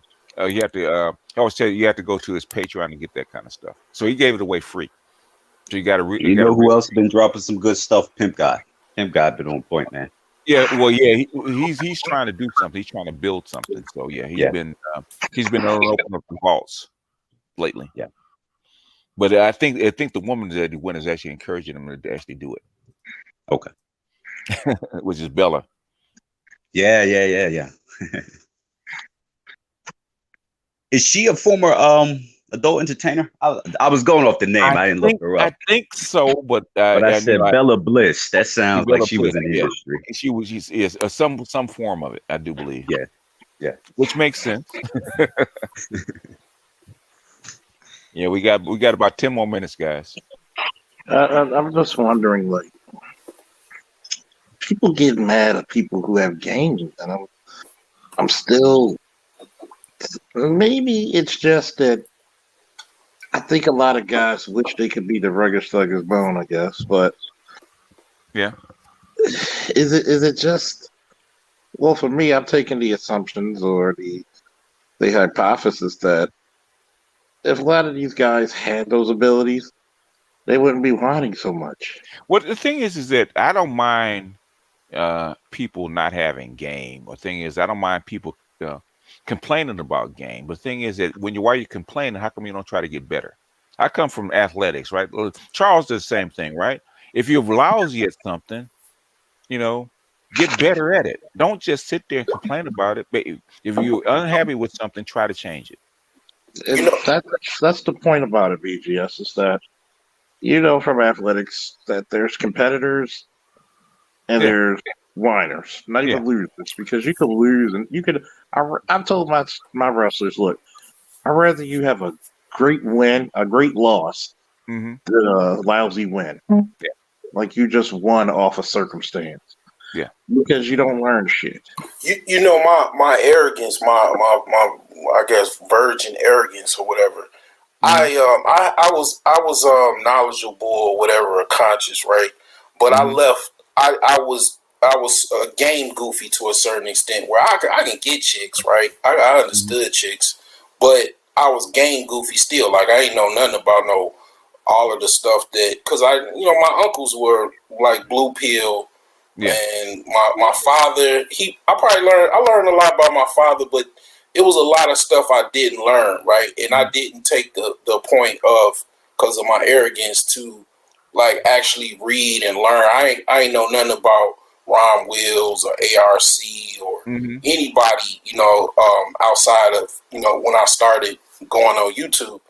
And I mean, if I was not game goofy, I would have saved myself a lot of like heartache, pain, problems, issues, jail cells, all kind of shit, man, that I, had to deal with. I mean, literally, people that say that, like, literally, I mean, like, people be like, oh, it's just obvious and boo, boo, boo, or just like, fuck game niggers. And it's like, the thing is that, no, it's literally, the reason people say that they have their reasons, but you might have grew up with a dad that was a pimp, a Mac player, hustler. Yeah. Well, my dad did. He was quiet. You know what I'm saying? He spoke another language as well. So everybody does not have the same uncles and shit like that. So somebody that doesn't, they need people that got books and got information and got understanding. And it's like, that shit is definitely valuable. It's like if I just would have just took that time machine back 10 years and learned like all of this stuff that I know now, that I actually had to read books, buy books, listen to people, and whatever that I had to do, I would have been way ahead. And it's like trying to just be arrogant, about it now. Yeah, I mean, you got women that actually they do the same thing. They read books.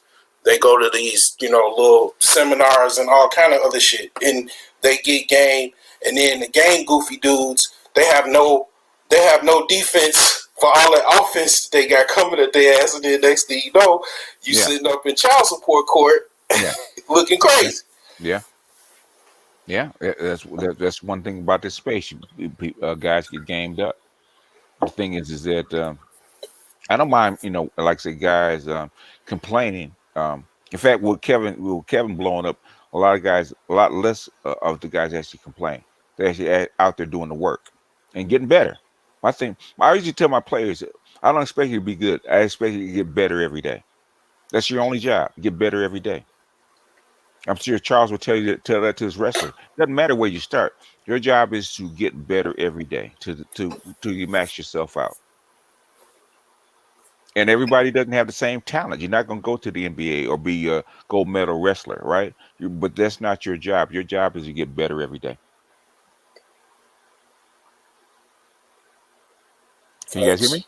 Yeah. No, it was, you just said a profound statement, and you just had people were pausing. I mean, You know. I might do because I actually made a whole outline about game and stuff like that I did for Rom like last year. I might share it. I mean, I can't emphasize enough, man. Rom, Mhm. yo, I look. This is what I look at. I look at Rom. He's like the guy. He's the game god, right? Mhm. Then you got below him his understudy, which is Alan Roger Curry, and Yeah. then below And him, it's you know, Cousin I had You to about put to start Cousin a T fight, in bro, there. genius. I had to put, Nah, this. I've been in this space for years, man. I don't, you know what I'm saying. nah, I'm I done messing with you. I'm supported messing with you. all of them cats, and I don't Yeah. hide behind nothing. You know what I'm saying. So, you know, and then you got BGS. This kind of he's in the center of all of that because he goes into other avenues. You know, like Mhm. I mean, it's also important to know about geopolitics. I'm an ex-military guy. Mhm. It's pretty good to know about what's going on planet Earth, as well as what's going on out, you know, in the universe as well. Which you know, the older I'm getting, the more I'm understanding and trying to learn more. But yeah, I mean, it you know, it's just intelligence and you know, learning, man. That's what we all trying to do. When you stop learning, Yeah. you know, that's not a good thing. You know. Anybody else? Because we're actually getting ready to close out. What's going on, Sir Anthony?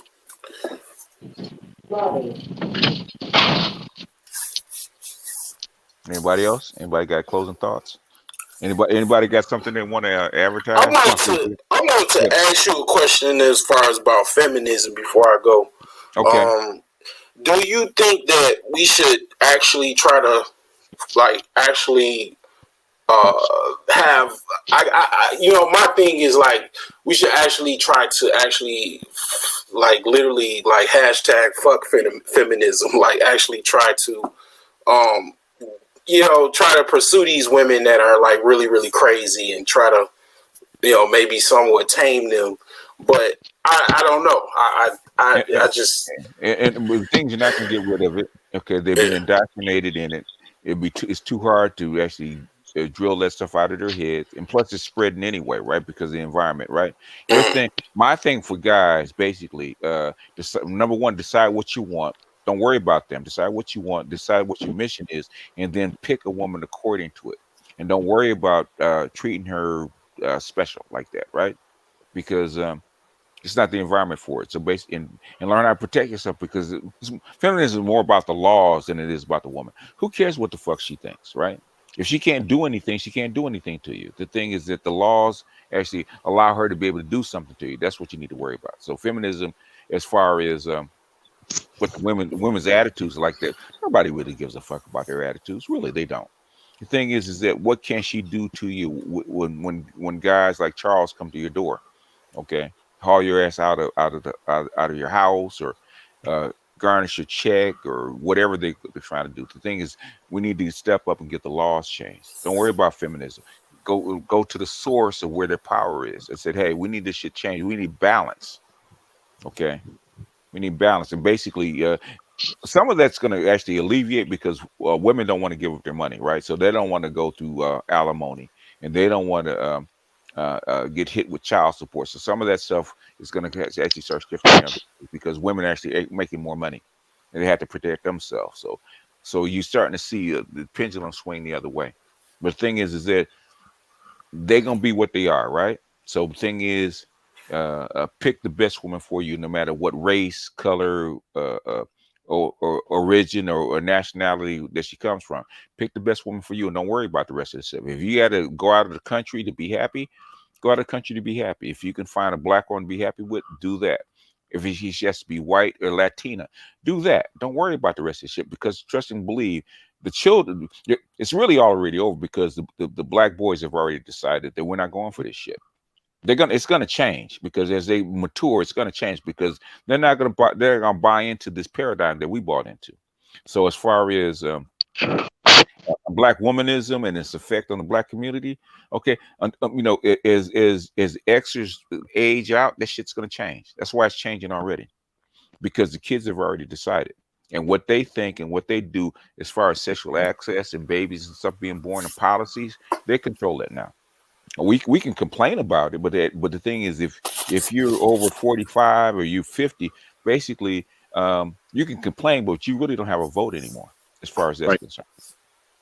Yeah, because I'll be 50 in December, and I suppose that I'm kind of blessed, given the area of the country I grew up in, because I've always had access to Canada. And the one thing I've learned, between Canadian females and the females in the States, is that despite what we have in common in terms of culture, it's the nuances in the Canadian culture that have made the difference. So I mean, I go over to Canada and I don't have to deal with anything in the way of what brothers have to deal with here. And I really do feel sorry for brothers who have been caught up in the indoctrination of not dating out, because you're missing so much. Yeah. So from that aspect, chosen one talking about we need a programmable remote. I mean, pretty much, if that's how you feel about things, I mean, I wish the best for you, but you're not the person that gotta to protect a woman. You know what I'm saying? You don't have to, like. Genius, let me tell you this. When you living with a woman, you gotta fucking deal with whatever's on the other side of that door.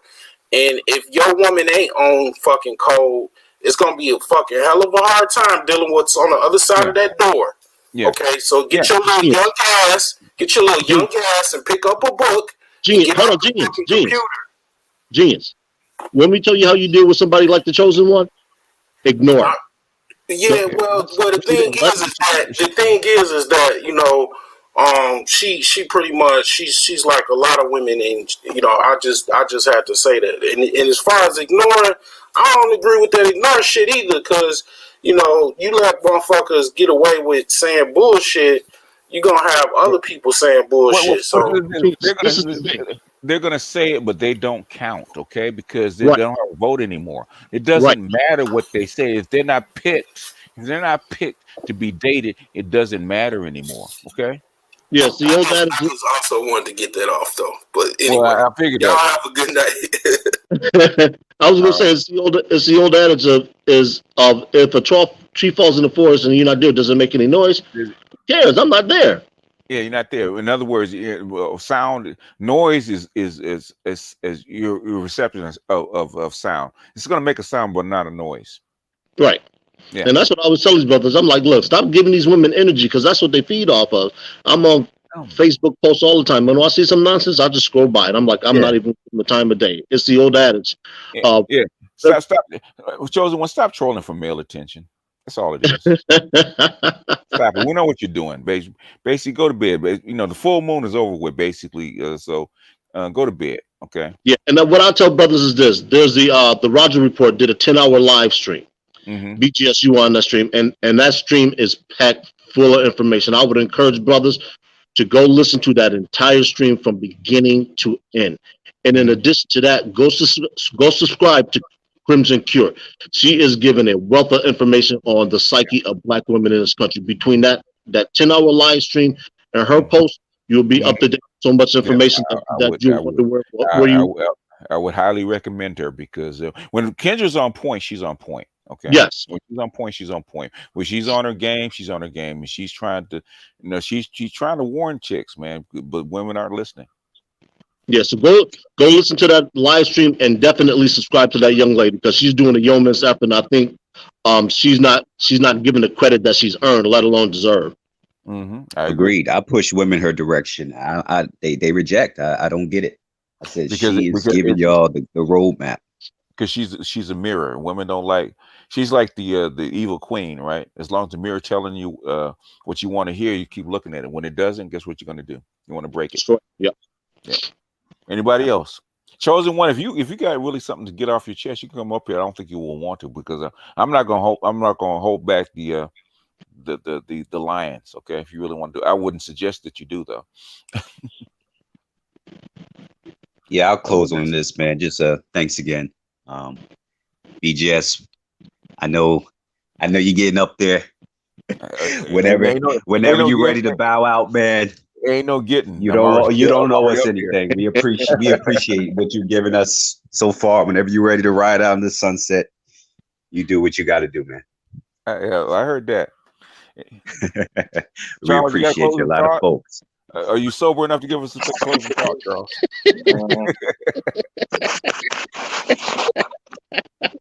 May I have your finest smoked liquor with a paper brown bag? That's Baltimorean, straight up, man.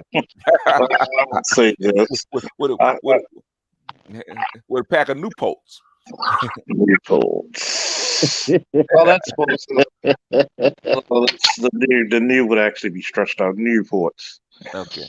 Newports. Now that's new. A matter of fact, they even call them fugs or something like Like, oh man, don't get me speaking Baltimoreese.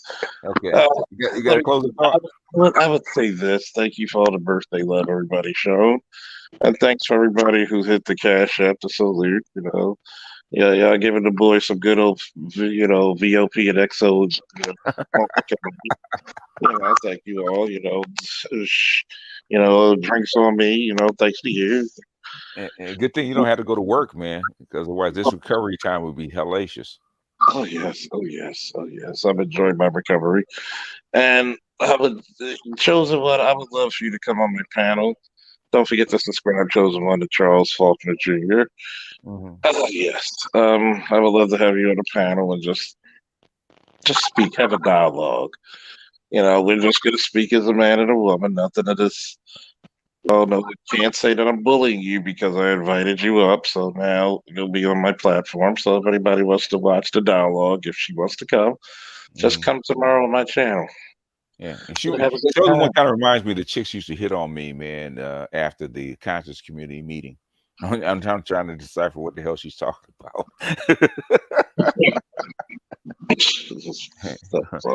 Now that's rich. Anyway, y'all, I'm taking my old ass to bed. Okay. Jeez. All right, y'all, man. Y'all take care. I'm gonna go finish the 10-hour live stream. All right. Oh, he's on now? No. I've been listening to it piecemeal over the last couple of days, and I got about another 2 hours, and I don't get out of work till 7 Eastern Daylight Time, so I'm gonna finish it up and then hop to another stream. Hey, it's all good. All right, man. All right, y'all. Peace.